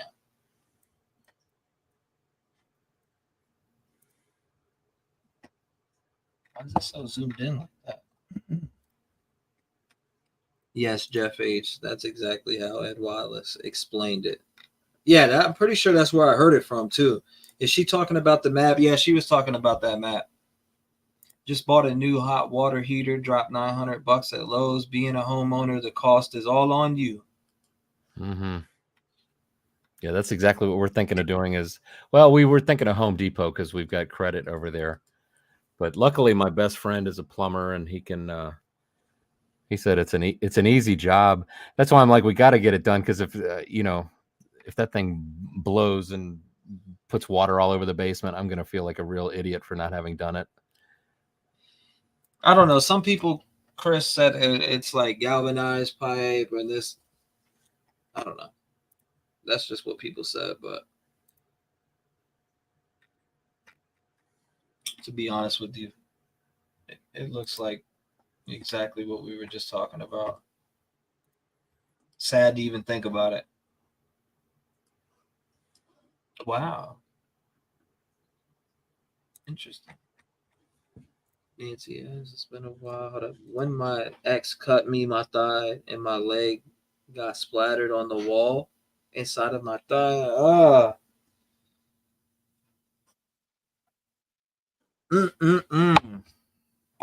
Just the thought of that.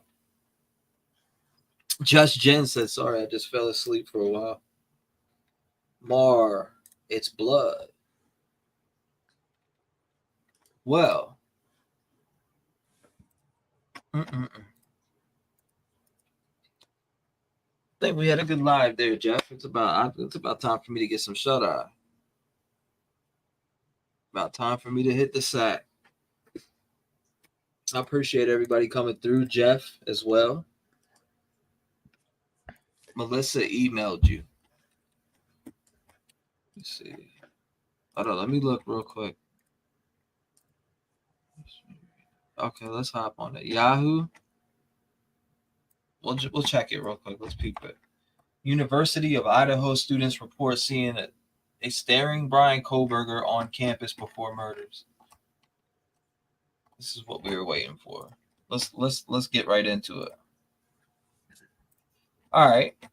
I don't know why it's showing us both on screen, because I didn't mean to click that. Hold up, we're not done yet. We're jumping into this real quick. 3 University of Idaho students have. So again, I'm going to read it to you. University of Idaho students report seeing a staring Bryan Kohberger on campus before murders. 3 University of Idaho students have reported seeing Bryan Kohberger on campus in unnerving encounters that made them feel uncomfortable before the quadruple homicide that stunned the quiet college town.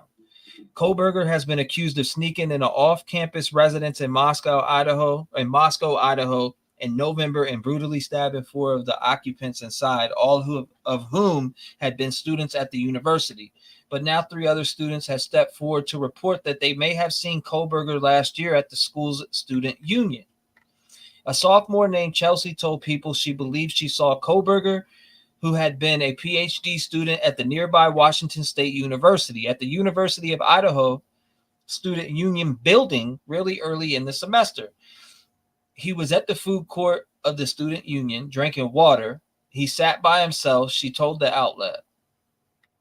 She described Kohberger during the alleged sighting as the type to stare. He wouldn't look away if you caught him staring, she said. Okay, so like he wanted you to notice that he was looking at you. He didn't smile, didn't nod, didn't say anything, just stare.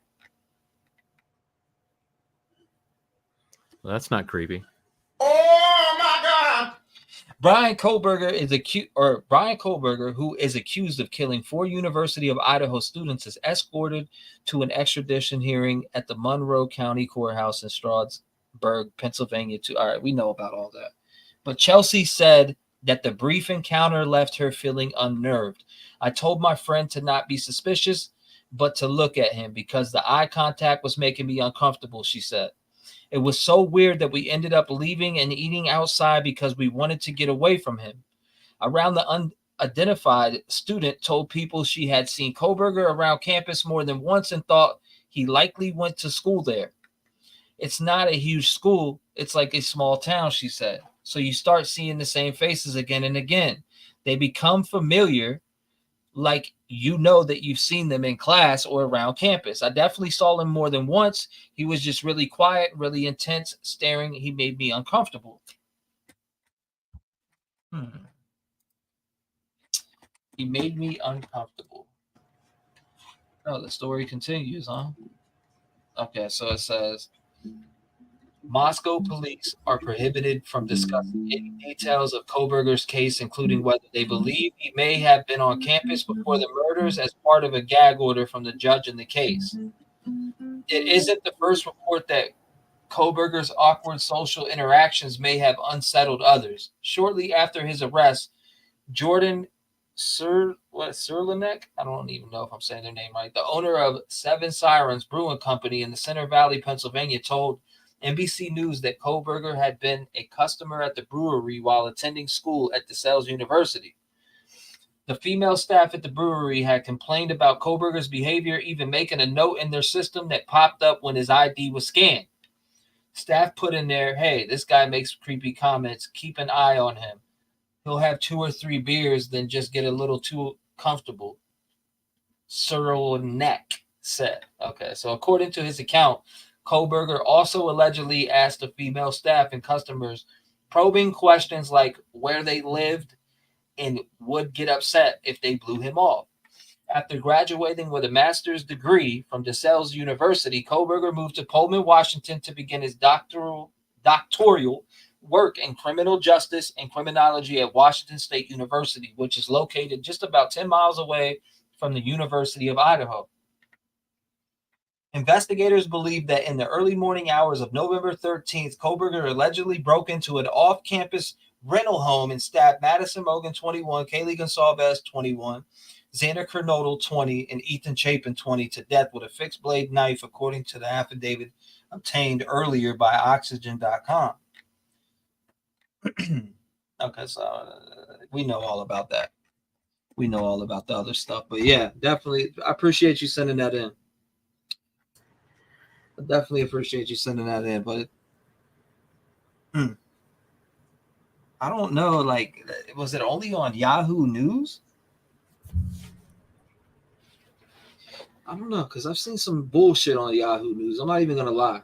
But is it true or is it not? Why is Yahoo the only people talking about it? Or is it elsewhere? Let me see if I can find any other posts about it.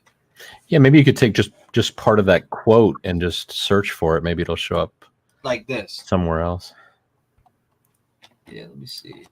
Pop this. The 3 University of Idaho students said they saw quadruple murder of suspect Bryan Kohberger lingering on campus in the weeks before the brutal off-campus slayings. And that's on the New York Post, Yahoo, Fox News, Daily Mail, CBS News, People, New York Times, ABC 7,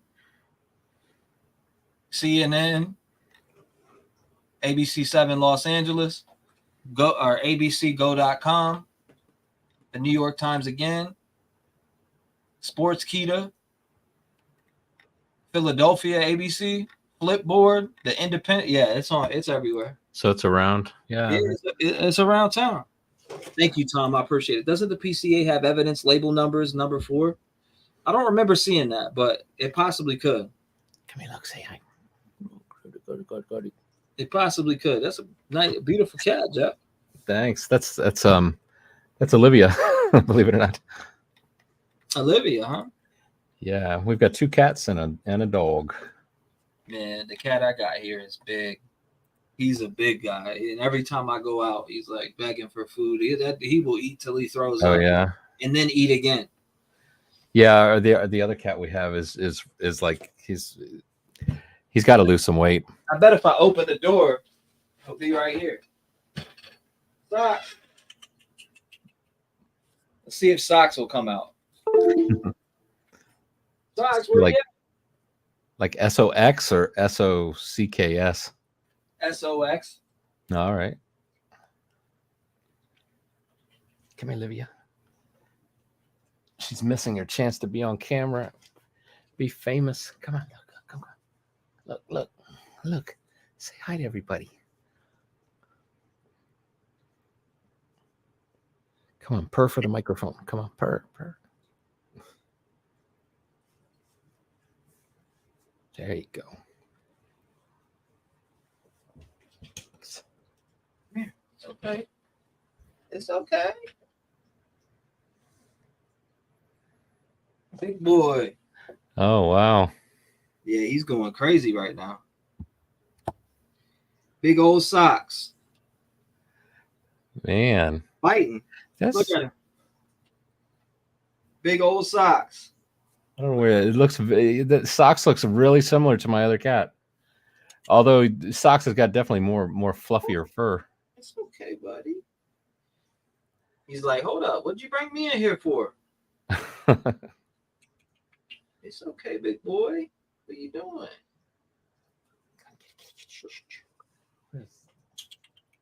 Look at it. He's like the biggest lover in the world, man. This cat he just loves people. Yeah, it's the same. Well, it's the same like colorings. Is that what you call like a tuxedo cat, right? See, he wants love. He's like, man, you gonna pet me now? I'm gonna butt my head into you. You're gonna give me some love, man. Look at him eating it up. He's like a dog. Big boy. What you doing? He's big. Yeah, see, I can't find my cat, but this is what. See, he looks a little similar. He got said, that tuxedo. Yep. Look. Yeah, he does. Now he's over here like, get me out this damn room. Go ahead. He's big though. He's a big boy, man. Said, wow, he's very big. Yeah, he's definitely big. Yeah, he's big. He looks like my Oreo. That's Socks. Oreo, that's a good name for a cat. That's what we should have named him, Oreo. Socks is big as hell, though. I heard somebody. Oh, it was my daughter was telling me they have a friend who named their cat Hershey. Or no, maybe it was her dog. I think it was like a chocolate lab. That's where it was a dog, Hershey. Socks is definitely big. I think he's about 2 of what. I don't know. The cat's right behind you right now. I see. Or her. No, you're the one next to you. You can't. You little girl. Yeah. Hold on. How big is she? So she's actually real tiny. She was a I don't know if she's a runt, but she got sort of small. But the other cat's really really big. Let's say hi. Yeah, look at her. She's just chilling. She's got a nice color to her. But they Yeah, they stay downstairs, and the dog is upstairs with a little gate. But it's about time that we kind of try to introduce them. Hopefully they'll be friends, and hopefully the dog won't eat the cats. But I think he'll be fine with them. I'm glad Sosa doesn't, because he don't like dogs. But he loves those cats. He'll play with those cats. He won't touch them. But when he sees a dog, he's ready to fight. Yeah. I don't know if it's a territory I think it's really territory thing, but he's bigger than you too. Yeah, he is a big Bam ass. Bam. Is that somebody said their pet's name was Bam Bam? I like that. Yeah, Bam Bam's a good name. Like a Flintstones reference, or Yeah, that's definitely a good name. We love her. We love her and Mrs. Jeff. Huh? Animals give us so much love. Yeah, Sosa, that's the boy. I caught him out back earlier, digging a big ass hole in the yard. Like, what are you doing? A hole big as hell, like this deep. Yeah, it doesn't take long, man. Nanook is my dog, and he would tear up that whole yard. I almost twisted my ankle stepping into one of these holes.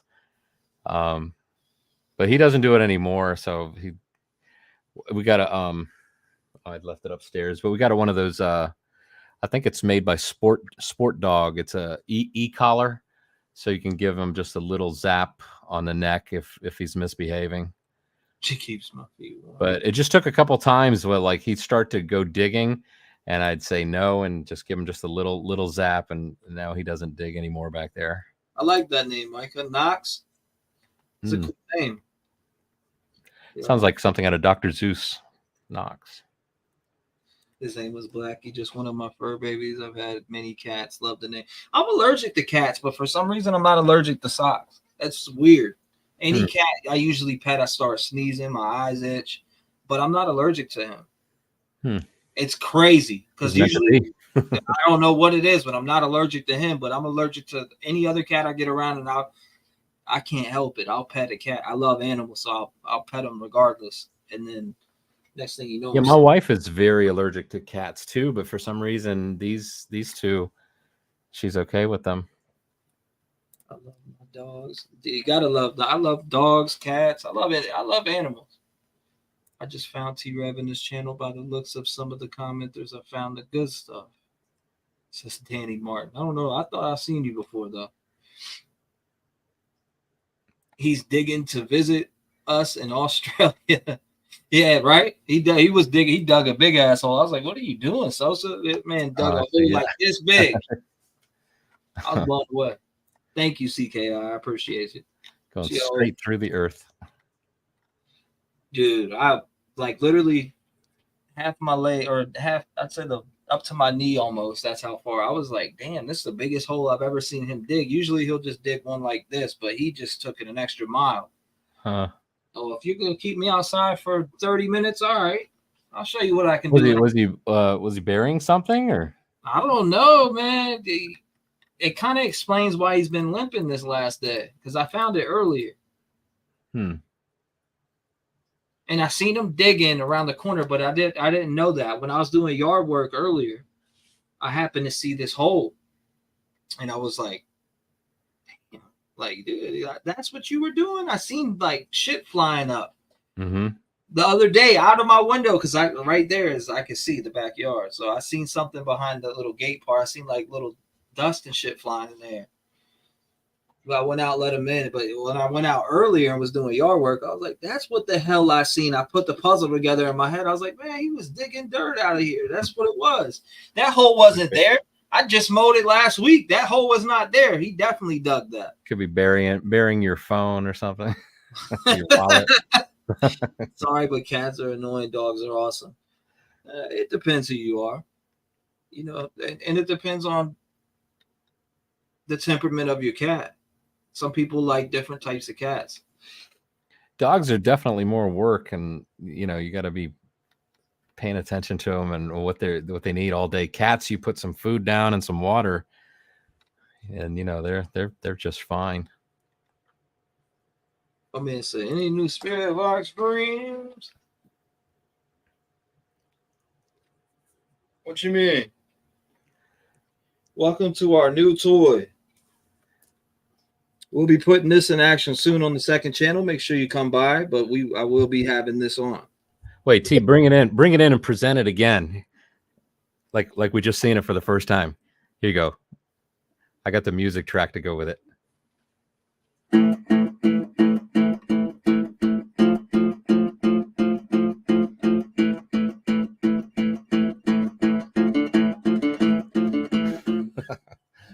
Yeah, that's bad to the bone. Something like that. Sounds better on electric guitar. I did look, dude, that shit was carrying my damn Roku remote. Like, what's going on? Seriously, I just picked it up and a Roku remote fell off of it. I'm like, what the hell is this Roku remote doing on here? Oh, the Spirit Box did? Yeah, that's an attachment for it. That cost 8 of the Spirit Box. That right there cost 8 of the fucking Spirit Box. It kind of blew my mind. Oh yeah? Yeah, I was like, what the hell? Kind of wild. Yeah, I've seen that guitar amp in guitar stores before. I never thought it would be used like that. But what I just brought in is what the bigger channels use, that part, and they don't tell what they do on their channels is they don't tell them. They're just like, I got a custom made. And they don't tell you. They'll put you the ones that I have, but they won't tell you about that. Right. So that one right there featured on episode, what was it? Season 24, episode, I think 29, or season 24, episode 19, maybe, of Ghost Adventures. That exact one. That's why it was important. I was like, I don't care how much, I gotta get that. It actually featured on, like I said, that exact one featured on Ghost Adventures. Huh. That's cool. Yeah. So it sounds like you're giving away the magician's secrets. It is what it is. I mean, yeah. You can get they say the magician's secrets, but you got to be a certain person also. Yeah. Why would you? Not just anybody can pick something up and get to work. I promise you that. You got to have. You just got to have it. You either have it or you don't. Yeah. It comes like that. I'll tell you that. You either have it or you don't. So you said it removes the white noise? Yeah, all of it. And so you don't get that. Nothing. It's straight up silent. You just hear the sounds. So straight up silent. Nothing. Like if something responds, then you hear it. That's exactly what that does. When do you think you can do that for the first time with that one? Probably tomorrow on my second channel. Okay. On my paranormal investigation channel. Yeah. Yeah. I got a lot of stuff that I just gotta they didn't send the video that they were supposed to send with it. It was supposed to come with a video to show you exactly how to set it up, because there's no videos out there to show you how to set it up. That's how rare that is. Oh, okay. Yeah, it's rare. Yeah, it's cool. So you got an amplifier in the middle, and then you've got like 2 pedals on either side. So I'll even show you up close. Look what it says, like up close. I don't know if you can read the wording, but digital reverb, sonic cake, and then on this one it's noise wiper. And not only that, both of these take 6 batteries on each one. 6 AA batteries on each one. You could plug them in with adapter on the front. For instance, 6 of these. You can get one of these. 6 of these. But you can get one of these adapters. This is one I got. This Snark. Mm-hmm. And it's got one of these to plug into the end of it. You plug these into the back of here of each one. Both batteries come with that. Like there's 2 battery packs. You plug them into that. And the cording, where did I put the cord? Let me.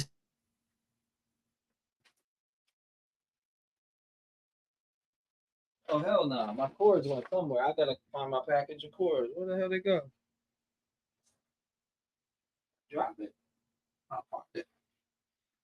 But yeah, that's a bad one. Yeah, that's kind of similar to this. I got one of these pedals. It's about the same size and width. Said boys being boys. Yeah. Boys with their toys. It is what it is. I love investigate. I can't wait to do another investigation of the house. Thank you, T-REV. Means a lot. I've struggled with depression most of my life, so I totally relate to all those struggles. Peace out, dudes. Thanks, Jeff. Thank you, Sharon. I appreciate you.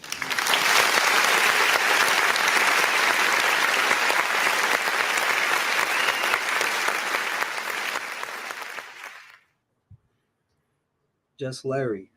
T-REV is all about transparency. And I like what I like. My passions are my passions.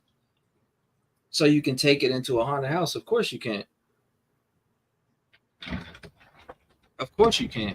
Hell yeah. It was already on Ghost. That exact one was on Ghost Adventures. That's why it costed as much as it did. It was on Ghost Adventures. I'm trying to remember what episode it was. Hold up. I'm going to tell you right now. I'll tell you right now. Let's go to... I'm going to tell you exactly which episode, because this is the whole reason I was willing to go all in on it. Once I seen that, it was sold. I was like, I got to get this right now. So it was featured on Ghost Adventures season 24, episode 9. 31 minutes in, and it's on other episodes. So that's the reason why I paid what I paid for it and got that exact one. Just saying. And when you got somebody to Zach Baggins' field and he's the equipment that Zach Baggins used, I'm on board all day. I think Zach Baggins is the best in the paranormal field. That's just me 100%. Shout out to Zach Baggins too. Would you say it should call it Ghost Adventures? Yeah, the show's on Discovery. You can watch it on Discovery Plus. Okay. Yeah, I see. Like I found an article that says Colorado gold mine. I guess they went inside there. Dude, they went to the H.H. Holmes friggin'. They went to where. Dude, they got the video with the video game's based on that you were telling me about, right? Listen, they got an episode. They got a whole series based on serial killers where they go to serial killer locations. Like I'm telling you, it's really good, and just seeing the way that they go about it, and it's about just having an open mind. You could never, when you step into that field, you could never take any of that stuff and be like, yeah, this is 100% credible. It's 50-50 because it's still in the small stages of being investigated. You know what I'm saying? Like it's like just starting to grow. You know what I mean? Like, what happens when we leave this earth? Where does our energy go? It's always fascinated me. It's the same with true crime. What makes somebody go and murder people? That's where my passion is, just with certain things. Baseball, that, paranormal investigations, true crime, 100%. That's where all my passion is. So, right. Yeah, no, it's very fascinating stuff. What's that movie? Isn't there a movie called 23 Grams or something? And it's the 23 grams represents, like, when a person dies, the weight of their body is 23 grams less than it was before they died. So, so there's a belief that whatever your soul or your spirit that left your body weighs 23 grams. And I just found it interesting. I don't know how much truth there is to that. I never really looked into it, but it is kind of interesting to think that, before you die, you weigh one weight, and then the next. What you mean, Rocky? We watch it. I watch it all the time in Discord, along with True Crime. I think right now, See No Evil's playing, which is my favorite true crime show. See No Evil, Unusual Suspects. You ever use a Ouija board? I don't know if we talked about this already. Never in my life will I ever talk. I only did once, and it was pretty freaky. Nope. No way, Jose. There was definitely something going on there, and I can almost guarantee we had 4 of us, and I don't think it wasn't like one of us was pushing it. That thing was moving. No way, Jose. Never. Marcia, yeah, T-REV is obsessed. I am. I'm obsessed with what I'm obsessed with. Sports, true crime, in paranormal investigations. It is what it is. You could hate. People hate all they want. They hate on baseball. They hate on everything. People hate on whatever. It is what it is. My passions are my passions. People can speak of it how they want to speak of it. It's your opinion. All demons, says Angelica.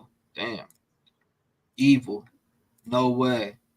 Yeah, I would definitely not recommend. And you know what? I think Zach is dumb as hell when he does that too. But it is what it is. That's my opinion. He may look at me and be like, "You're fucking dumb as hell." You know what I mean? Like, I think it's stupid when you mess with a Ouija board, and they do it all the time. Or not? I've messed up saying that. They don't do it all the time, but they've done it plenty of times on investigations, and they got like 26 seasons. And Zach's done it plenty of times where there's been some things that I just like, nope. Crazy. I love you, you know. I just want to say what's up to the Rev Gang family. Speaking for Papa Sal right now. I wonder if Papa Sal can do, like you were doing that woman's voice impersonation. How close do you think Sal could get to doing something like that? I mean, I don't know. It'd be funny to watch him try. I could try, you know. I think I could probably get it off, you know. Still no alibi. Sorry, it's 4 a.m. Just woke up and tuned in. Happy you're on, you know. Helen grin. Yes, it's true. People with near-death experiences explain they go to spirit realms, you know. I am from New York. Bryan Christopher Kohberger. Fucking prick. That's Papa, man. Papa Sal just goes ham. Papa Sal goes ham. And then you got... I always like how he wants you to hit the button on his way out. Welcome to the True Crime Circus cult, ladies and gentlemen. Make sure you hit the subscribe button and make sure you tune in to all of our investigation videos where we cover everything from the Moscow murders all the way down to the Long Island serial killer and the guy that looks like Rex also. So make sure you tune in and check us out here at the Crime Circus cult. Thank you. That's blooming brilliant right there. That's brilliant. That's brilliant. I believe in psychics. I definitely believe in psychics, MC. But the problem is, today, right now, there's so many fake ones. So it's like the fake outweigh the real ones, in my wholehearted opinion, when it comes to psychics. And that's the problem I have. So I try to pay attention to the ones that are credible. And Carlos said you do voices very well. Are you Kermit? Kermit the Frog here. Yeah, that's easy to do. Yeah, but I definitely believe in psychics. There he is. But yeah, man, it was great having you on, Jack. Tomorrow I'm aiming to get Todd on because I know he's free Monday and Tuesday. So to get him on to talk with and chop it up and talk about the case. He has a lot to say, man. He was trading some very good notes with me and things that he personally thought. And having Todd come up, somebody that was so close to Xana, and it hits personal for him. It's very personal for him. So to be able to give him an outlet to come on and actually have a conversation with me and hear his thoughts, I think that's going to be emotional. You know what I mean? His connection with Xana's father and Jazzy, he has a real connection with them, and Jeff is his best friend. They're going on vacation together. So I mean, to be able to get his input and cut on what he thinks. And like I said earlier, he texted me just his thoughts on last night's live.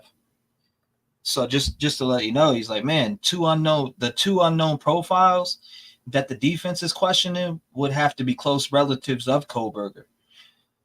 In my opinion, the defense just wants to muddy the water. This is just not necessary, or this is not necessary because this just led them to a suspect coupled with other circumstantial evidence, and then the DNA from the garbage narrowed it to either Bryan or his father. And then that coupled with the other circumstantial evidence gave them the probable cause affidavit. The probable cause affidavit gave them a warrant for his DNA, which was a direct match or he would be walking the streets today. Also, this is ridiculous idea that evidence was planted. First, you would have to have his DNA in order to plant it. And then you would have to know for sure that the item you were planting doesn't have any other DNA at all.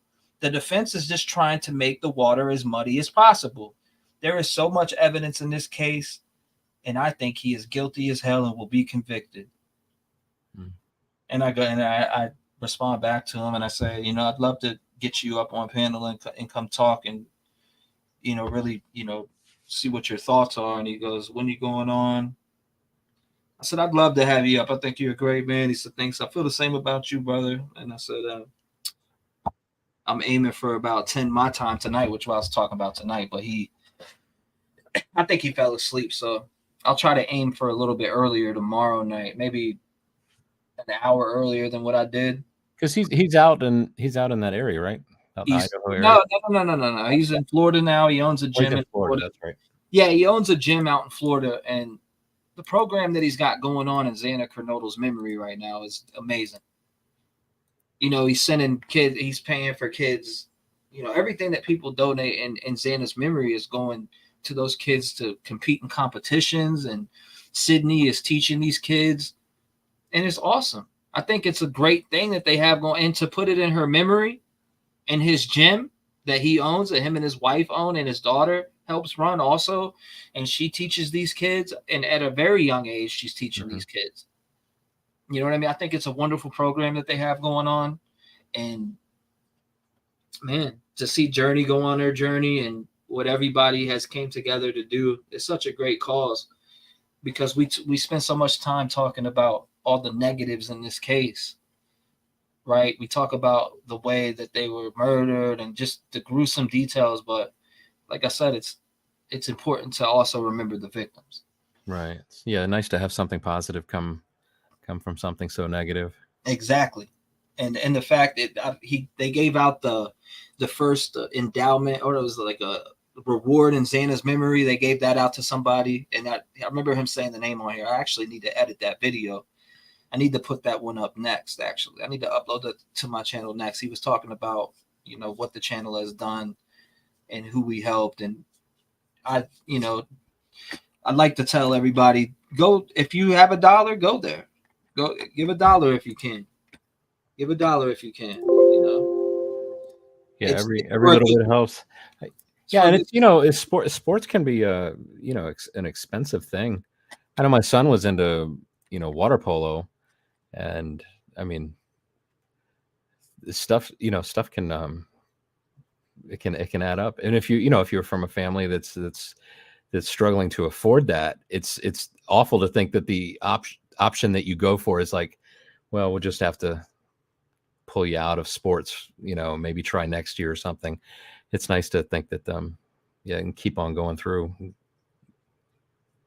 You know, I don't know. It just, the fact that something good is being done. You know, I know that all the bad, like I said, we talk about these gruesome details constantly. So to see that some good is being done, to have them on panel to come up, Sydney and Todd, was actually a very good live, and I just didn't even know I kind of froze up during that live, because I was like, man, it's crazy. It's surreal to have people here that really knew these victims and know their families and are in contact with them and know what the hurt that they're going through and the programs that they put together. I was just kind of, you know, choked up. And if you go back and watch that interview, you could tell I was kind of, my mind was spinning in circles on even what to ask at that. So, you know what I mean? Like, that's how I felt at that time. I felt like a whirlwind during that interview. I mean, if you look at the Jennifer Coffendorfer interview, I was just going, the questions rolling in, you know, I had everything rolling. But when I came to that interview, I was kind of just, man, we're doing something good. You know, choked up a little bit about, like, not a little bit, choked up a lot about it in general. Like, my head, like I said, was in a whirlwind. I was literally just didn't know what to say. There was so much I wanted to talk about, but I had so much, like, in my head, I had little time, and I didn't know. You know how you're just freaking out and you want to say certain things, but you miss out on it. Right. Yeah, looking back, yeah. Yeah, and I even planned out things that I was going to ask. But I thought it was good. I thought it was a good interview. I remember too. There was that moment where he started to get a little, when he was sharing how he felt about this case and everything, and he's has some pretty strong feelings, about it, and didn't really hold back too much on that. I'm glad that he got out though, because he really wanted to touch up on the he was really upset about the Angel Girls shit and the things that she said. Thank you, Smiles are beautiful and contagious. I appreciate you. But yeah, he was really touched and mad about it. If you go back and listen to that interview, you could tell, because what he wrote me in the first place that I first seen, which was on Twitter, which after that I was like, damn, I got to check my Twitter messages way more, because there's people that hit me up all the time. And he had told me like 2 days after the video dropped about him finding this. He said the only reason I found it is because Rev Gang left literal, messages on the GoFundMe. So like if you go to the GoFundMe, you got people mentioning my name in the GoFundMe constantly. So that's how he found me. He said the T-REV gang, Rev gang, Rev gang. He said I kept seeing these donations come in as Rev gang, Rev gang, Rev gang, Rev gang, Rev gang. And he goes, I started to look you up and I found you, and that's when I sent you the message. I went through your description and sent you the message on Twitter. He said there was inconsistencies in that, and he just didn't know who she was, period. Yeah, it's seemed to turn out really well in the end, though. That's it's a screwy. I mean, what do you think about that? Like, she was trying to push the narrative in a good way, kind of, if you think about it. But in my opinion, if you're bullshitting, it's bullshitting. I don't care if it's good or bad. Like, if you're making something, I don't care if you're making it for the good or making it for the worse. Bullshitting's bullshitting.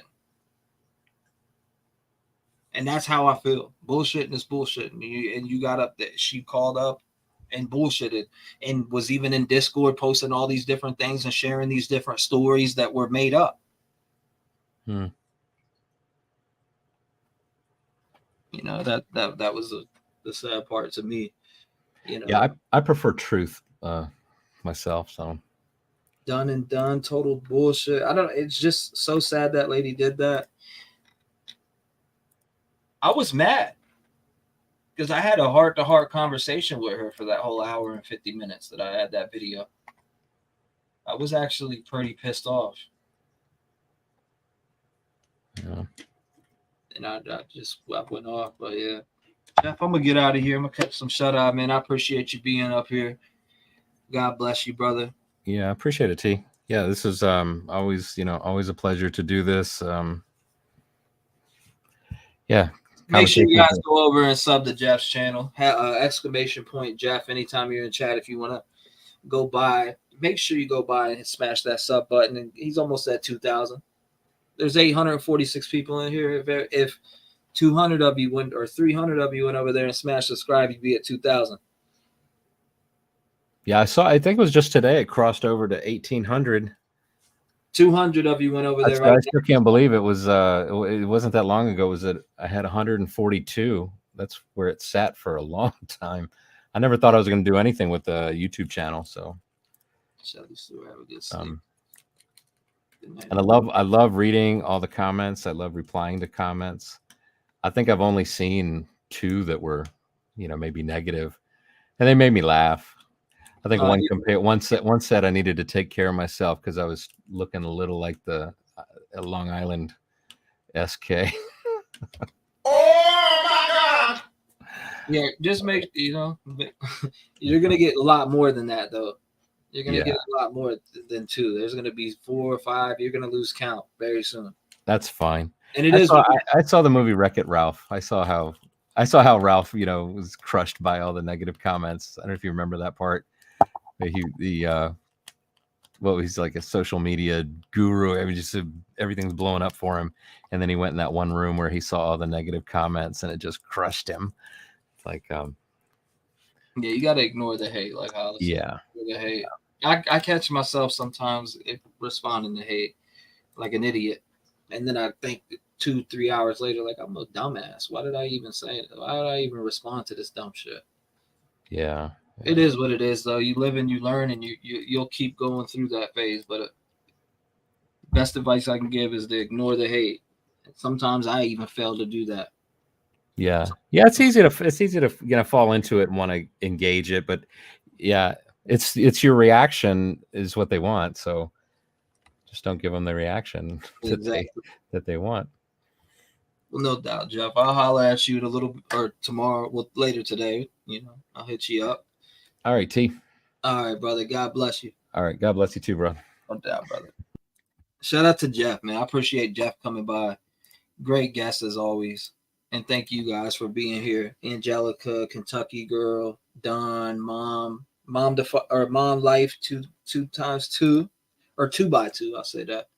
Ghost Devil in the building. Shout out to Ghost Devil. He made this wonderful graphic. If you ever need any graphics or anything made, and you do have a channel or you're doing something, or you just need something for your business, or you hit up Ghost Devil, hit up Jeff, hit up whoever, you know what I mean? But Ghost Devil did this specific overlay that I have right here.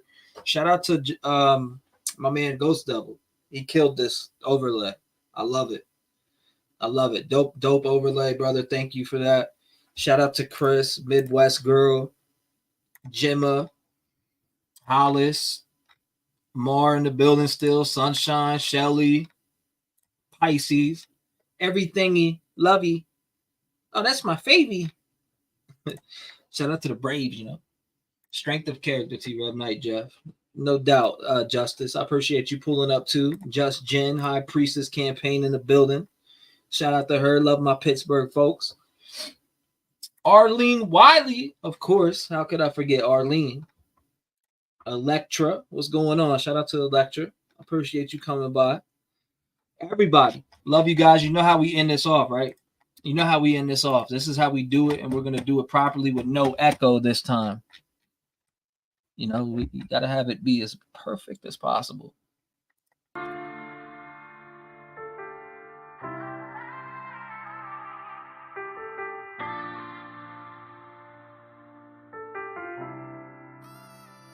I count my blessings for the days when I was down and losing faith. They made me patient. All I can say is thank you. I really wouldn't be the same if I ain't gone through all the pain. Look what it made me. All I can say is thank you. It wouldn't be the same with none of y'all by my side. You hold me down every day and it makes me strive. I wake up and look forward to doing these lives. A lot of y'all really came and opened up my eyes, and I hope I gave it back because it comes with yours. No matter what they say, I know I opened up them doors. I brought a family together even though shit was rough. They tried to shut us down, but we really shut them up. No matter what, we stand together when shit gets tough. I wanna thank everyone for showing me love. The Rev Gang family is something I cherish and love, and I'll smack anyone for fucking with us. Blessings for the days when I was down and losing faith. They made me patient. All I can say is thank you. I really wouldn't be the same if I ain't gone through all the pain. Look what it made me. All I can say is thank you. No one make a voice to the voiceless. People get killed for other stupid choices. Standing up for the families that took a loss is something that we find important. Rap game strong, chest up. Little homie, keep your head up. You can be whatever you want. Get rid of the fake and it will lead up. All my life I strive for greatness. I manifested my time with patience. People try to copy us, but respect is earned. It's not an obligation. I love the fam and they love me back, and that's why I always have the backs. I give a voice to those people who were never given a chance by them slimy cats. When you come here, you ain't a number to me. I really take time to read what I see. Don't forget to lock your doors, cause there's danger all up in these streets. Y'all really put life into the air that I breathe. I really am thankful for all of my peeps. Your loyalty means a lot to me, so this is a special thank you from me. Blessings for the days when I was down and losing faith. They made me patient. All I can say is thank you. I really wouldn't be the same if I ain't gone through all the pain.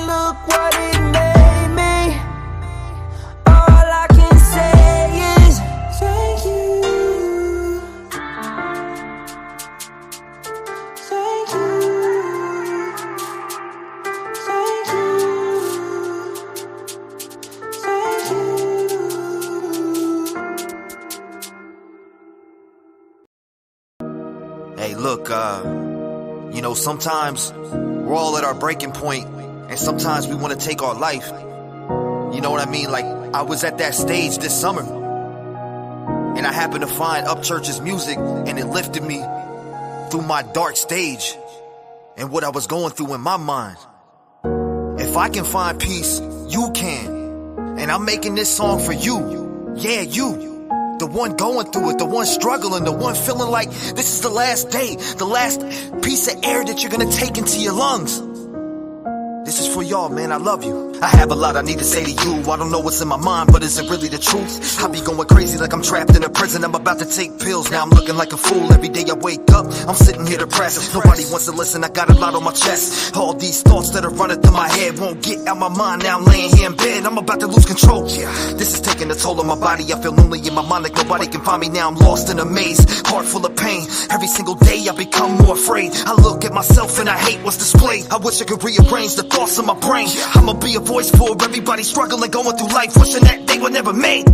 I'm sitting here talking to you, would you please listen? My mind isn't capable, the walls are like a prison. I feel like everything is falling, nobody gets it. And when I talk to God, I just don't think He listens. Where were you when I was looking up to you for help? Where's my mom? The drugs got her stuck in a cell. But I can't help but feel like I'm the one that fails. Is this what it feels like when you burn in hell? Everything feels like a knife in the heart. No, why does every thought I had gotta be so dark? Everyone around me always tells me that I'm smart, but then I take a look in the mirror and the past always sparks. It sparks, man. I spill my heart when it comes to making music. I put my all but all my life, everything's been so abusive, and I can't get away from it. That's why I'm always losing. Every decision that I make always shows it's proven. I don't really know, but I'm going with the flow. Every day I wake, I just keep my eyes closed, cause I can't go through this anymore. The pain in my heart drives me to the flow when I'm losing it. I don't know what to do with this. Everything is so ludicrous. I feel it when it moves within. The walls are closing on me and I really wanna change, cause every day I wake I'm going through this fucking pain. My body feels numb, that's when the thoughts enter my brain. I just wanna shut them off and let the picture paint. Look, I'm getting sick of it. Every day gets ignorant. I move one step, but then it's like I went and pitched a tent. No, I'm stuck in the mud and I can't move a bit. Every day is misery, but I'ma speak to my kids. I need to talk to y'all. Daddy loves you. I know that I ain't been the best. I love you. I feel like I failed, so now I wanna lay and rest. I gotta go. Maybe I need help, but now I'm thinking death. I gotta die. Nobody loves you till you're hanging up by your neck. Why do we have to die to be the best? Why can't God call us back or even answer texts? Please answer me. I spent many nights on my knees praying that Jesus would come take us to the light so we can go and rest. Look, man, if you ever think you're gonna kill yourself and you feel like you're falling down, don't ever hesitate to reach out to get help, because you can be that person. I was that person, and if I can do it, you can. I love y'all, man. Rev Gang.